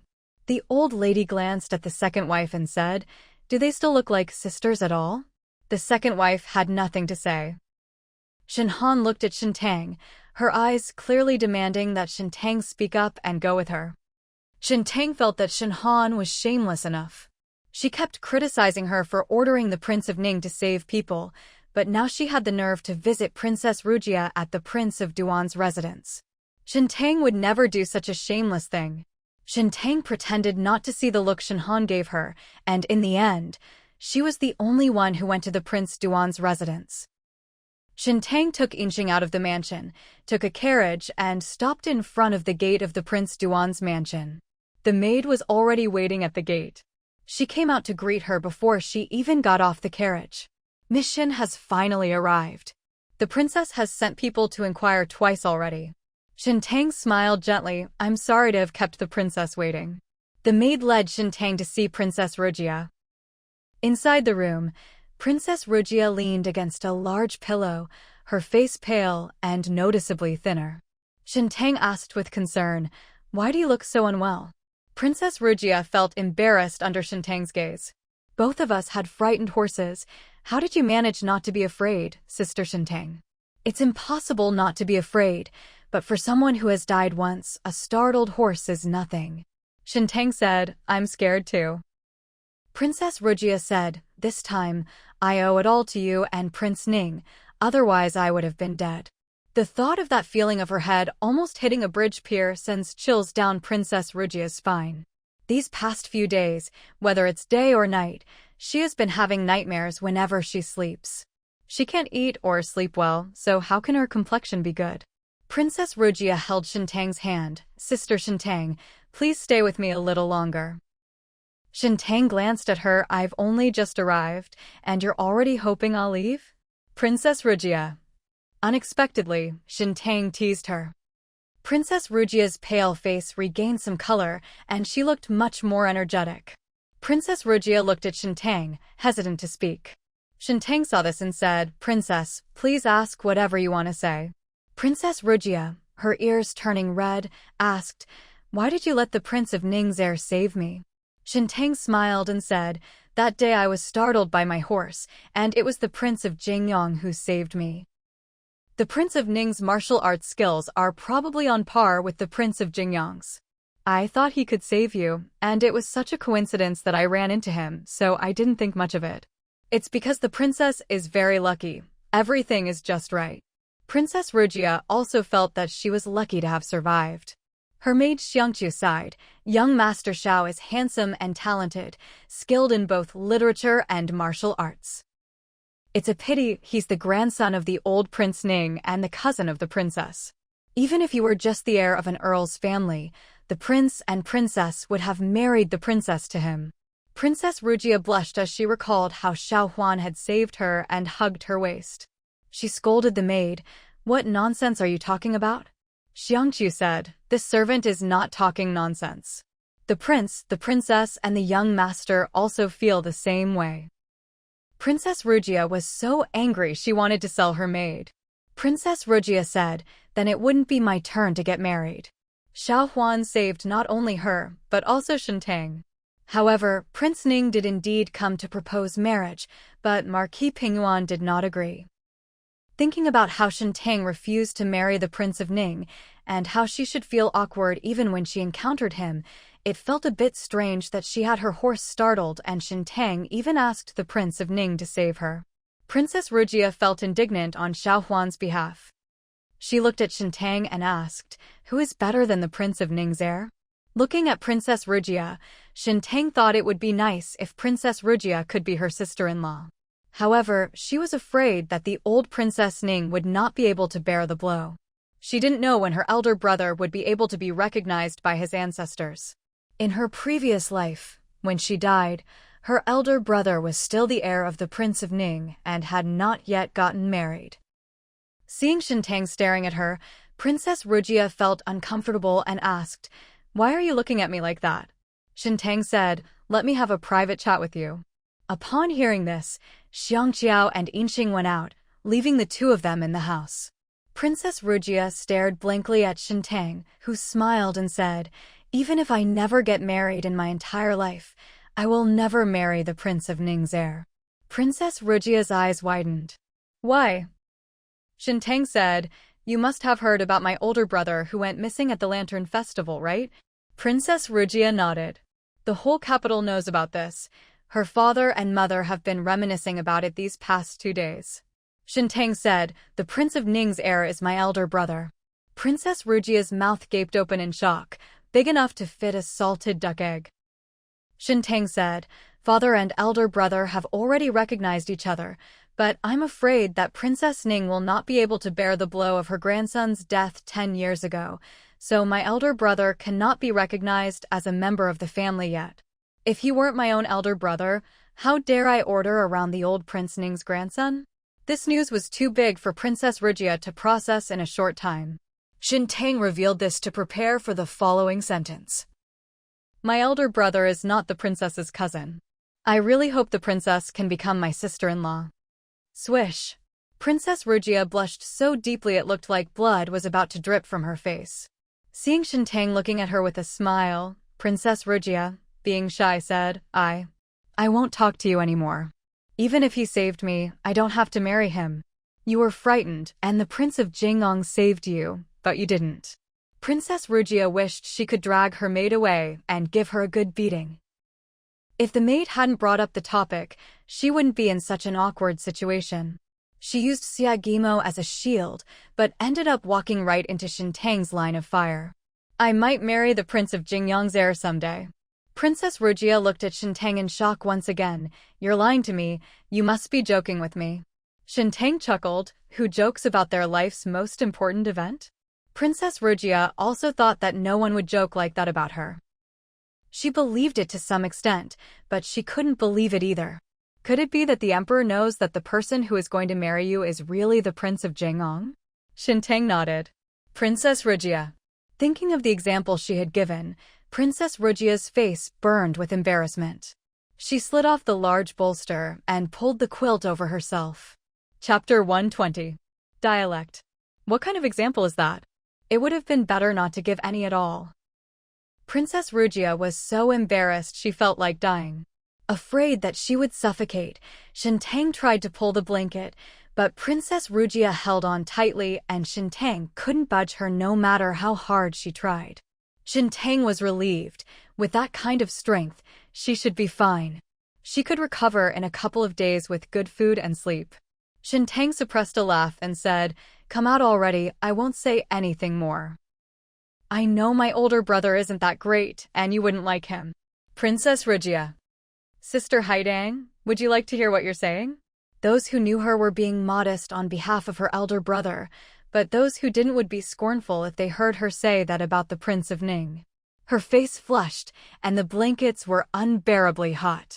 Princess Rugia couldn't stand it any longer and peeked out, saying, "Sister Shen Tang, you're not allowed to tease me anymore." Shen Tang laughed and said, "Okay, I won't tease you anymore." She likes Princess Rugia and hopes that Princess Rugia can become her sister-in-law. However, she also hopes that Princess Rugia and her elder brother can marry someone they like.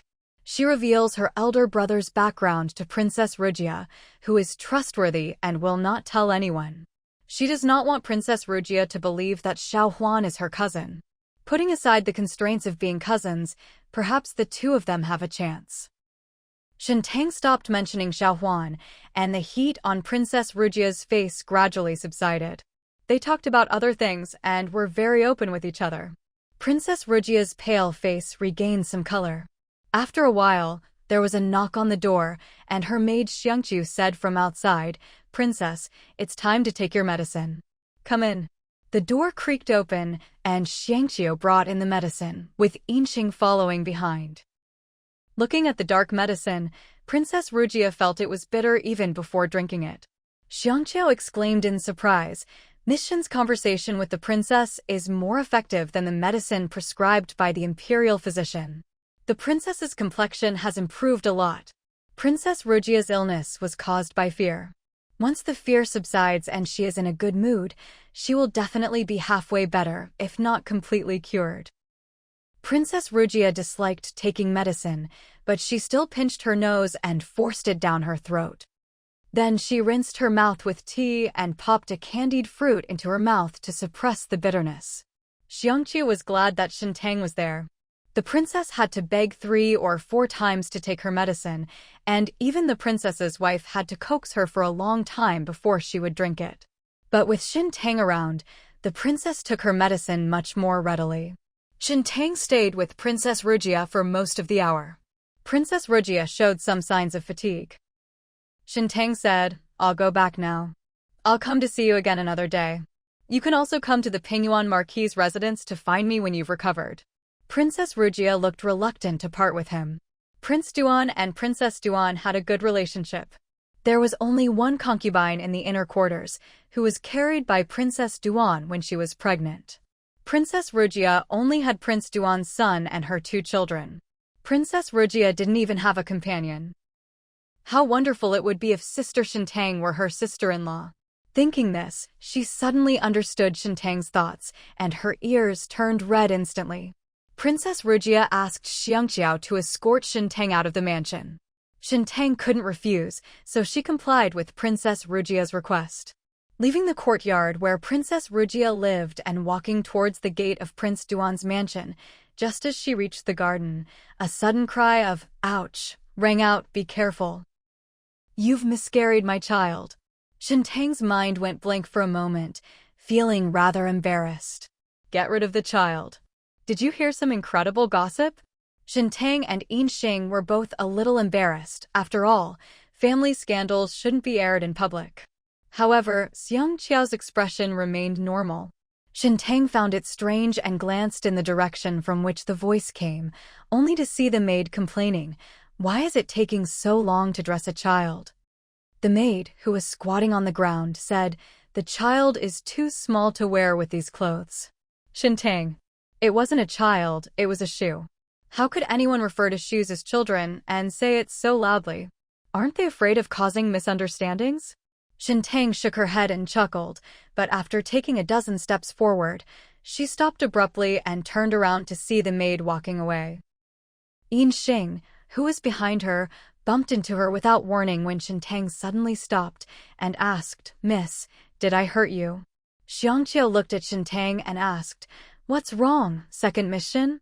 Something was churning in Shen Tang's heart. Her heart was about to jump out of her throat. She just remembered the letter Chunlan had sent to the fourth madam.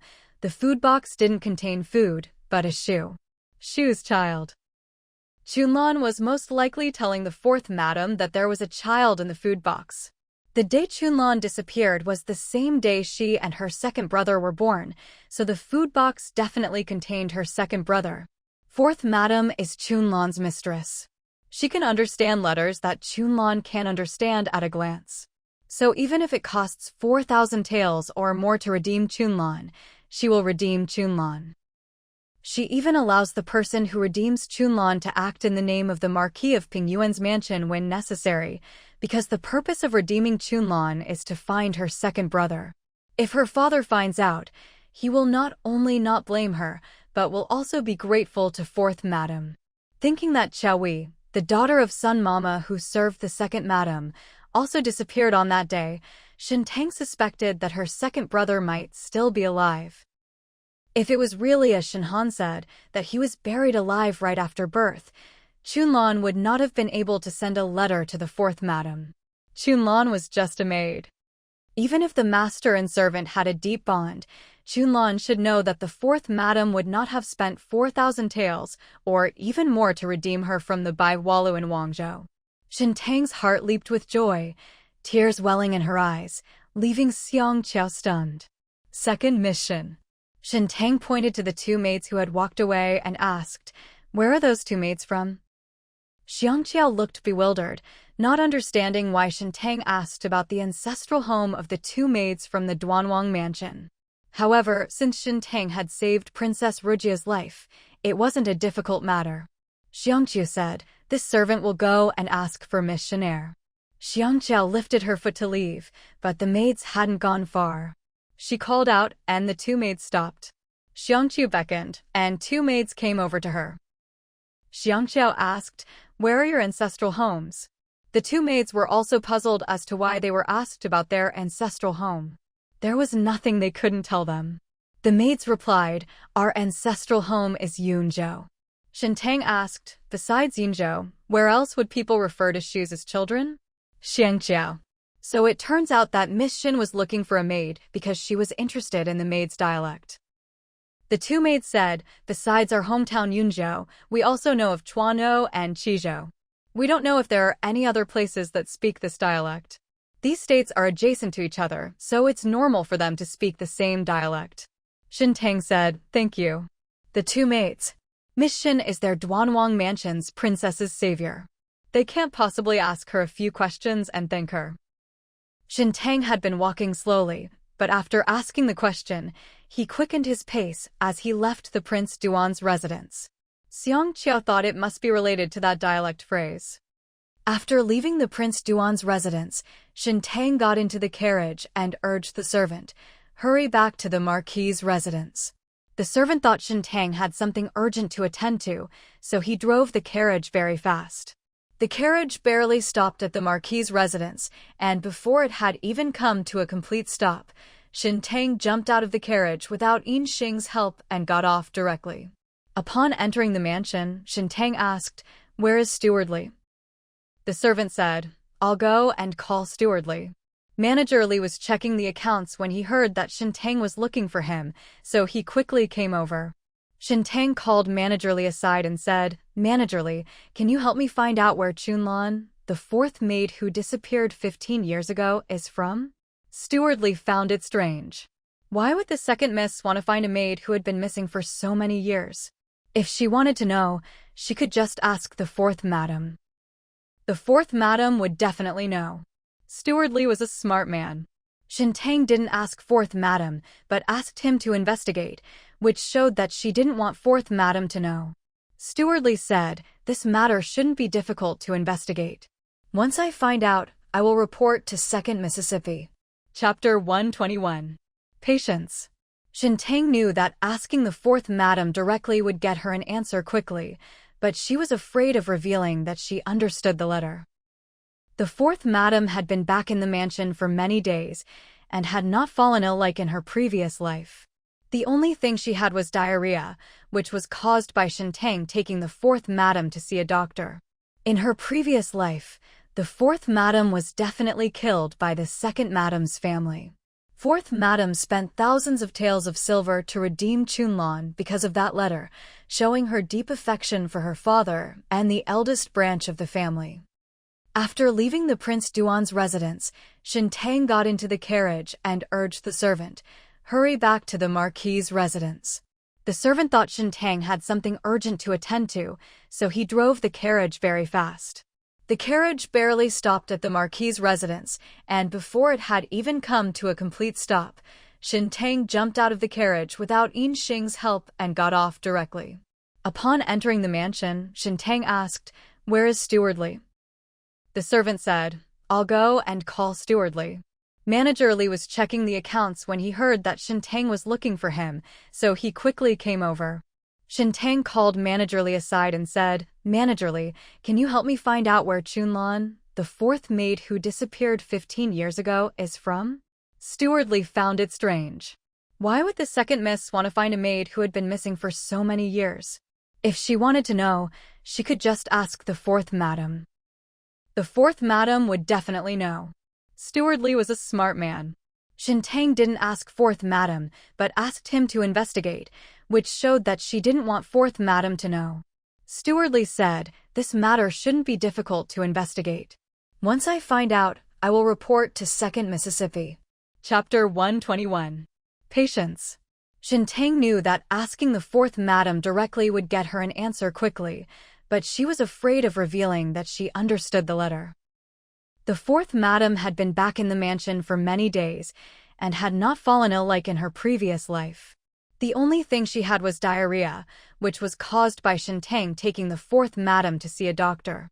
In her previous life, the fourth madam was definitely killed by the second madam's family. Fourth madam spent thousands of taels of silver to redeem Chunlan because of that letter, showing her deep affection for her father and the eldest branch of the family. However, before she was sure of her success, fourth madam dared not offend the second branch of the family by telling her father about the matter. Shen Tang did not want to put fourth madam in a difficult position and was even more afraid of bringing trouble to the fourth branch of the family. She knew in her heart that if Xia Guimo had not sent people to protect her, she would probably have died even faster in this life than in the previous one. Even with Steward Li's help, it would be the same. In her previous life, the Marquis's mansion had gone to great lengths to find Chunlan, so there must have been a criminal record. Shen Tang was eager to know her guess and only hoped that Steward Li could help her find out as soon as possible. Having returned home anxiously, I was no longer so eager now that I was actually back at the manor. I went to Songha Hall to see the old lady before returning to Qingyi Garden. Back at Qingyi Garden, Shen Tang drank a cup of tea, and then a maid brought the food into the room. Shen Tang ate absent-mindedly, and after only eating half a bowl, Seer came in and said, "Second miss, Steward Li has arrived." They must have found it. Shen Tang quickly put down her chopsticks, got up, and went out. Steward Li rarely enters the inner courtyard, and even less often comes to Qingyi Garden. The last time he came, it was to bring the imperial physician to treat Shen Tang. Shen Tang asked impatiently, "Steward Li, have you found out anything?" Manager Li nodded. "I asked the fourth manager, and Chunlan's ancestral home is in Qizhou." Qizhou. It's a place where people refer to shoes as children's shoes. Shen Tang's eyes welled up with tears. "Thank you for your trouble, Steward Li." Steward Li didn't know why Shen Tang was asking about Chunlan's ancestral home, but as a servant, he shouldn't ask too many questions about his master's affairs, so he held back. "Does second miss have any other instructions?" Shen Tang shook her head. "That's all." Steward Li returned to the outer courtyard. Actually, for such a small matter, it would have been enough to send a reliable person to deliver the message. However, Shen Tang didn't even ask the fourth madam, but instead asked him to investigate. Steward Li decided it was better to come himself. After Manager Li left, Shen Tang returned to her room. Now that the matter was settled, Shen Tang ate much more attentively. However, after finishing a bowl of rice, when Yin Xing asked if she wanted more, Shen Tang got up and walked towards the window. Shen Tang pushed open the window and peered out a few times. Chen Shan then appeared and asked, What are your orders, princess consort? Shen Tang said, I need your master to do me a favor. Shen Tang thought Shen Shan would ask what kind of help he needed from his master, but Shen Shan didn't ask. This subordinate will go back and report to master immediately.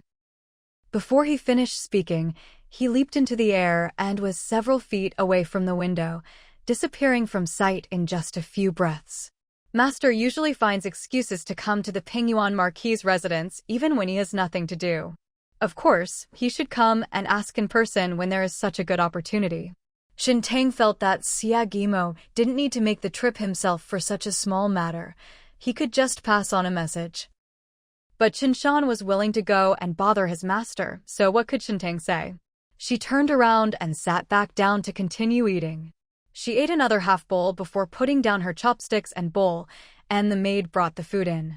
After Shen Tang finished eating, she took a stroll around the courtyard twice, then went back inside to read a book while waiting for Xia Guimo. She really has a bad temper. When she's not in a hurry, she's calm and collected, but when she gets anxious, she's like she's on fire, with no patience at all. She has to get this matter sorted out before she can calm down and do other things. Xia Guimo was, after all, the heir of the Prince of Jingyang.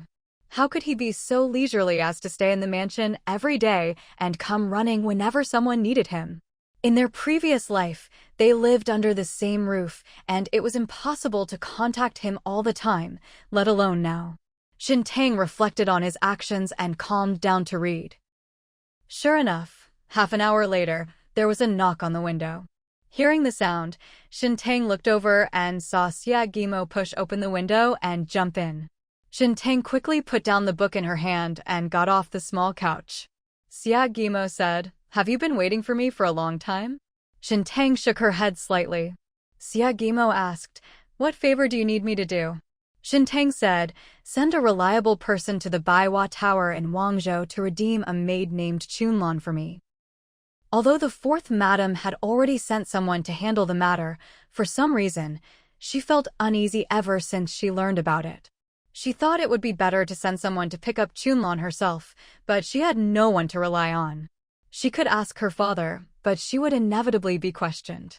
Shen Tang was even more afraid that if she couldn't find her second brother, her father would be disappointed. After thinking it over, she decided that it would be more convenient to ask Xia Guimo. If Shen Tang asked Xia Guimo for help, Xia Guimo wouldn't ask too many questions. But Shen Tang forgot that this certain man would make demands. He put his arm around Shen Tang's waist and whispered in her ear, I can help you redeem people, but give me a definite answer on when I'll be allowed to come and propose marriage.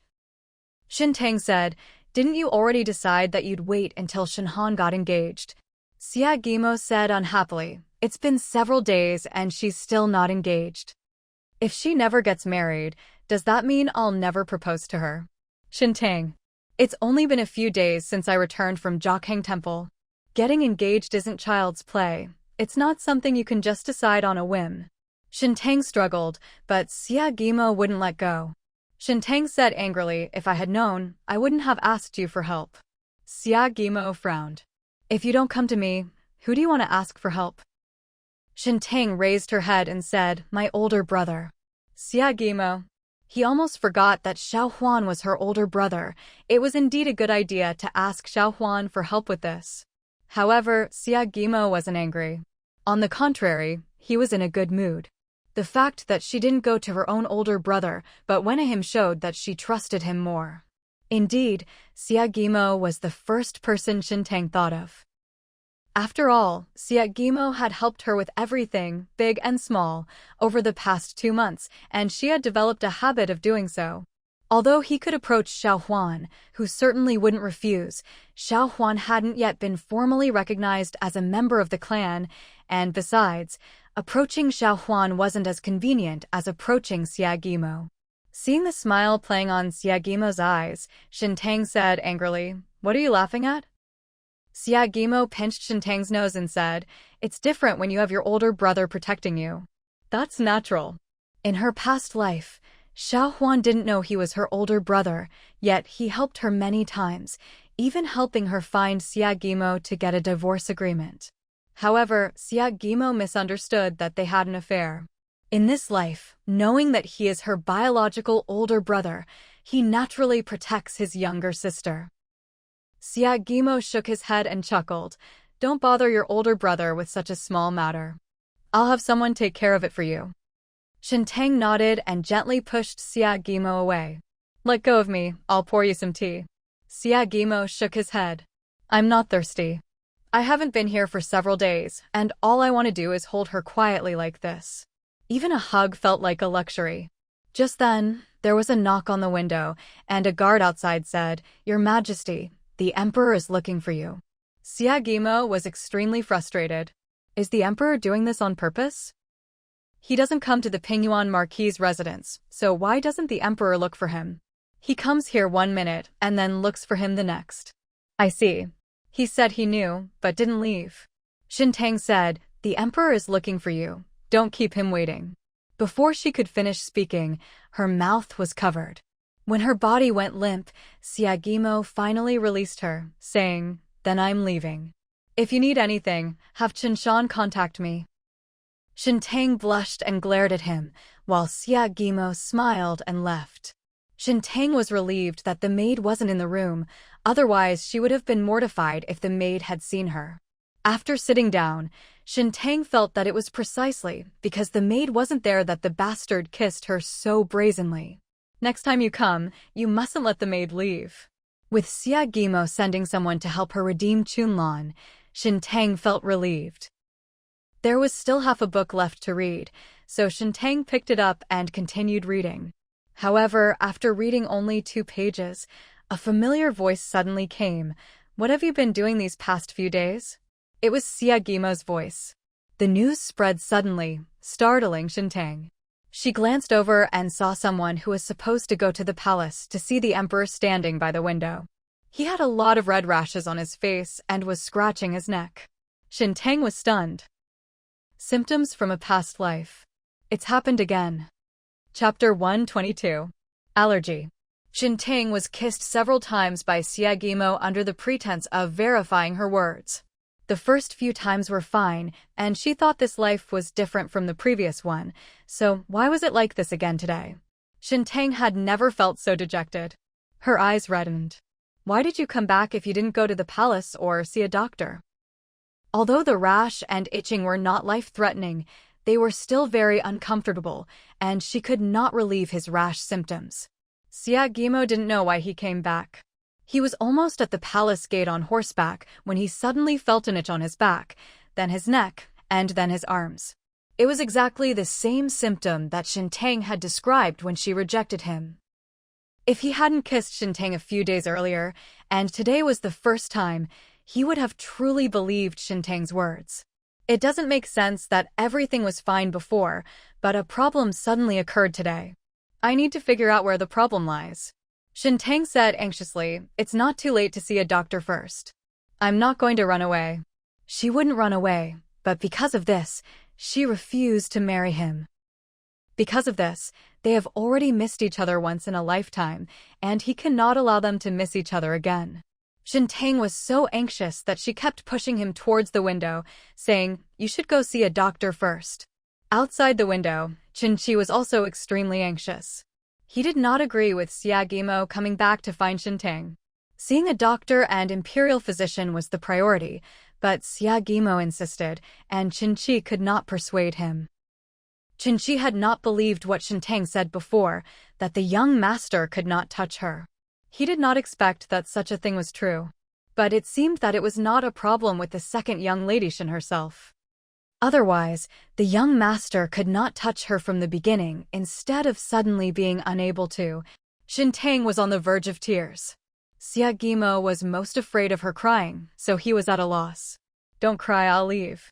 I'll come back tonight. You're not allowed to come until the rash on your face goes away, Shen Tang said. If it weren't for wanting to figure out why he would get a rash after kissing her, Shen Tang wouldn't want him to come again. Gimo reached out to wipe away Shen Tang's tears, then leaped away and disappeared out the window. Gimo didn't see a doctor, but went straight to the palace and headed straight for the imperial hospital. He entered the palace with a face full of red rashes.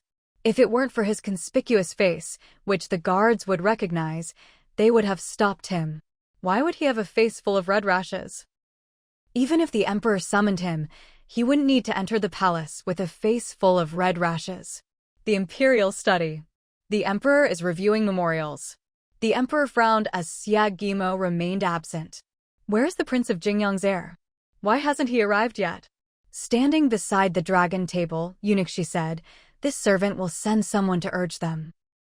Just as eunuch, she was about to make a request after leaving the imperial study, a young eunuch ran over from the other side.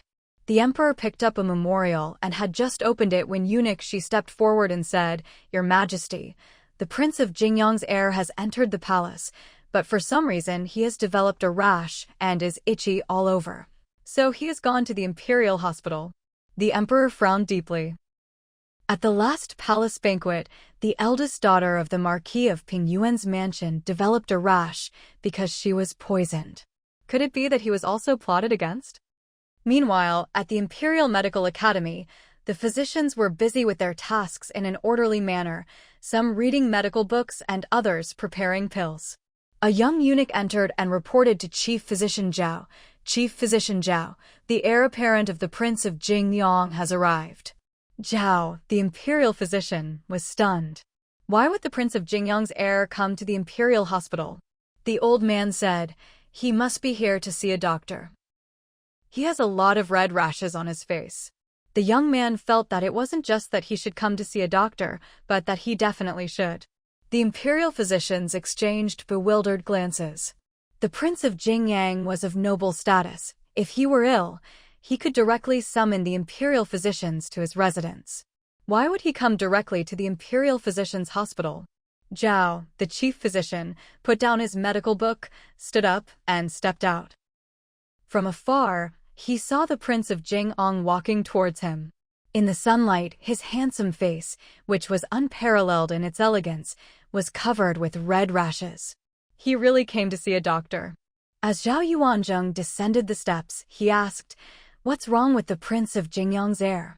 Xia Guimo said, I came to the imperial hospital to find out what's causing this rash all over my body. In his previous life, he hadn't figured out what was going on for 4 years. Otherwise, Shen Tang wouldn't have suspected that he couldn't touch her. It was fine to ask the imperial physicians to go to the Jingyang prince's mansion to treat him, but at most 2 imperial physicians would go at once. He could come directly to the imperial hospital and have all the imperial physicians consult on his case. As for losing face, he didn't care. He didn't believe anyone would dare to laugh at him. Xia Guimo went directly to the imperial hospital, where Chief Physician Zhao personally took Xia Guimo's pulse. The other imperial physicians also stopped what they were doing and gathered around him. Xia Guimo sat there while Zhao Yuanjing took his pulse. After a while, Xia Guimo asked, Is he poisoned? Zhao, the chief physician, said, Judging from the pulse, it's not poisoning. Not having examined himself carefully enough, they summoned 2 imperial physicians to take Xia Guimo's pulse. The 2 physicians said, The young master's pulse is steady and strong. Judging from the pulse alone, there is indeed no major problem. But then the voices weakened, and a rash broke out all over his face, neck, and the backs of his hands. Anyone with eyes could see that there was a problem, and it was quite serious. Yet these imperial physicians said there was no problem. Were they blind? Although the cause of the rash is unknown, it is certain that there was no poisoning. Zhao Yuanzheng looked at Xia Guimo and asked, When did the young master develop the rash? Did he eat or drink anything in the 2/4 of an hour before the rash appeared? Xia Guimo frowned. Do I really have to tell you? Zhao Yuanzheng said, Please tell the truth and do not conceal anything so as not to affect the judgment. I kissed a girl, Xia Guimo said without blushing or panting. If he remembers correctly, he asked what he had eaten and drunk. Eating a girl shouldn't be included, right? Zhao, the imperial physician, coughed lightly. What has the young master eaten or drunk? Xia Guimo said he hadn't eaten or drunk anything for 2/4 of an hour before the rash appeared. He kissed that girl, and less than 1/4 of an hour later, this happened. Zhao Yuanjing. And what about the girl? Does she have the same symptoms as the young master? Zhao, the physician, asked. She's fine. Why then do you suspect it was that girl? Behind Chief Physician Zhao, several imperial physicians whispered among themselves. One of them said, there is a record in medical books that men and women are incompatible and cannot be together by nature. Xia Guimo's face darkened. I kissed her before and it was fine, but not today. The imperial physicians were speechless.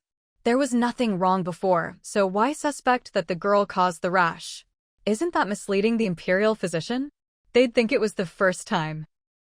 Zhao Yuanzheng said, this rash came on suddenly and spread quickly, like an allergic reaction. The young master didn't eat anything in the 2/4 of an hour before the rash appeared, so it's possible that the girl ate it. It's reasonable for the young master to have this suspicion. The residue left in the mouth from the food was negligible, yet even that small amount was enough to cause such a reaction in the Prince of Jingyang. If he were to eat a single bite of that food, it would likely be fatal. Just thinking about it makes Zhao Yuanzheng feel lingering fear. Xia Guimo frowned and asked, can you find out what I'm allergic to? Zhao Yuanzheng shook his head. Different people are allergic to different things, and the symptoms are also different. It is very difficult to find out. We can only rule out possibilities by looking at the girl's diet today. Chapter 123. Fact. Xia Guimo thought it was unlikely to be related to food. In his previous life, Shen Tang married him, and they ate the same food, but he would still get a rash whenever he kissed her. He tried many times without giving up, but it was still the same. In the end, he gave up and dared not get close to her. Chief Physician Zhao wrote out a prescription, and the imperial physician went to fetch the medicine. Xia Guimo said, get me a few more doses. The imperial physicians were speechless. 1 dose of medicine is enough to clear up the rash, you don't need more. Why not get a few more doses? Is he going to kiss that girl again? It's said that even heroes can't resist the charms of a beautiful woman, and that dying under a peony flower is a romantic death. That's absolutely true. It would take a while to prepare the medicine, and Xia Guimo did not want to wait at the imperial hospital, so he stood up and said, I will go see the emperor, and the imperial hospital will send the medicine to the imperial study. After saying this, Xia Guimo got up and left. With such a flamboyant face and running around with a rash all over his body, even the imperial physicians had to admire him. The emperor thought Xia Guimo would stay at the imperial hospital for a long time before arriving, but he didn't expect him to come so quickly. However, the red rash on his face was hard to ignore. The emperor asked, what's wrong with this rash? Xia Guimo said, the imperial physician determined that it was caused by accidentally ingesting something that triggered an allergic reaction, and that taking some medicine would solve the problem. The emperor said, it's good that there's nothing seriously wrong. While Xia Guimo and the emperor were discussing matters, Shen Tang sat on a small couch, looking at the embroidery basket, and hadn't spoken for a long time. Yinxing and Xiaotong looked at each other, wanting to persuade Shen Tang, but not knowing where to begin. Afraid of being kicked out, the two maids didn't even dare to breathe loudly. Shen Tang was wondering why Xia Guimo had developed a rash.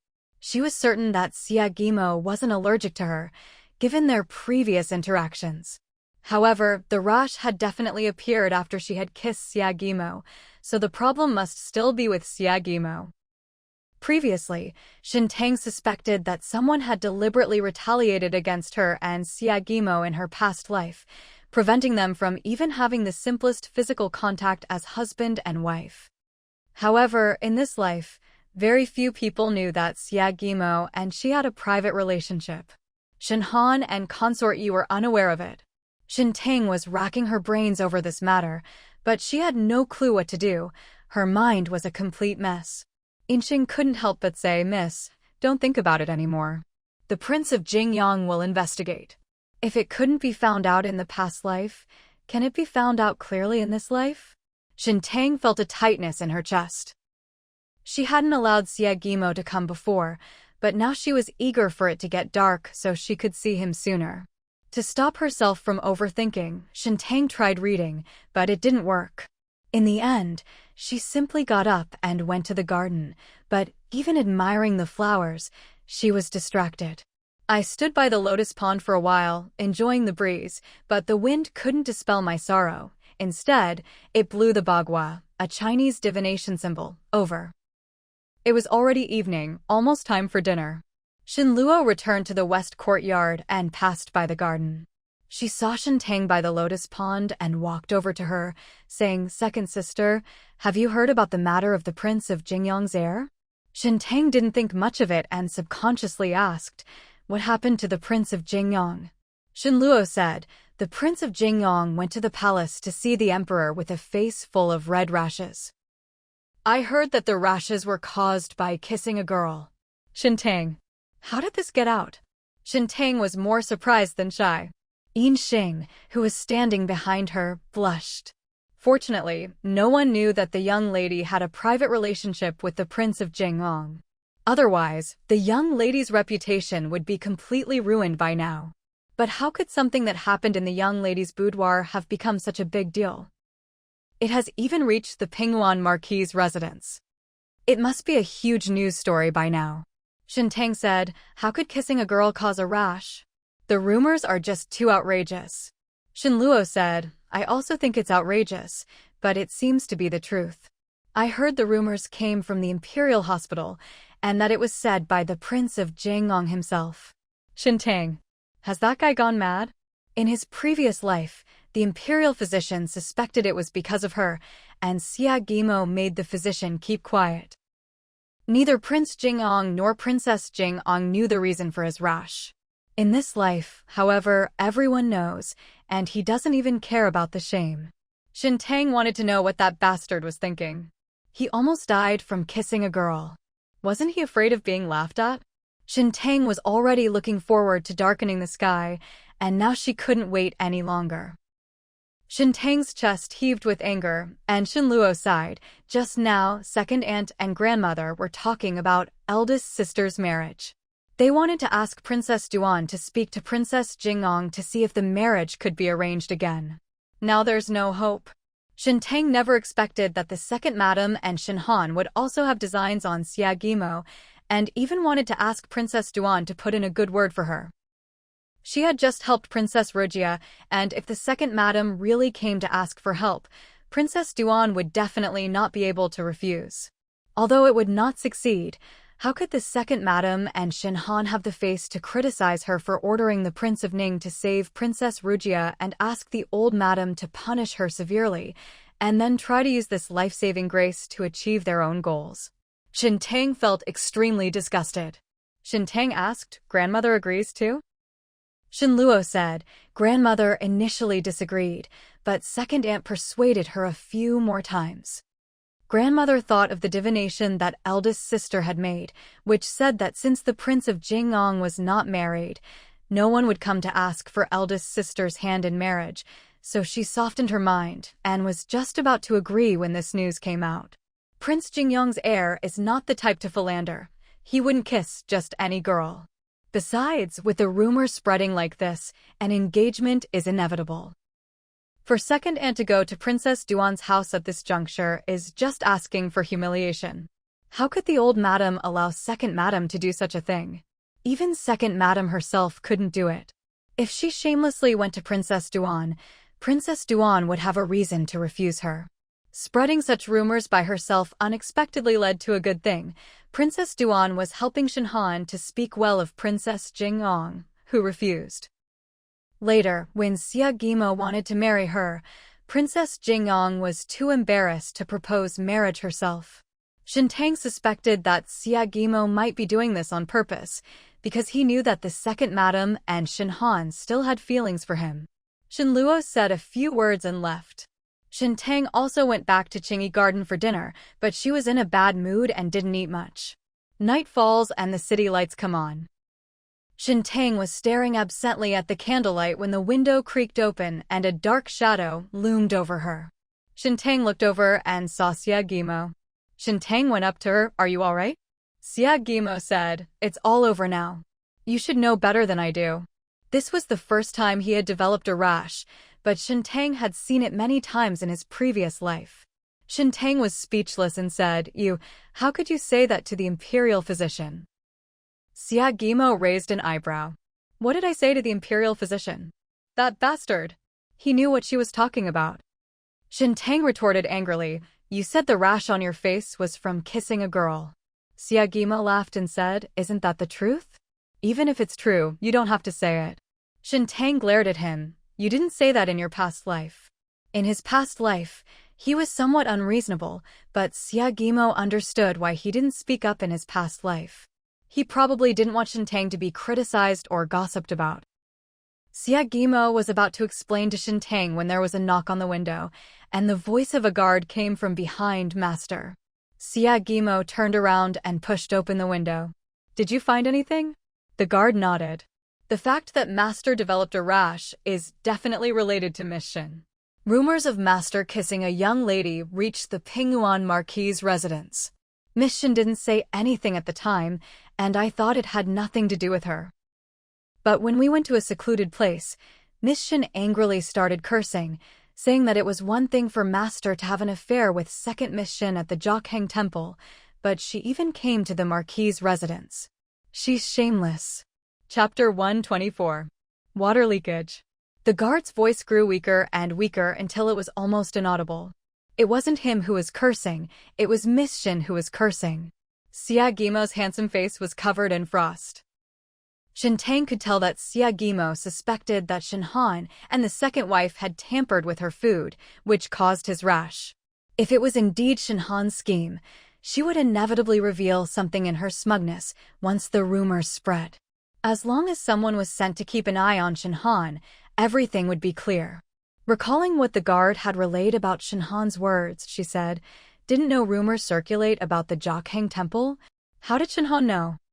Shen Tang knew that Xia Guimo wanted to use the two girls to spread rumors so that they would reach his father and grandmother's ears, so that he could propose marriage. However, several days passed and not a word came out. She thought Xia Guimo's hopes had been dashed, but it turned out to be even worse than that. The rumors didn't reach her father's ears, but Shen Han and the second wife found out. Xia Guimo did not reply, but instead asked the guard, Do you know how they did it? The guard shook his head. He didn't say. I don't know if Chenlei will find out. Xia Guimo not only sent secret guards to keep an eye on Shen Han, but also sent people to watch the second madam. The secret guards reported everything they knew to Xia Guimo and were about to leave when the secret guards sent to watch the second madam returned. The guard reported to Xia Guimo, the rash that appeared on the prince was the work of Consort Yi. Madam Shen and Miss Shen have no idea how Consort Yi managed to ensure that Miss Shen was alright while the prince was in trouble. Xia Guimo's eyes were icy cold. As expected, Consort Yi and the Marquis of Chomping's mansion already know that I was the one who beat up the young master. Shen Tang also remembered that on the day she returned home from the Jokhang Temple, Consort Yi sent someone to tell her that the second madam should come to the palace to see her. The old madam was worried that Consort Yi was instructing the second madam to plot against her, so she did not allow the second madam to come to the palace. The second madam agreed verbally, but she still went to the palace the next day. It was also on that day that news spread that the Marquis of Chomping's mansion had caught the masked assassin who beat up the Marquis of Chomping's heir, and that the assassin was hung on the city wall and hanged to death. Consort Yi even compensated her with 2 large pearls to make up for the accusation. It must be that the second madam and Shen Han knew about her close relationship with Xia Guimo and suspected that Xia Guimo was the one who beat up the Marquis of Chomping's heir, so they reported this to Consort Yi. Consort Yi knew very well that even if she and the Marquis of Chomping knew it was Xia Guimo, they couldn't do anything to him. The Marquis of Chomping's reputation was damaged because they couldn't catch the assassin for a long time, so they simply pretended to have caught the assassin and let the matter drop. Xia Guimo was the one who beat up the Marquis of Chomping's heir, so they simply wanted to make sure that they could never be together for the rest of their lives and suffer for the rest of their lives. What a ruthless scheme. It's like killing someone without a knife. Thinking back to how Consort Yi succeeded in her schemes in her previous life, causing her and Xia Guimo to miss each other for a lifetime, she realized that if she had started her schemes earlier in this life, she would have succeeded again. In her past life, Consort Yi always told Princess Jing'ong that the Marquis of Chomping's family was her maternal home, but the Marquis of Chomping was only her cousin. She and the second prince needed to rely on the Marquis of Chomping's family, but they couldn't manage the Marquis of Chomping's family too much. In her heart, the person she was closest to was still Princess Jing'ong. Is this the intimacy that Consort Yi spoke of? A few months ago, the second prince was assassinated. It was Xia Guimo who risked his life to shield the second prince from an arrow, thus saving him from injury. The Marquis of Chomping's heir was a bully who harassed men and women and committed all sorts of evil deeds. Xia Guimo had already shown mercy by not directly crippling him. Yet, Consort Yi was willing to attack Xia Guimo, who had risked his life to save her son, for the sake of her own despicable nephew. In her previous life, Consort Yi had even used her to discard Xia Guimo after he had served his purpose. Thinking of all this, Shen Tang felt a chill run down her spine. The day news spread that the Marquis of Chomping's residence had captured an assassin. Xia Guimo suspected that Consort Yi and the Marquis of Chomping's residence knew it was him, but he didn't take it to heart. However, a few days later, his beloved Shen Tang developed a rash, and he found it hard not to connect the two events. Since he couldn't find out what caused the rash in his previous life, Xia Guimo didn't expect to find anything from Shen Tang's food. He could only try another approach. The guards were watching Shen Han and the second wife, which only confirmed his guess, but it was of no use. If they can't find out, then he can't touch Shen Tang anymore. Xia Guimo's expression was extremely pale. Shen Tang looked at Xia Guimo and asked, "You don't know what you're allergic to, and neither do the prince and princess. So why does Consort Yi know?" In his past life, Xia Guimo didn't tell Prince Jing'ong or Princess Jing'ang that the rash was caused by kissing her. However, Xia Guimo didn't believe he couldn't touch her, and he verified it several times. Everyone in the Jing'ong prince's mansion only knew that he had eaten something that would cause an allergic reaction, but no one knew what it was that he couldn't eat. Prince Jing'ong and Princess Jing'ong were worried, but they couldn't help, which showed that they didn't know. Consort Yi was only Xia Guimo's aunt, or even his maternal aunt, yet she knew, which was very strange. Xia Guimo also felt that this matter was illogical. "I will investigate this matter thoroughly." He touched Shen Tang's face and said, "It's late. Go to sleep early. I will marry you as soon as possible." Shen Tang nodded obediently, unlike before when she would spoil the mood and say she wouldn't marry him. If she really didn't marry him, wouldn't that be doing just what Consort Yi wanted? Xia Guimo jumped out of the window and left. Shen Tang stood by the window, feeling the wind blowing for a while. She had too many questions in her heart. Xia Guimo had only kissed her, and she had developed a rash all over her body. If the kiss had been stronger, it would have definitely killed Xia Guimo. It would have been easy for Consort Yi to kill Xia Guimo. Why did she have to use her hand in her previous life? Inxing chimed in, "Someone must have tampered with the food. Tomorrow I'll have someone keep an eye on the main kitchen." Shen Tang said, "Not these places." In her past life, she and Xia Guimo lived and ate together without any problems. He would only get a rash when Xia Guimo touched her. But she couldn't think of anything she would eat that Xia Guimo wouldn't. Shen Tang racked her brains trying to figure this out, but she couldn't come up with a clue. Qiu Tong brought in hot water, poured it into the bathtub, and went out to fetch more. Just as she went out, Qiu Tong came in and said, "Miss, something terrible has happened.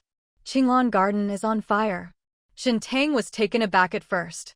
She quickly went out and stood on the corridor, where she saw a patch of fire in Qinglan Garden not far away.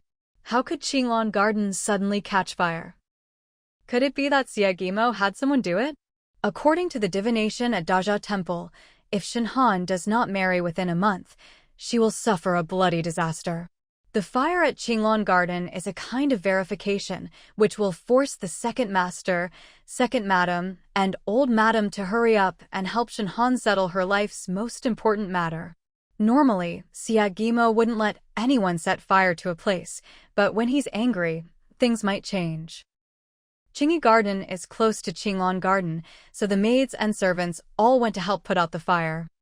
Although Shen Tang and Shen Han's relationship had deteriorated to the point where they would fight whenever they met, they hadn't yet sent Shen Han back to the second branch of the family. With such a big incident happening in Qinglong Garden, it would seem that she, as the younger sister, was too cold-blooded not to go and see her. Having no choice, Shen Tang went to Qinglong Garden, with Ginkgo following closely behind. The fire was huge and Qinglong Garden seemed to be engulfed in flames. Shen Tang had just reached the entrance of Qinglong Garden when she saw the second master and second madam hurrying over from afar. Shen Tang slowed her pace and walked in the middle of the road. The anxious second madam, finding her in the way, pushed Shen Tang. Shen Tang threw herself to the ground, crying out in pain. Yinxing yelled, "Girl, what's wrong?" Chapter 125. Purity. The fire was being fought in Qinglong Garden, and the commotion was huge. Shen Tang cried out in pain, and Yinxing screamed, but the second master and second madam didn't hear them and went straight into the courtyard. However, it didn't matter that they didn't hear it. Steward Li, who brought the maids and servants from the outer courtyard to put out the fire, saw it. When Yinxing helped Shen Tang up, Shen Sui also arrived. Shen Sui frowned and asked, "What's wrong?" Shen Tang said, "I sprained my ankle." Taking the opportunity, Yinxing complained, the second master and second mistress were in a hurry to enter the courtyard. The second mistress pushed the young lady, causing her to fall to the ground. Shen Sui's face turned cold. Qinglong Garden is in a mess due to the fire. You should go back. Shen Tang deliberately pretended to fall, just to avoid entering Qinglong Garden. As her younger sister, she couldn't not come to accompany Shen Han, but she was injured and couldn't. She had nothing to say, and she also wanted to sow discord between her and her father. This wasn't the first time that the second madam had pushed her for Shen Han's sake. Even if the second wife was worried about Shen Han, she wouldn't be so worried as to push her to the ground. Since she was pretending to sprain her ankle, she had to make it look convincing. With Yinxing's help, Shen Tang limped back to Qinglong Garden, entered the house, and then walked on her own. Meanwhile, in Qinglong Garden, everything was in complete chaos. The fire was too big to be extinguished, but even if it couldn't be extinguished, we had to do everything we could to put it out, even if it was just a little bit. When Shen Sui entered, Shen Han was crying in the arms of the second madam. She was truly terrified. The maid was trimming the wick and changing the candle when, without warning, she lunged at the lotus lamp stand, knocking over the heavy stand that couldn't be moved. The candle fell onto the gauze curtain and instantly burst into flames. Shen Sui was stunned. Although she managed to get out of the house in time, Shen Han was heartbroken to see the house she had lived in since childhood being swallowed up by the flames. Her eyes were red, and she was trembling with fear. The second wife patted Shen Han's back and gently comforted her. "It's all right, your second aunt is here, it's all right." Seeing Shen Han hiding in the second madam's arms in fright, one crying and the other comforting, and recalling Shen Tang who had been pushed to the ground by the second madam and sprained her ankle, at this moment, Shen Sui completely believed that Shen Han was the second madam's daughter. In the firelight, Shen Sui's face turned colder than ever before, thinking of his wife who died with resentment. After Shen Tang returned to her room, Xiao Tong brought 2 more buckets of hot water. Shen Tang took a comfortable hot bath, and after getting out of the tub, she prepared to go to sleep. Seer came in and told Shen Tang the eldest young lady wanted to stay at Qinglong Garden, but the Marquis refused and told her to stay in the old lady's side courtyard instead. What a clever idea. Qinglong Garden burned down, so they want to seize her Qinglong Garden. Fortunately, her father now believes that Shen Han is not his daughter. The second branch of the family has ulterior motives, so how could her father allow Shen Han to disturb her peace? Shen Tang went to bed in a good mood and soon fell asleep. I slept well all night. The next day, Shen Tang woke up and stretched on the bed. Yinxing and Xiao Tong brought in hot water and Shen Tang asked, "Is the fire in Qinglong Garden out yet?" Ginkgo said, "It's almost the same whether it's extinct or not." Shen Tang knew what was going on. After all, Qinglong Garden was burned down on the day she returned to her parents' home after marrying Xia Guimo. If the fire in Qingyi Garden couldn't be extinguished, then Qinglan Garden would naturally suffer the same fate. After washing up, Shen Tang sat down to eat breakfast and then was about to go to Songha Hall when Inqing reminded her, "Miss, have you forgotten about your sprained ankle?" Shen Tang certainly hadn't forgotten. She had to let the old lady know how much the second wife cared about Shen Han. Shen Tang pretended to sprain his ankle from the moment he left home and continued to do so all the way to Songha Hall. Shen Tang.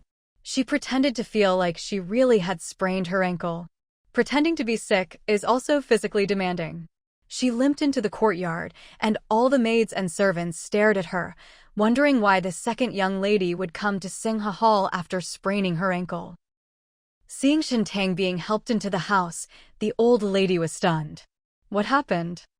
Shen Tang didn't even bow to the old lady, but sat down directly and said, "Yesterday, Qinglan Garden caught fire. I was in a hurry to see my elder sister and didn't notice my second aunt coming from behind. She pushed me, and I accidentally fell to the ground and twisted my ankle." The old lady's gaze swept over the second wife, who immediately became restless. "I was planning to visit you later. You sprained your ankle. Why did you come to Songha Hall?" Shen Tang said, "I applied the medicine last night and thought I was fine. I went back yesterday because I didn't see my elder sister. I knew she spent the night at my grandmother's, so I wanted to come and see her. But my foot started hurting again halfway there. The way back was the same as the way I came, so I came to Songhang instead." As she spoke, Shen Tang looked at the second madam and said dejectedly, "I know second aunt feels sorry for eldest sister, but second aunt has pushed me away twice for eldest sister's sake. When Qinglan Garden caught fire, eldest sister was fine, but I, who went to see eldest sister, got injured instead. People will laugh me to death." The second wife wanted to deny it, but she couldn't deny the truth.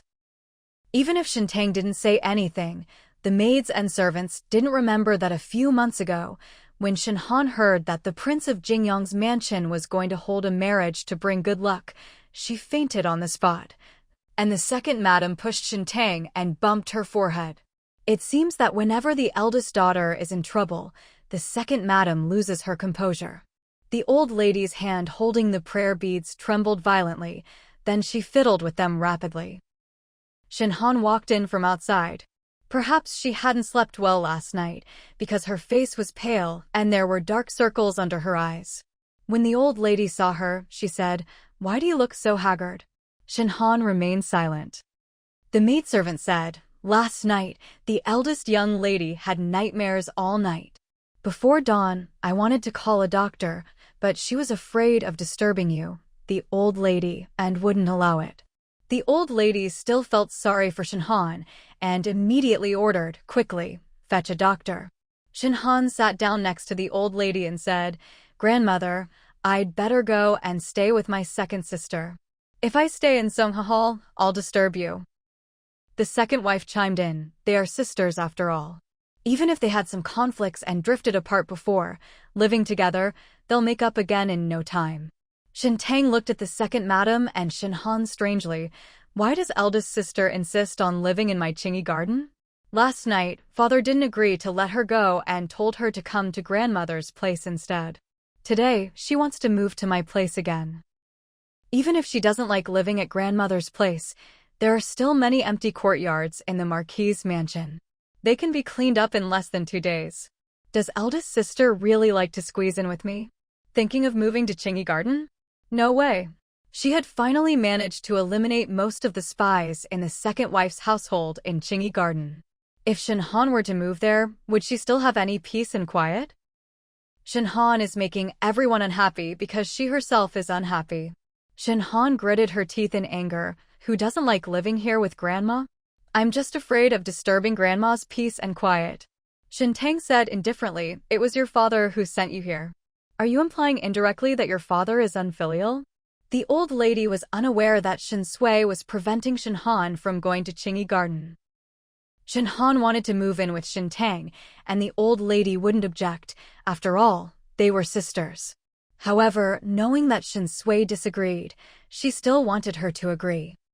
The old lady's face turned cold, and Shen Han hurriedly said, "Grandmother, I didn't mean that. I'm just afraid that the divination will come true, and there will be bloodshed, which will implicate you. Before she could speak, Shen Tang interrupted, "You're afraid of implicating grandmother, but aren't you afraid of implicating me, are you?" Shen Han was so focused on comforting the old lady that she couldn't keep track of everything else and ended up running into Shen Tang's crosshairs. She and Shen Tang didn't get along, and knowing full well that she would suffer a bloody disaster, she still moved to Qingyi Garden. It was as if she wanted to drag Shen Tang down with her even in death. "That young lady is truly ruthless," the old lady said coldly. "Clean up Mingwei Garden and you can move in there." Mingwei Garden is located in the northwest corner of the Marquis's residence, far from not only Songha Hall but also from the second branch of the family. The second wife wanted to persuade the old lady, but the old lady seemed to have anticipated her obstruction and gave her a cold glare. The second wife swallowed back the words that were on the tip of her tongue. At this moment, a maidservant entered and reported to the old lady, "Old lady, everyone in the manor is saying that the fire at Qinglong Garden last night is because the eldest daughter is still not engaged, and a bloody disaster is about to occur." Chapter 126. Special. Shen Han's divination at the Jiakhang Temple had already caused quite a stir in the mansion. The second master then had the Imperial Observatory do another divination, and everyone in the mansion was wondering if the eldest daughter would be able to get married within a month. At this critical juncture, the burning of Qinglong Garden made it no wonder that the maids and servants were gossiping. Even the old lady herself was having doubts. The Marquis's mansion had been flooded in the past 10 years or so, but at most the kitchen would burn down. Unlike Qinglong Garden, which was burned to the ground and could not be saved, the losses were heavy. Shen Han's food, clothing, and household items, as well as the furnishings in her house, were all of the best. Last night, she lost at least 20,000 taels of silver. Before the old lady could speak, the second wife roared, "If I hear any servant gossiping, give them 30 strokes of the cane." "Let's see who dares to talk about it then." The maidservant has left. The more this matter is suppressed, the less it can be contained. The third wife looked at the old lady and said, "This matter is indeed very mysterious. The eldest daughter will eventually get married, so it's best not to take any risks. Everyone knows not to take risks, and it's better to believe it's true."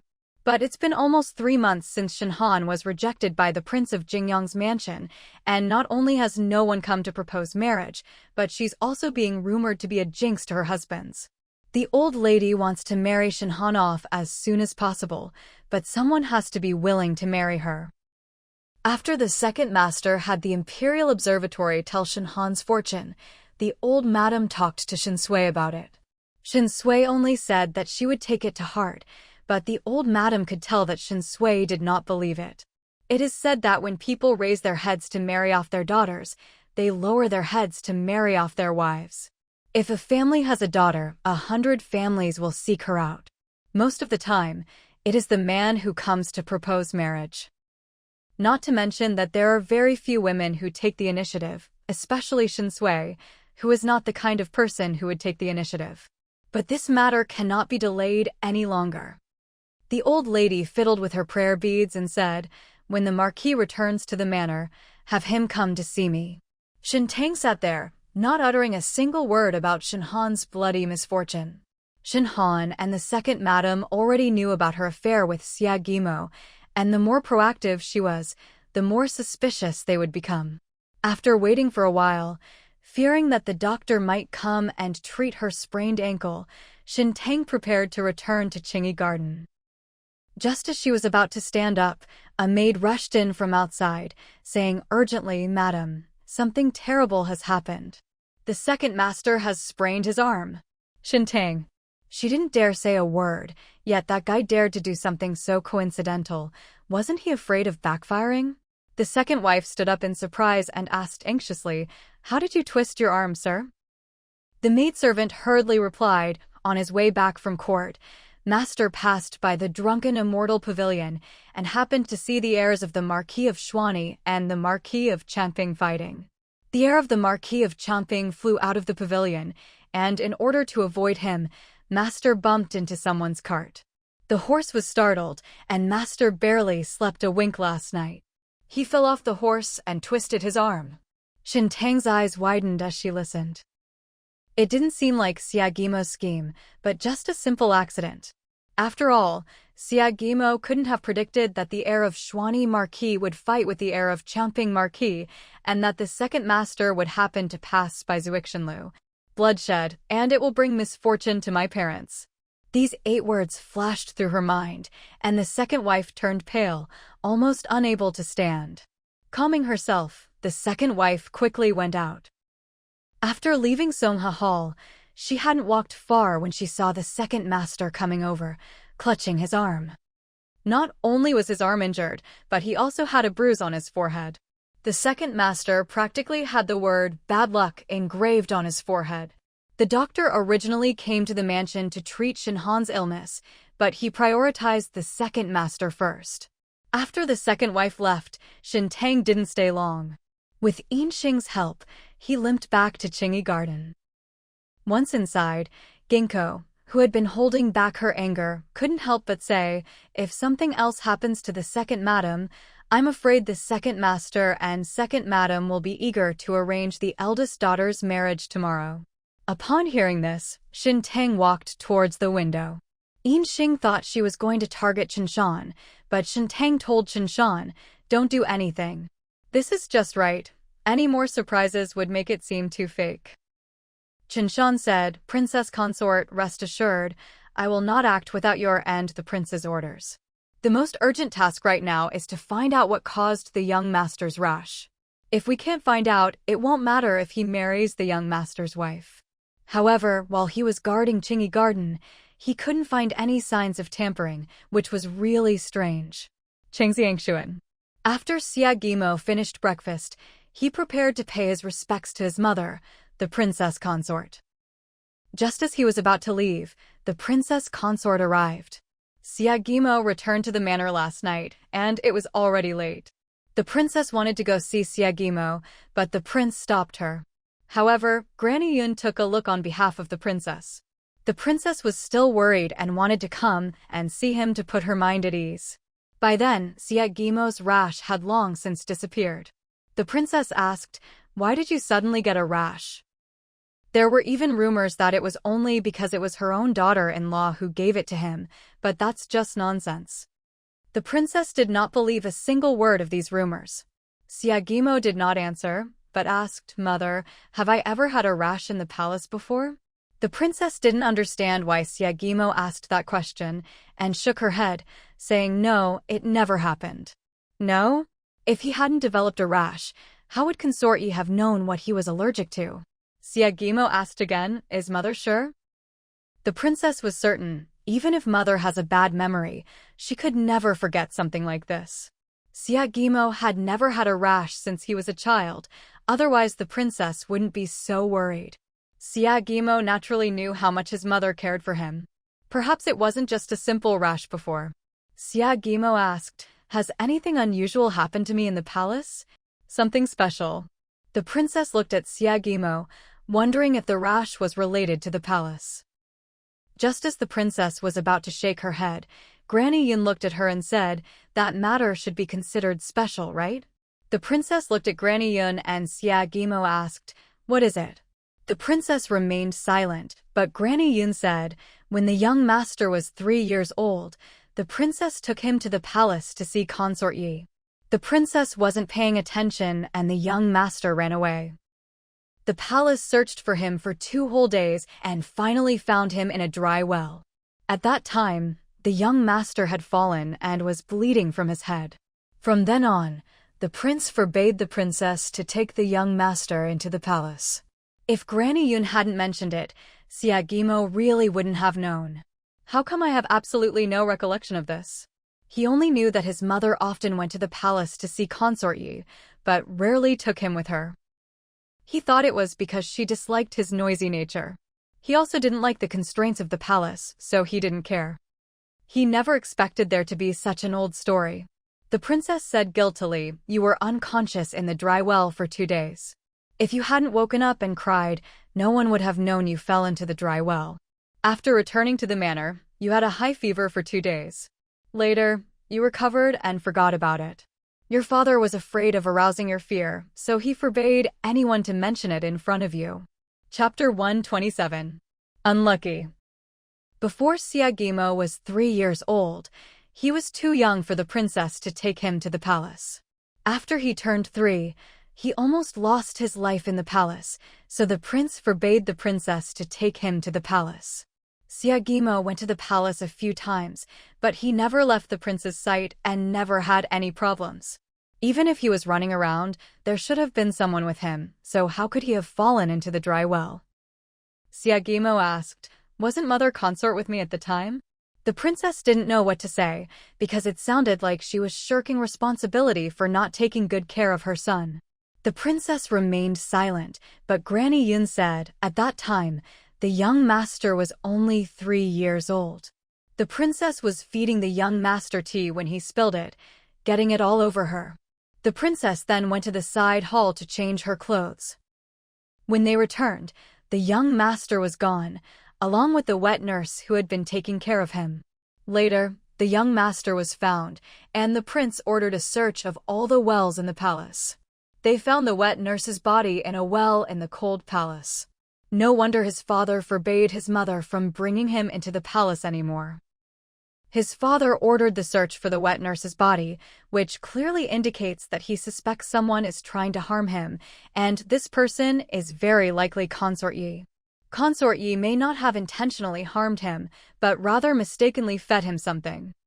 The situation at the time was probably far more dangerous than the rash. Consort Yi suspected that he was beyond saving and feared that her father and mother would find out and break off their relationship. Therefore, she staged an accident in which he got lost and fell into a dry well, and then killed the wet nurse who knew the truth. Consort Yi never expected that he would be so lucky to survive falling into the dry well. This may explain why even his father and mother didn't know what caused his rash, but Consort Yi did. Siagimo really wanted to ask what food Consort Yi had served the princess that day, but considering that this happened 16 years ago and the princess wasn't there when Consort Yi fed him, he figured it would be pointless to ask, so he didn't. Siagimo didn't ask, but the princess still had a question for him. "Did you really get a rash after kissing a girl?" Siagimo sighed, "Mother, could you please stop asking? I really don't know how to explain. This matter is a bit complicated and can't be explained in a few words. I'll explain it to you later." The princess asked, "What exactly is going on between you and Miss Shen?" The news of his kissing a girl has spread like wildfire throughout the capital. Even the second Miss Shen is calling her mother consort, but her own son is still slow to propose marriage. What if she's already pregnant before he's even married her? The princess said, "You can't take revenge on a girl by seducing her and then abandoning her." Siagimo. What kind of person was he in his mother's heart? Siagimo said wearily, "Could my son do such a thing?" The princess didn't believe it either, but her son was acting too strangely. If he truly liked the girl, he wouldn't have waited until now to marry her. "Then why haven't you come to propose marriage yet?" Siagimo said with a headache, "She won't let me go to her house to propose marriage. What can I do?" "Nonsense. She already calls me mother consort. How could I disagree?" The princess suspected her son was foolish. Calling her mother consort is just a habit she's used to. She might have mispronounced it in a moment of panic, but there's no other meaning behind it. However, Siagimo certainly couldn't tell the princess about Shen Tang's rebirth after death, so he could only deceive her. "It's all my grandfather's fault for proposing the wrong marriage to me." She insisted on waiting until her elder sister was betrothed before allowing me to propose marriage. The princess was surprised. "Wrong marriage proposal?" Siagimo said, "I was originally going to marry Miss Shen II, but who knew that my grandfather would arrange a marriage between me and Miss Shen I? No wonder Emor was unhappy when she returned to the capital and learned that she was engaged to Miss Shen. No wonder Miss Shen forbade Emor to propose marriage. Miss Shen and Miss Shen are twins. Back then, it was because of their sisterly bond that she refused to get into the bridal sedan chair of Prince Jingyong's mansion. Such a sentimental girl is truly rare. However, since Miss Shen and Emor were engaged, I'm afraid no one will dare to come and ask for Miss Shen's hand in marriage. Miss Shen is not getting married, and Miss Shen is not letting Emor propose marriage. Isn't that a dead end? The princess said with a headache, although I long to hold my grandson soon, you are not allowed to do anything out of line until the crown prince's wife is married into the family, do you hear me? Siagimo rubbed his temples. Mother is overthinking things. She won't even let me propose marriage. What outrageous thing could I possibly do? That makes sense. If she doesn't trust her own son, how could she not trust Miss Shen II? Siagimo. Is it possible for a mother to say this to her son? The princess left reassured that Siagimo was all right. Inside the room, Shen Tang lay reclining on the small couch, worried that Steward Li would bring a doctor to treat her sprained ankle. If the doctor saw this, her pretense of a sprained ankle would be exposed. Just in case, Shen Tang rubbed her ankle until it was red. Shen Tang's worries were not unfounded. Steward Li was Shen Sui's confidant and was loyal to her. After leading the doctor to see Shen Han and the second master, he indeed brought the doctor to Qingyi Garden.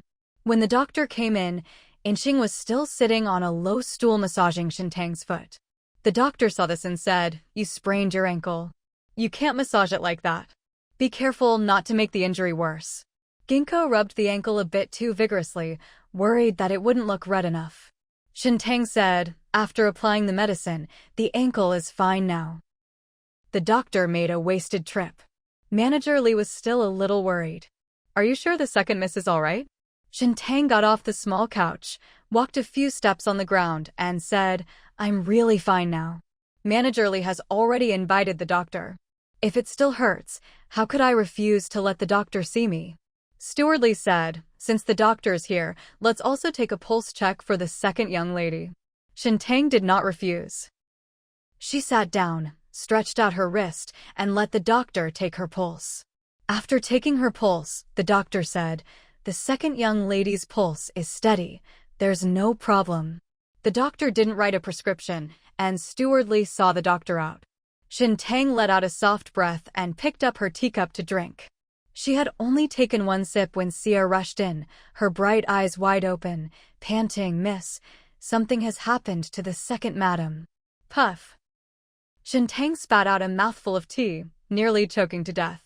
The two maids, Inqing and Xiutong, stared wide-eyed. The young lady had instructed Shen Shan not to do anything, so how did the second wife still get into trouble? Inqing quickly asked, "What happened to second madam?" Fourth sister said, "Second madam was returning to the south courtyard from Songha Hall when a bird flew overhead and pooped on her head as she passed through the garden." Shen Tang, Ginkgo, Xiutong, and on the tree outside the window Chen Shan. Bird droppings. It has nothing to do with him. Shen Tang's lips twitched. Having lived two lives, this was the first time she truly understood what it meant to be so unlucky that even drinking water would cause problems. Has the second wife's misdeeds become so notorious that even passing birds can't stand it anymore? With such bad luck upon them, it's no wonder the second wife is terrified. Chapter 128. Humiliation. The second wife was more than just frightened into a startled bird. Shen Han had received such a divination at the Jokhang Temple, and the second wife was already restless and unable to eat or sleep. Last night, there was a fire in Qinglan Garden where Shen Han was staying, and today the second master's horse was startled in the street. The second wife was uneasy and worried that she would suffer the consequences. Just when she was worried, a bird pooped on her head. This was extremely bad luck. The second wife's legs went weak and she could barely stand. She was helped back to the south courtyard by her maid. After returning home, she washed her hair over and over again, feeling so disgusted that she wished she could tear the bird apart. As the second wife of a marquise family and a prospective marquise wife, she was always dealing with excrement and urine.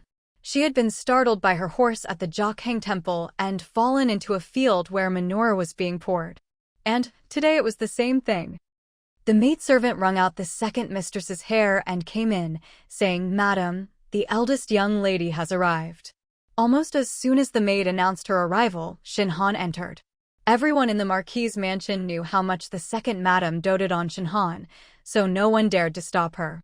Seeing Shen Han rush in, the second madam waved her hand to send away all the maids serving in the room. Shen Han cried out anxiously, "My misfortune, will it really come true?" She was told not to get married for a month, but only a few days had passed and one thing after another had happened. Shen Han didn't dare to think about what would happen if she really didn't get married for a month. Shen Han was anxious, and so was the second wife. Let's find a way to arrange the engagement first. Shen Han tugged at the embroidered handkerchief in her hand and said, "It's not like I can just decide to get engaged." She was unwilling to get engaged casually. If she was unhappy with her marriage, she would rather die than live a miserable life. Shen Han was proud and arrogant, and ordinary people couldn't catch her eye.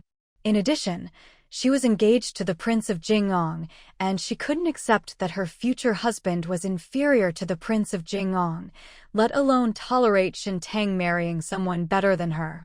There are very few people in the entire capital whose status can compare to that of the Prince of Jingyang's heir.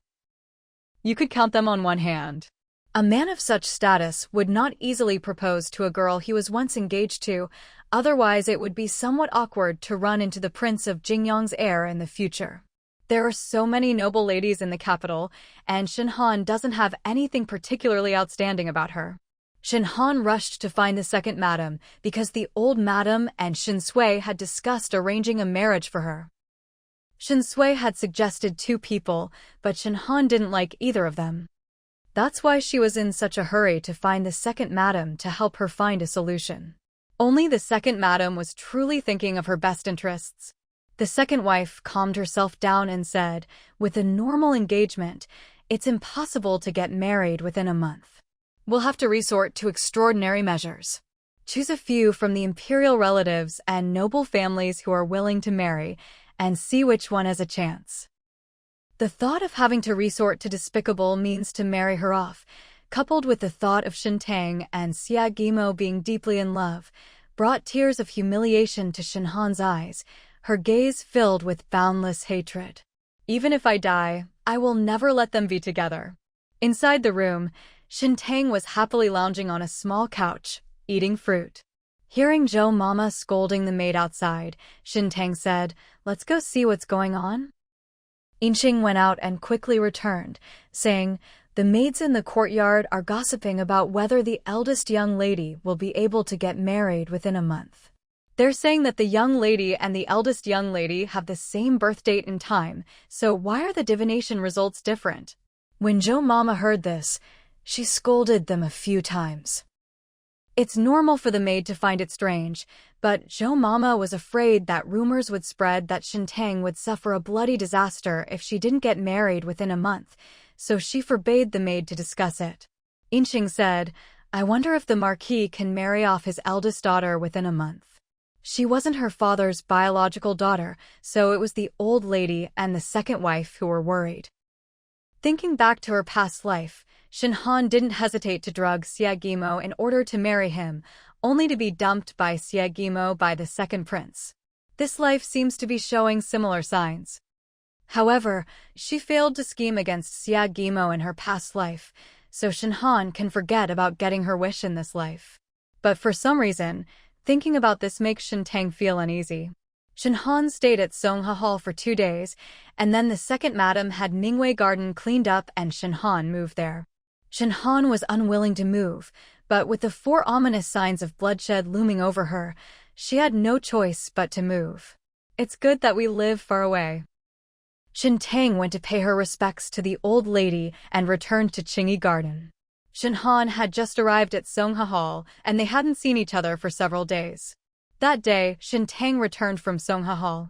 Zhou Mama came over from the corridor and said, "Miss, the birthday of the second young master of the Jiang family is in a few days. I almost forgot that my second cousin's birthday is in a few days.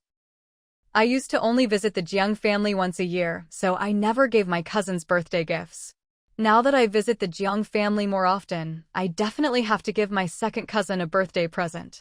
I had embroidered a belt under the pretense of giving it to my cousin as a birthday gift, but it's only been a few days and there's no time to finish it. If it's Jiang Li and Jiang Ning's birthday, I can pick out a piece of jewelry to give them. She doesn't have anything suitable to give her cousin, so she can only go out and buy one. The next day, after breakfast, Shen Tang took Yinxing to Songha Hall to pay her respects to the old lady, saying, "Grandmother, I would like to go to town today." Shen Luo's eyes lit up and she asked, "What are you doing going to the street, second sister?" Shen Tang said, "My second cousin Zhang's birthday is in a few days. I'll go to the market to pick out a birthday gift and give it to him then." It's normal for a cousin to give a birthday gift to her cousin on his birthday. The old lady had previously kept Shen Tang from going out because she was worried that she would be targeted by the Marquis of Chomping's mansion and Consort Yi. Now that the assassin who beat up the Marquis of Chomping's son has been caught, the old lady will not stop Shen Tang from leaving the mansion. Shen Ran said, "I remember second sister embroidered a belt as a birthday gift for cousin Jiang, didn't she?" The belt was embroidered for Xia Guimo, but Shen Ran discovered it, so she used her cousin from the Jiang family as a cover to get away with it. She didn't expect that Shen Ran would still remember it after so long. However, it was easy to fool her again. Shen Tang said, "It has an embroidered belt. A few days ago, there was a fire in Qinglan Garden. When the maid told me, I was so frightened that I pricked my finger and the blood got on the belt. I was afraid that it would be unlucky to give it as a birthday gift, and I didn't have time to prepare another one, so I could only spend money to buy one." Shen Luo liked shopping and wanted to go with Shen Tang. Just as she was about to speak, Shen Han walked in and said, "Big sister is here. Second sister is choosing a birthday gift for cousin Jiang. Would you like to come shopping with us, big sister?" Shen Han said coldly, "I have something to do today, I'm not going." The decisive refusal also dashed Shen Luo's hopes of leaving the manor together. If Shen Han wouldn't go out with Shen Tang, then Shen Luo and Shen Ran could forget about it even more. When Shen Luo spoke, Shen Tang wanted to cover her mouth. She didn't want to go out with Shen Han, and she was even less willing for Shen Han to go to the Jiang family. Unexpectedly, Shen Han didn't have the idea of going out with her either. Very good. It's nice and quiet with no one around. After sitting in Songha Hall for a quarter of an hour, Shen Tang got up to take his leave and led Yinxing to the main gate of the Marquis's mansion. The carriage was already waiting there, but it was the same carriage that Shen Ran and Shen Luo usually rode in.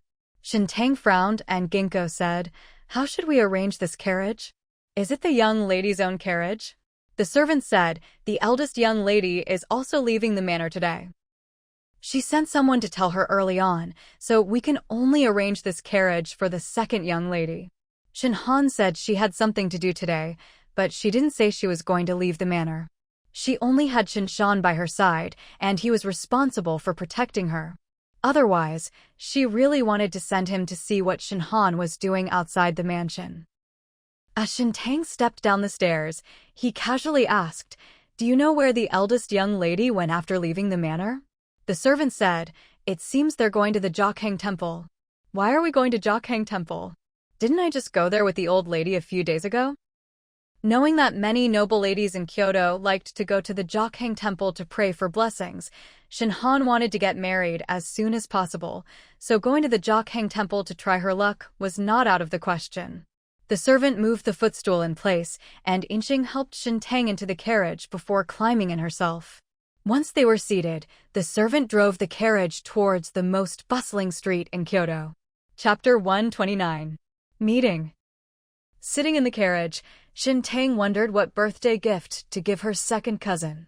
She had very little contact with the Jiang family in the past and didn't know her cousin's preferences, so she couldn't even do the most basic thing like to cater to their tastes. When giving my cousin a birthday gift for the first time, I always make sure it's something he likes. Upon arriving at the bustling street, Shen Tang browsed from shop to shop, visiting 7 or 8 in a row, but still couldn't find anything she liked. After leaving the calligraphy and painting shop, Yinxing said, "There's a shop selling folding fans not far ahead. It's getting hot soon, so we can give second young master a folding fan. Giving a folding fan as a gift is quite nice." Shen Tang went to the shop that sells folding fans, and she was ashamed to admit it, but as soon as she entered the shop, she saw one that she liked. The openwork carved fan, with its sandalwood ribs, was light and beautiful and had a faint sandalwood fragrance. Shen Tang loved it so much that she bought it before going to browse other things. She opened and closed the man's folding fan. A pretty figure walked in and saw Shen Tang picking out a folding fan. She tried calling out, "Sister Shen Tang?" Shen Tang turned around and saw Princess Rugia looking at her with a surprised expression. "It really is Sister Shen Tang. I thought I was seeing things." Shen Tang smiled and said, "I didn't expect to run into the princess here. It seems that the princess is all better now." Princess Rugia said, "She was fine a couple of days ago, but why is Sister Shen Tang here?" Shen Tang.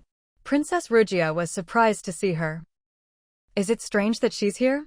Shen Tang didn't think much of it and explained, "My second cousin Zhong's birthday is coming up, so I've come to pick out a birthday gift for him." "What brings you here, princess?" Princess Rugia said, "Yesterday I was playing around with my elder brother and tore his folding fan. He insisted that I replace it for him." Princess Rugia had a helpless expression on her face, as if she had been given a stingy older brother, which Shen Tang found rather enviable. Although her elder brother has been found, they didn't grow up together. Even if they are recognized as relatives in the future, they will definitely not be as close as the siblings Prince Duan and Princess Rugia. Shen Tang is quite looking forward to seeing how they will get along in the future. Both of them wanted to choose folding fans, so they went together and looked at the best and most expensive ones. The landscape painting is quite good, showing the style of a master. Shen Tang decided to give it to him, saying, "It's rare to run into you like this. Let's take another stroll together." Princess Rugia looked at her and said, "Didn't Sister Shen Tang make an appointment to meet with the Prince of Ning's son today? If we don't go soon, it will be too late. Will you still have time to go shopping with me?" She was happy that her sister Shen Tang accompanied her shopping, but it wasn't right to stand up Prince Ning for her sake. They could make an appointment to go shopping together next time. Shen Tang. Did she arrange to meet Xiao Huan?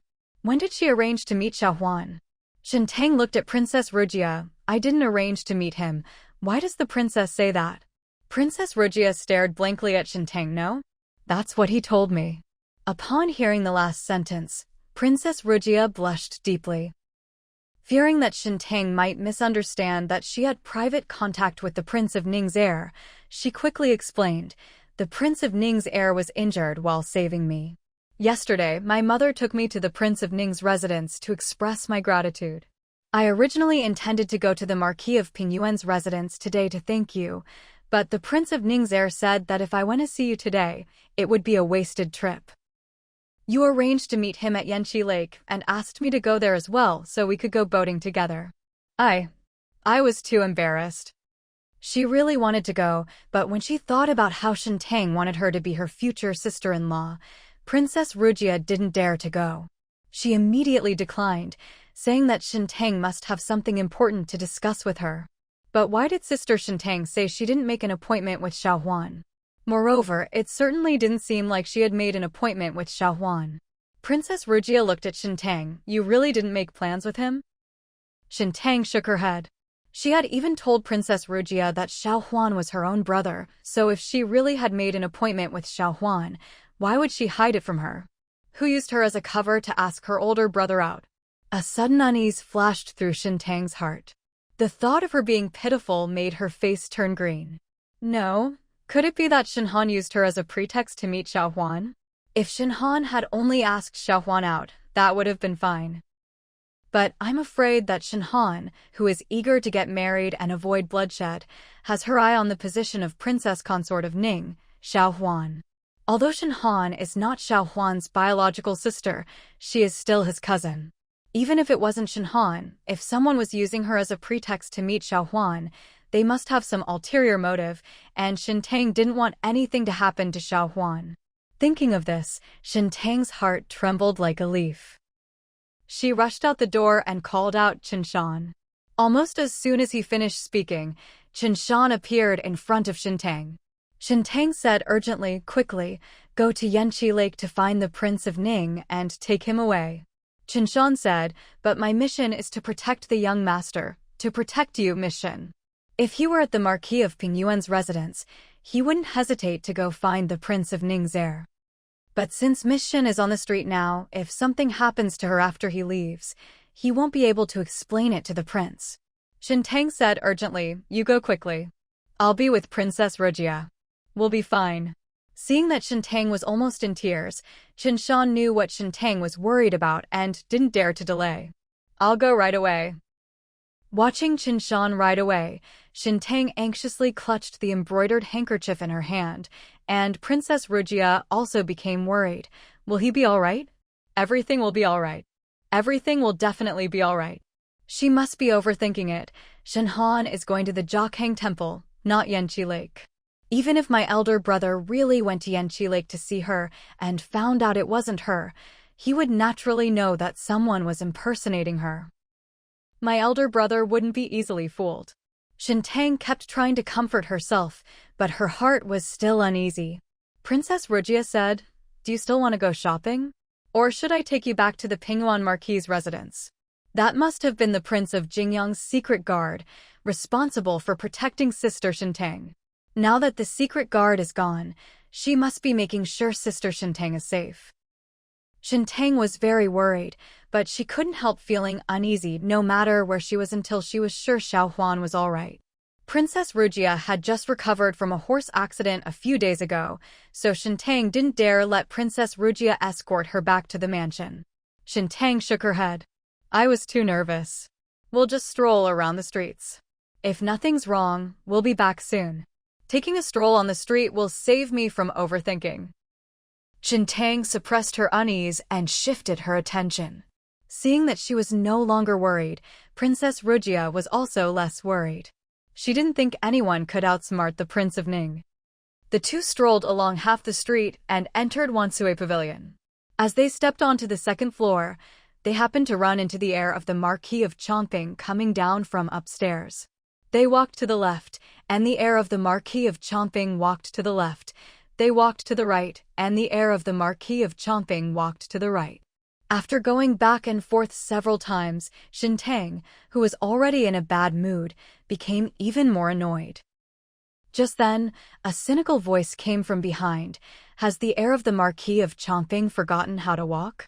Shen Tang turned around and saw Chu Yi, the heir of the Marquis of Shuani, walking up while waving a folding fan. The heir apparent of the Marquis of Champing asked coldly, "Does the heir apparent of the Marquis of Shuani still want to fight?"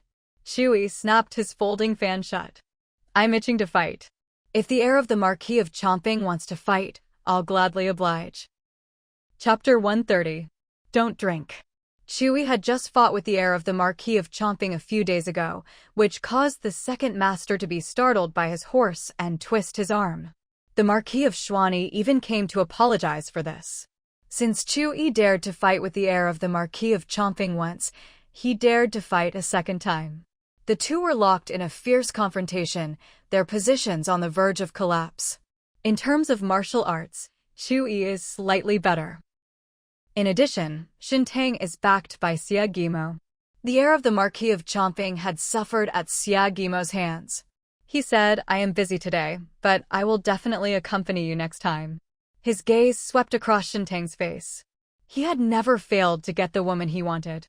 Xia Guimo had almost kicked him to death.